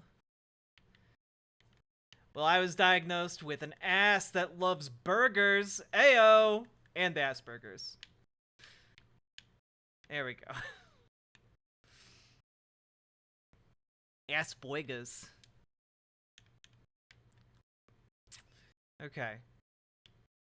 Sorry, I'm just letting this sit on screen, and no one should be subjected to Michael And Knowles like the this. physicality Let's of it. finish I guess this. that's something I keep coming back to, and it's probably what's most jarring for people about the idea of an exorcism. Where are you going? Is that some outta here. person is levitating, and some person is spitting something out, and some things are happening on people's bodies. And it's almost as if people can totally get that there is a spiritual thing, and they can totally get that there's a physical thing. But it's very hard to believe that they intersect or interact. Maybe if you had evidence. Okay. Maybe but I mean, they evidence would do. help.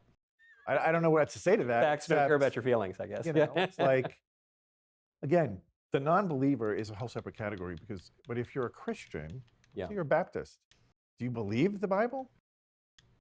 A third of Jesus' time is spent driving out demons. That's no small amount of time.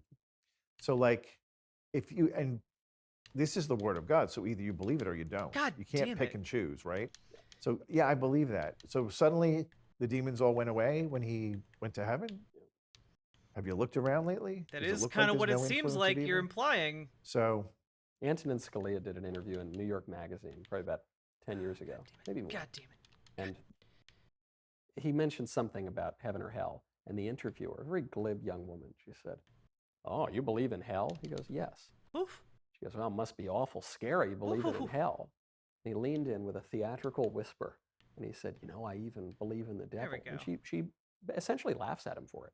And he said, "Do you realize how out of touch you are with most people who believe in God and believe in the devil? Do you know how out of touch you are with most people throughout all of human history?" And he said, "Many more intelligent people than you or me have believed in the devil." She changed the subject.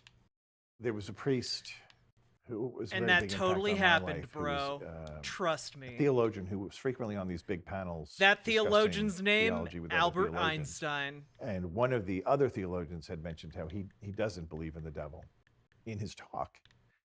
And so then the man I know got up and he said, "Well, I have to address that right away because this is scriptural, first of all. So like, if you don't believe the scriptures, I don't know how you ever became a priest." And then went through a few other things and then said, finished his talk, gave his talk, done. Afterwards, he went up to the priest and said, "I'm going to pray for you in a way that you'll come to believe in the devil." God. And they were all staying at this retreat house. And that night, there were shrieks coming from that priest's room. And when they ran to see what was wrong, and he let them in, he said, "The devil came tonight. And now I believe." But praise the Lord. But it's like we're filming this. It's one day into Lent. It's the second day of Lent right now. And at Easter, Man. we'll say, "Oh, Dude. happy fault that won for us so great, so glorious Redeemer," to celebrate even the fall of man, because with incarnation and atonement, actually, we're living in an even greater world than had there been better sin than and death and paradise. fall. Mhm. Father Rehel, thank you for coming in, and thank you for all that you do. You're quite welcome. Happy to be here. Thank you for Pleasure. all the souls you've saved. See you next time.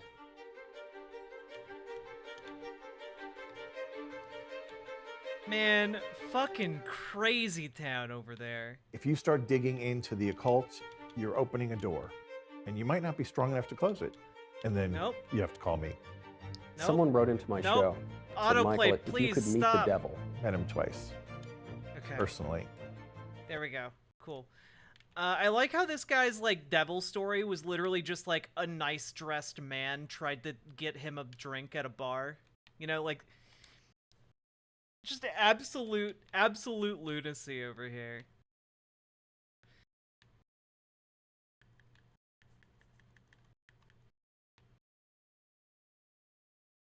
Okay, can I just open this chest, please? Is that too much to ask? Did he just say he met the devil twice? Yes, but we're also not gonna watch through that 2-hour-long interview again. Oh my god. Did he not put out for him because he only puts out after the third date?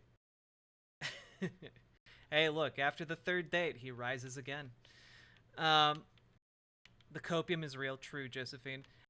Also, how are we doing? And thank you. By the way, chat, we are currently 21 follows on Twitch away from hitting 9,000 followers, which would just be a real neat thing to do if any of you would like to hit the follow button over there. I would certainly appreciate it. And folks, only twice rookie numbers, true. Troorp. Thank you for the follow. I appreciate it. 16 volts, orangutan kiwi. Both of you. Thank you.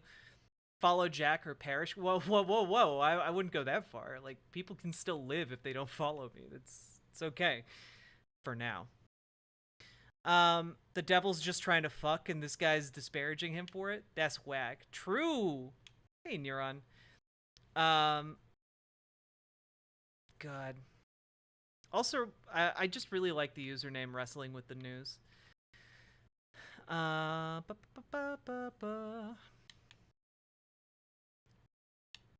we feeling, chat, after that experience? Can we just call it an experience? Yeah, for now, exactly. Soon the trans armies shall walk across the face of the earth. I used to stream, it was my handle. I covered wrestling in the news. Hell yeah. Wrestling is cool. Wrestling though, like I've tried to get into it, but wrestling to me feels like trying to get into One Piece, you know? Like, I know that One Piece is really good. I know that, like, people really love One Piece. But then I look at it, and it's like, well, I could read the manga, and the manga is going to be several thousand hours of my life in order to get through it. And alternatively, I could watch the show, but there's literally, like, hundreds of episodes.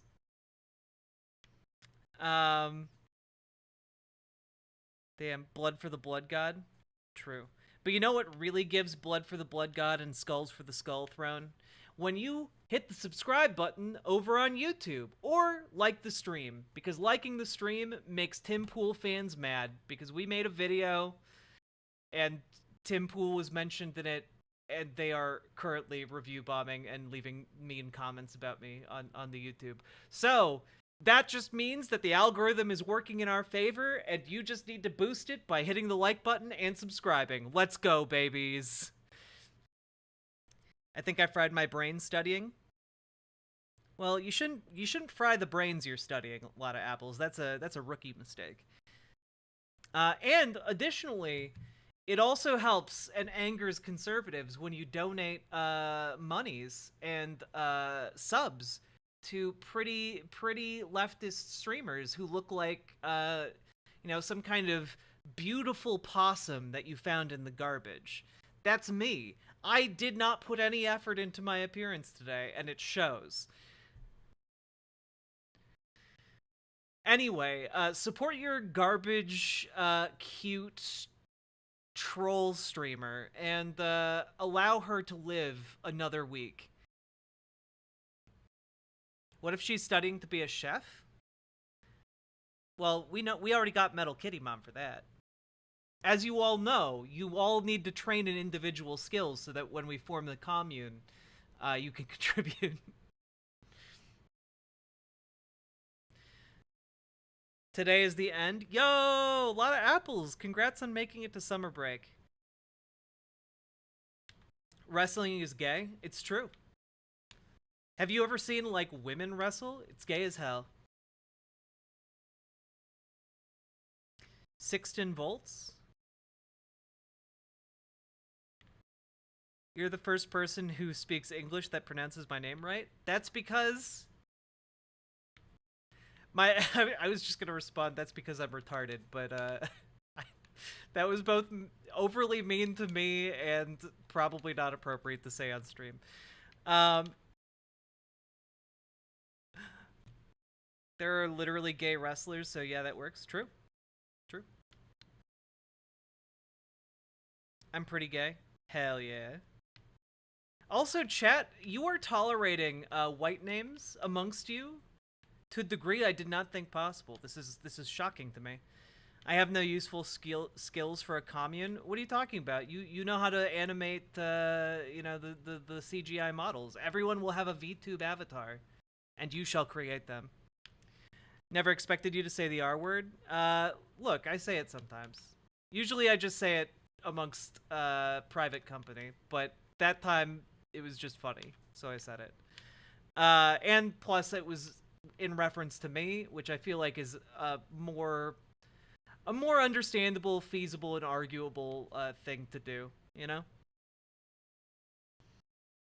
I don't think I would ever call someone that because I'm, like, mad at them or whatever, but for a joke, yeah. Also, hello, Sir Flexington III. Hello, Lady Raincloud, how you doing? Yo, yo, yo! Vosh moment. I think you mean that Vosh has been having some Riverboat Jack moments. So, do you watch Demon Mama? I don't really watch a lot of other streamers, but I do like Demon Mama. I've had Demon Mama on my show a few times. We've organized together, you know. Wait, have I had Demon Mama on my show? Am I just like, oh god, the memory has been implanted?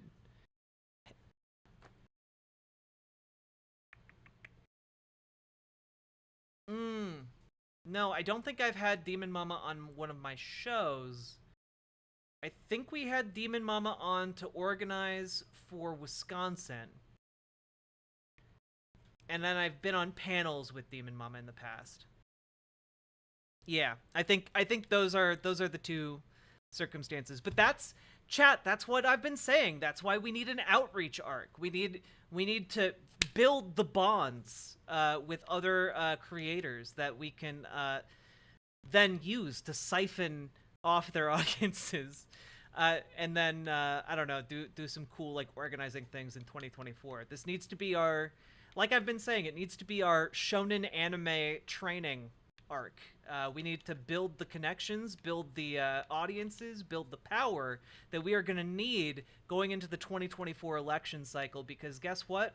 We're going to be doing stuff with Progressive Victory, and I'm actually, I don't know that I mentioned this on the panel yet, but I am actually hosting a panel on organizing at Netroots Nation here in like a month and a half with the Progressive Victory people. I'm hosting their panel.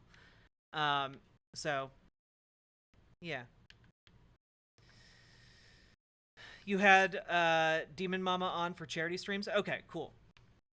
Mama is the best at hyping audiences. It's true! More of a slice of life or magical girl anime fan. Chara-chan, if you are looking for an anime to watch that perfectly suits that slice of life vibe you're going for, you should definitely be watching Skip and Loafer on this season's anime simulcast. Y'all played Jackbox? That's true. We did do that. All trans people have spoken to one another at least once. This is true, but if you mention it, we'll call you transphobic.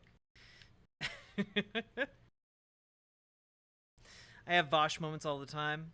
True. Just thought I'd stop by and say bye. Gonna be gone for a bit. Things are too hard and I can't do it anymore. Well, Lady Raincloud, just so you know, we love you, and you know, you take the time you need to heal and you know, get back to your wonderful self, okay? I understand things have been really fucking hard lately, like in especially for like other trans folks, myself included. Like, it's been really difficult to just be functional day to day. I am trans though. Well, I don't have transdar for chatters. Snipe. Gamer G, thank you for getting Chara-chan a sub. Thank you. Let the white name hunt begin. Demon Mama is like early edgy Vosh without the cringe. True. True. Also, there's a trans character in Skip and Loafer, and it's honestly the kindest portrayal of a trans anime woman. Sorry, a trans woman in an anime that I've ever seen in my life, which is just really nice, you know? So definitely check out Skip and Loafer. I have to say none of my problems were because of being trans, if that helps at all. I mean, well, that's good. I'm glad that your problems aren't. Would transdar be something that would be inherently transphobic? Like, it sounds like something TTTTT would come up with. Asterisk Stoudman asterisk gave asterisk wrestling with the news asterisk a tier 1 asterisk subscription. I do really love that for some reason text-to-speech reads out the gift sub message in its entirety. Stoudman, thank you for gifting wrestling with the news a tier 1 sub, because when you guys gift subs, that's literally what helps me to not die and helps me to pay my rent. Like, I do this full time. This is where my income happens. Love that anime. It's really cute. It's true. And that's why I love you, and you're really cute. It's the reason we are able to communicate. Oh, transdar. Transdar is not transphobic. It's just a fact. I'm not going to say that trans people can always tell, but I feel like we have a more intimate knowledge of, like, trans issues where we can be like, you know, give like the nod to other trans people in public. I had to explain TTTTT to my trans cousins the other day.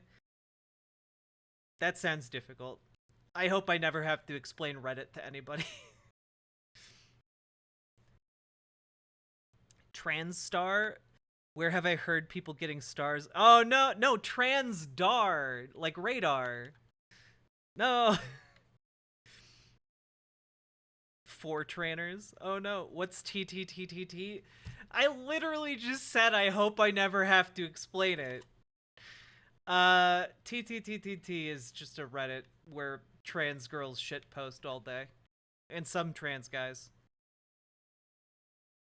Wait, TTTTT isn't on Reddit anymore? I don't know if that's good or bad, because now they're not contained.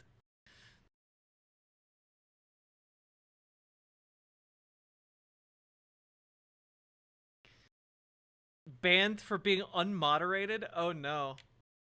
Did the denizens of TTTTT call too many people eggs or something? I feel like that's exactly what happened. It's all Nazis now. Well, that's sad.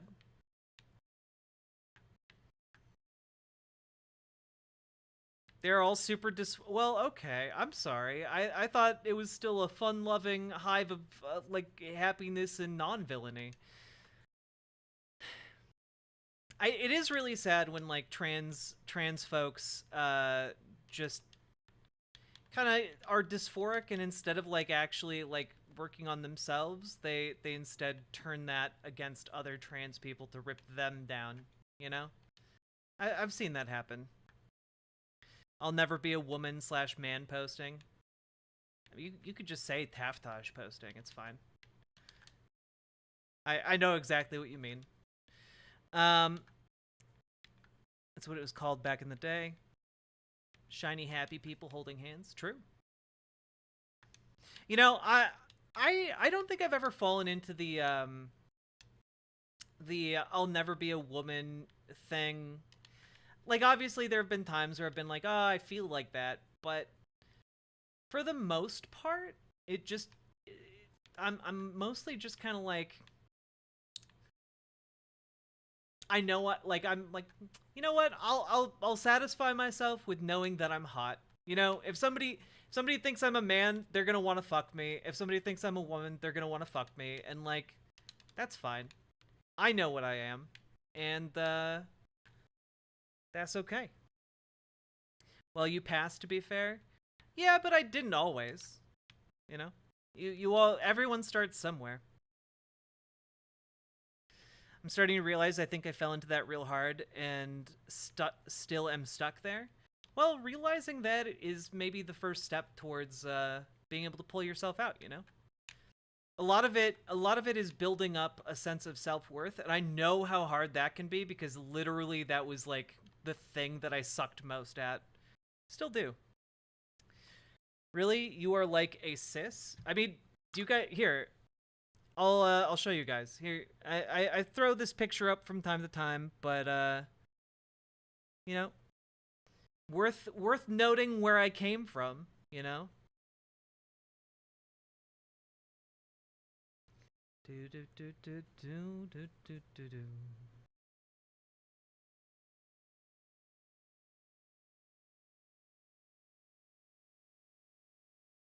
Do I have it in here?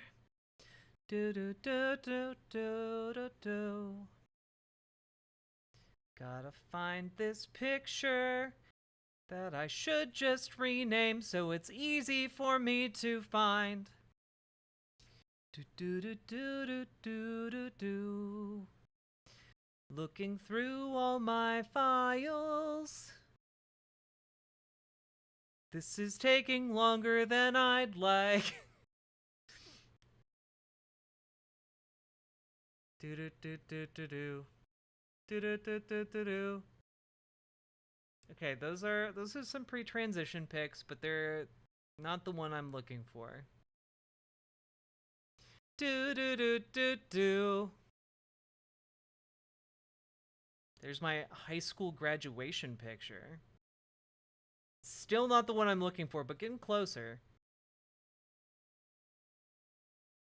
Do do do do do. Sorry. I know I'm being really obnoxious, chat.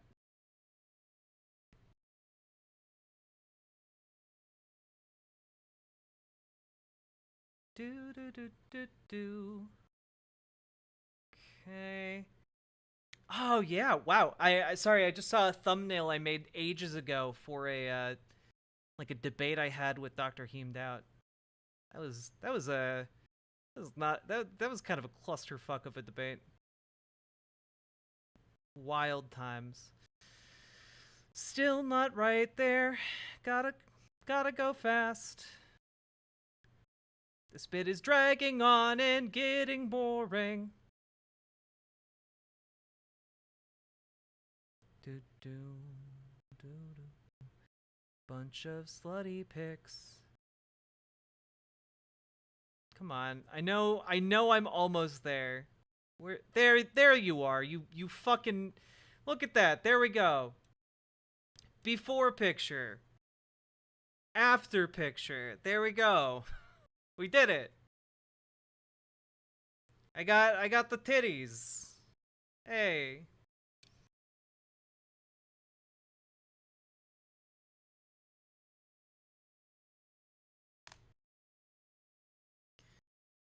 Ugh.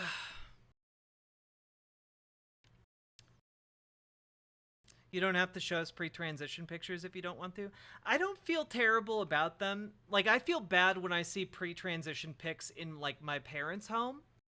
But I don't feel bad showing those pictures, because they're my pictures, you know? Cute on both sides? Thank you. Hormones are fucking magic, you know? Just all tabbed out of my camera. We saying fuck high school? We are. In your Minnesotan garb? True. I think I still have the hat. 1 second. I'll be right back.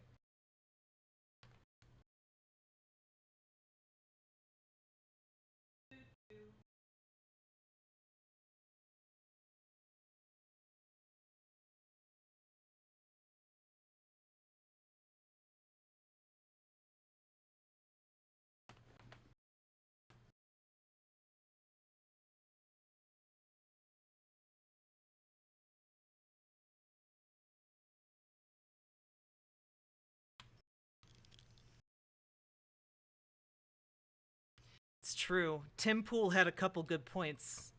I'm now a conservative.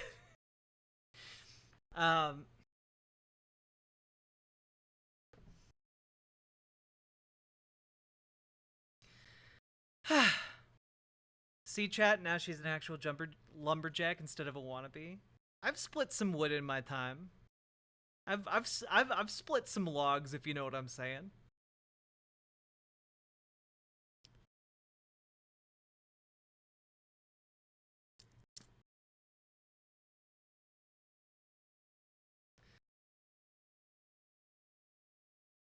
Took me years after accepting I was trans to even figure out what looked decent on me. It's okay for your transition to be slow. True, Myra Ostro. You know, like, I don't know. Like, for me, it was a bit complicated because, like, even while I was in the process of medically transitioning, I was living with my parents. And, like, my mom and dad didn't know that I was trans. And so, like, years into my transition, I was still getting misgendered every day in the place I was living, and it sucked ass. 0 out of 10, would not recommend. So I understand it can be really hard to overcome that mindset, especially if you're in an environment that reinforces the dysphoria, you know?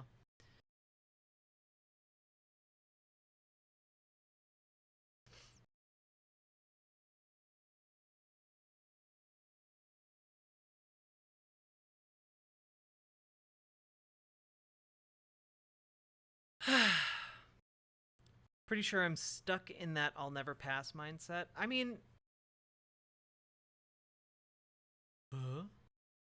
Sorry. How can you overcome that, right? Like, because it's not a healthy mindset to be in, because, first of all, I think it helps, or at least it helps me, to remember that, like, the goal of transitioning wasn't necessarily to pass, per se, but it was for me to be more comfortable in my skin, right? And, like, while passing is nice, it's more important that you feel comfortable being you, you know?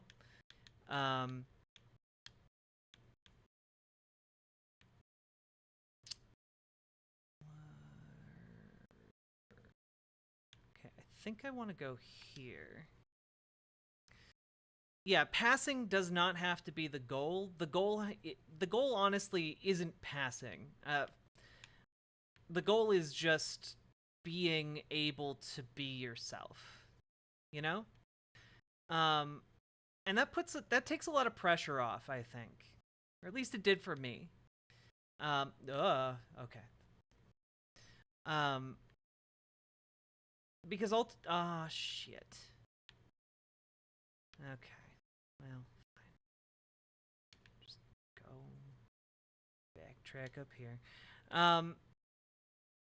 Because honestly, it's a bit freeing, right? Like, that way, instead of you meeting arbitrary standards set by, like, assholes around you, instead, you're meeting your own standards. You are figuring out what you want for your own sake. And I think that generally has better outcomes, you know? When it comes to passing, Salmon Moose, I think is correct here. When it comes to passing, and this is how I feel about it too, like, it's a safety thing. Like, I want to be safe. I want to be able to, you know, function outdoors and in society, and passing helps to make that happen, you know? So, I don't think I go this way. Maybe I do. We'll check. I'm a trash panda. I have no standards. Hell yeah. Like, I don't want to get facial feminization surgery to, like, appease assholes, you know? I don't want to do that. I don't want to get bottom surgery because that's what, like, other people expect of me. You know, if I want those things, I want them because I want them. And I know that can be a difficult line to walk, and I think it takes a lot of introspection to figure out what exactly you want out of transition.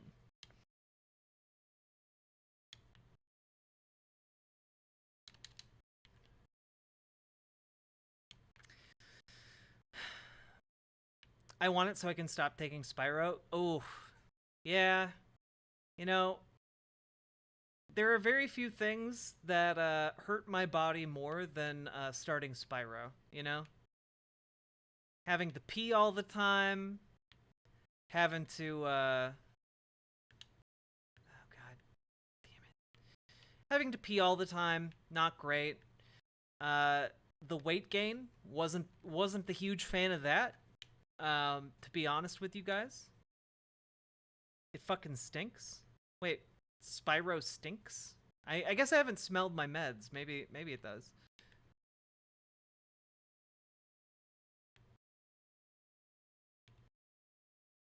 Damn it. God damn it. Spyro gave me such awful brain fog as well. Yeah, when I started it, it was a really difficult transition to adjust. The brain fog was bad. Transmedicalism just feels like another form of gatekeeping to me. I would go a step further and say that transmedicalism is transphobia. Like, it's just transphobia. Oh, you're not trans because you didn't have X surgery is transphobia. You know, you're not trans because you're not taking X medication. That is transphobia. You know? Which is why, you know, I argue that, like, Blair White and her ilk are transphobic assholes. I don't like them. They're bad.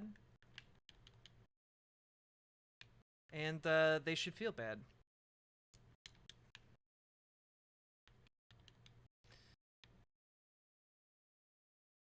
I don't have the card or right to say that, though, as a cis. Oh, God. Well, we're not going to start with that discourse.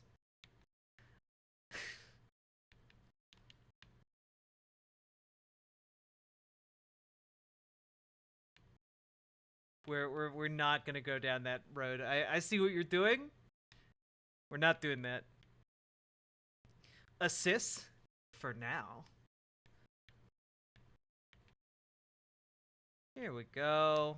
The final area of the DLC. As a cis, Blair is a trans medicalist clown. I mean, as a trans, Blair is a transphobic trans medicalist clown. You know? Like, it's both. Alright. I have no... Like, I know I've gotten through this area before, but I do not remember it. Trad Dad! Hello! Possibly my favorite dad. How we all doing? We doing well, Gatsby Cat. How are you doing? I kind of wish I had a little bit more weight before I started HRT, so my body had something to work with when distributing the fat to my tibbies. Well, the good news is you can always get fat after the fact. Yeah, that's always an option. You could just eat more food now. All right.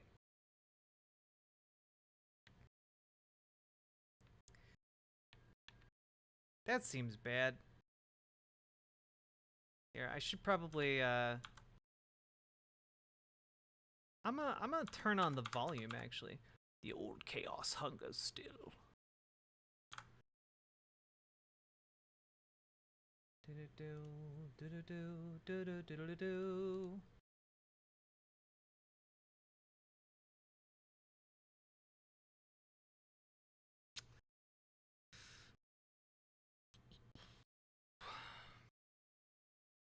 Oh god, Caitlyn Jenner has somehow managed to become even more like insufferable.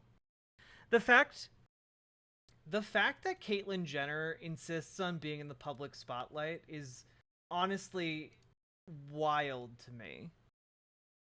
Like, girl, what are you doing? You literally like murdered someone and got away with it. You should be like laying low for the rest of your life, enjoying your ridiculous opulence.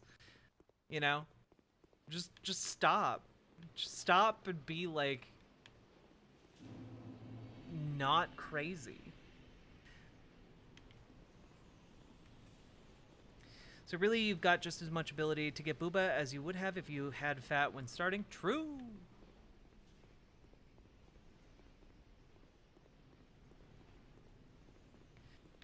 Yeah, Caitlyn ran over some people with her car, Jenner. Yeah.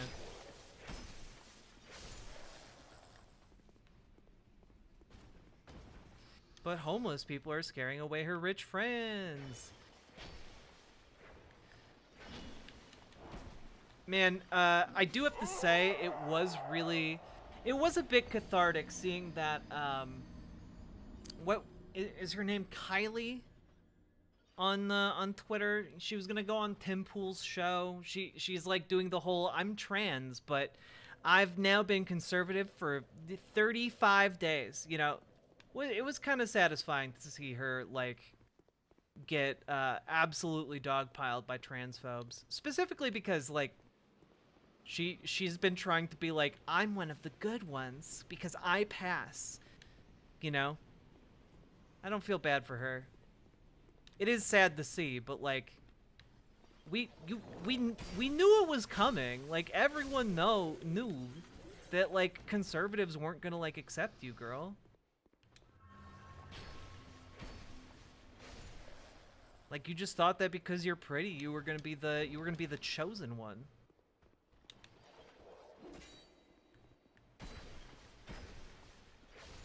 Also, chat, another white name approaches. Thank you for contributing to the cult totem, 610 volts.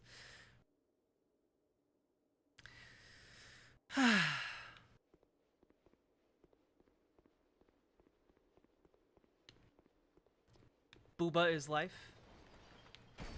True. I got blessed with prodigious mommy milkers, if I do say so myself.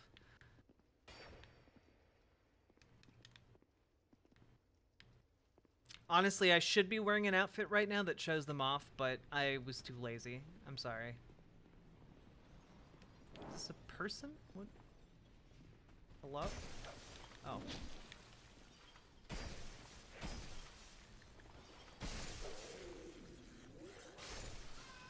Just gonna... Well, now I feel like an asshole. Okay, I'm sorry. Damn it. Murdered an old lady. We'll forgive you this time? Well, thank you. The blonde chick? Yeah, Cross Crescent Creed, you know. You know of whom I speak. Is it that cute blonde trans woman? She doesn't seem like she's actually prepared to deal with the experienced grifters. Well, I think that her preparation was thinking that if she was, you know, spouting conservative talking points, they'd be nice to her. Which, they're not going to be, because they want to eliminate trans people. Like, I don't... Oh, God. I don't know how to make that clear to, like, conservative trans girls, but, like... Hey, they want to kill us, and yes, that does include you, too.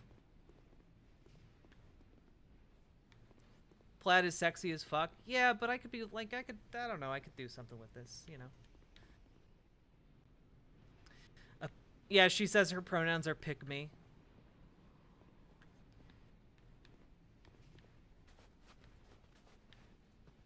I don't know if that's the one who, like,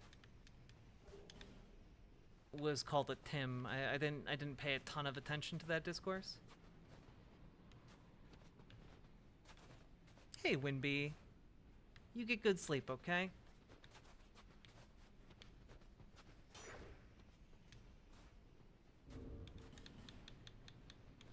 If I have a torch, does that do something? Oh, it gets blown out. Cool. You look like a lumberjill.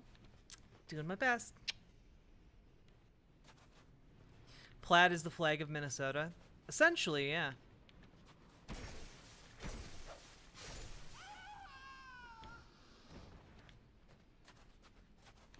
I don't know what I'm supposed to get out of that. Friend? Oh, I'm just being an asshole. Damn it, I'm sorry.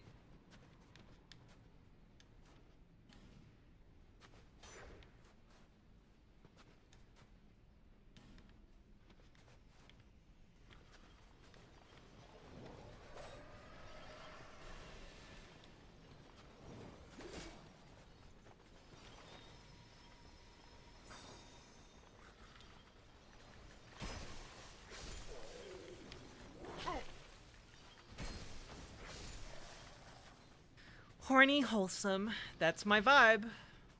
I do try to be horny and wholesome. But what do you expect from a leftist OnlyFans content creator?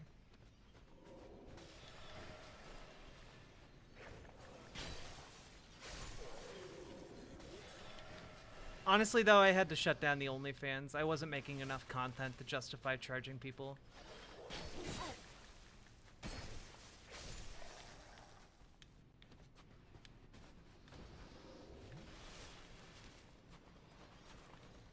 If not, why friend-shaped? True. Oh, God! Damn it. Okay.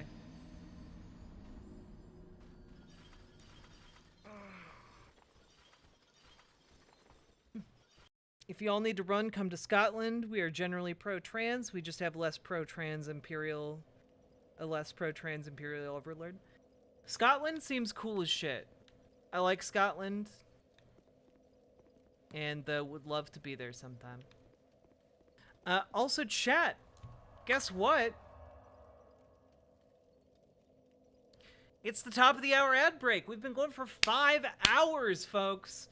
And if you're enjoying the stream, please, please, please remember to hit the follow button over on Twitch, hit the subscribe button over on YouTube, hit the like button over on the YouTube stream, because every like you give, every subscribe you give, boosts that content in the content feeds of conservatives, and it makes them angry. And that's honestly a victory in my mind.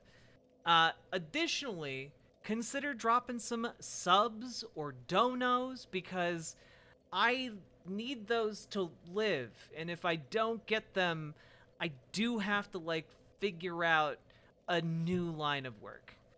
And I would rather not do that, because I feel like I do a pretty good job at what I do.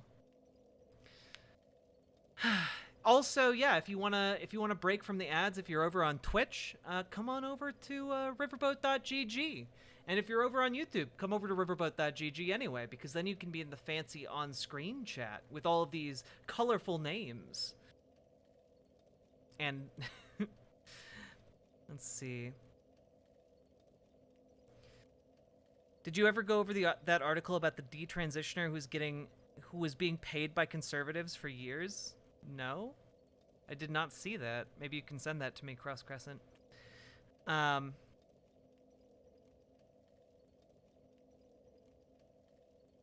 I just hope, since I'm still in my second puberty phase, they might start up again. Like the few months after I started, so sure, growth pains were a bitch, but it was euphoric as fuck, knowing it meant they were still growing. Well, Rad Little Razzie, if you'd like to see more growth, you can talk to your doctor about progesterone. You know, it's anecdotal, of course. There's not a ton of research on progesterone, but I feel like it made my titties a lot bigger, you know? Liking is free, and you own the chuds getting Jack in people's feeds. True, Gamer G.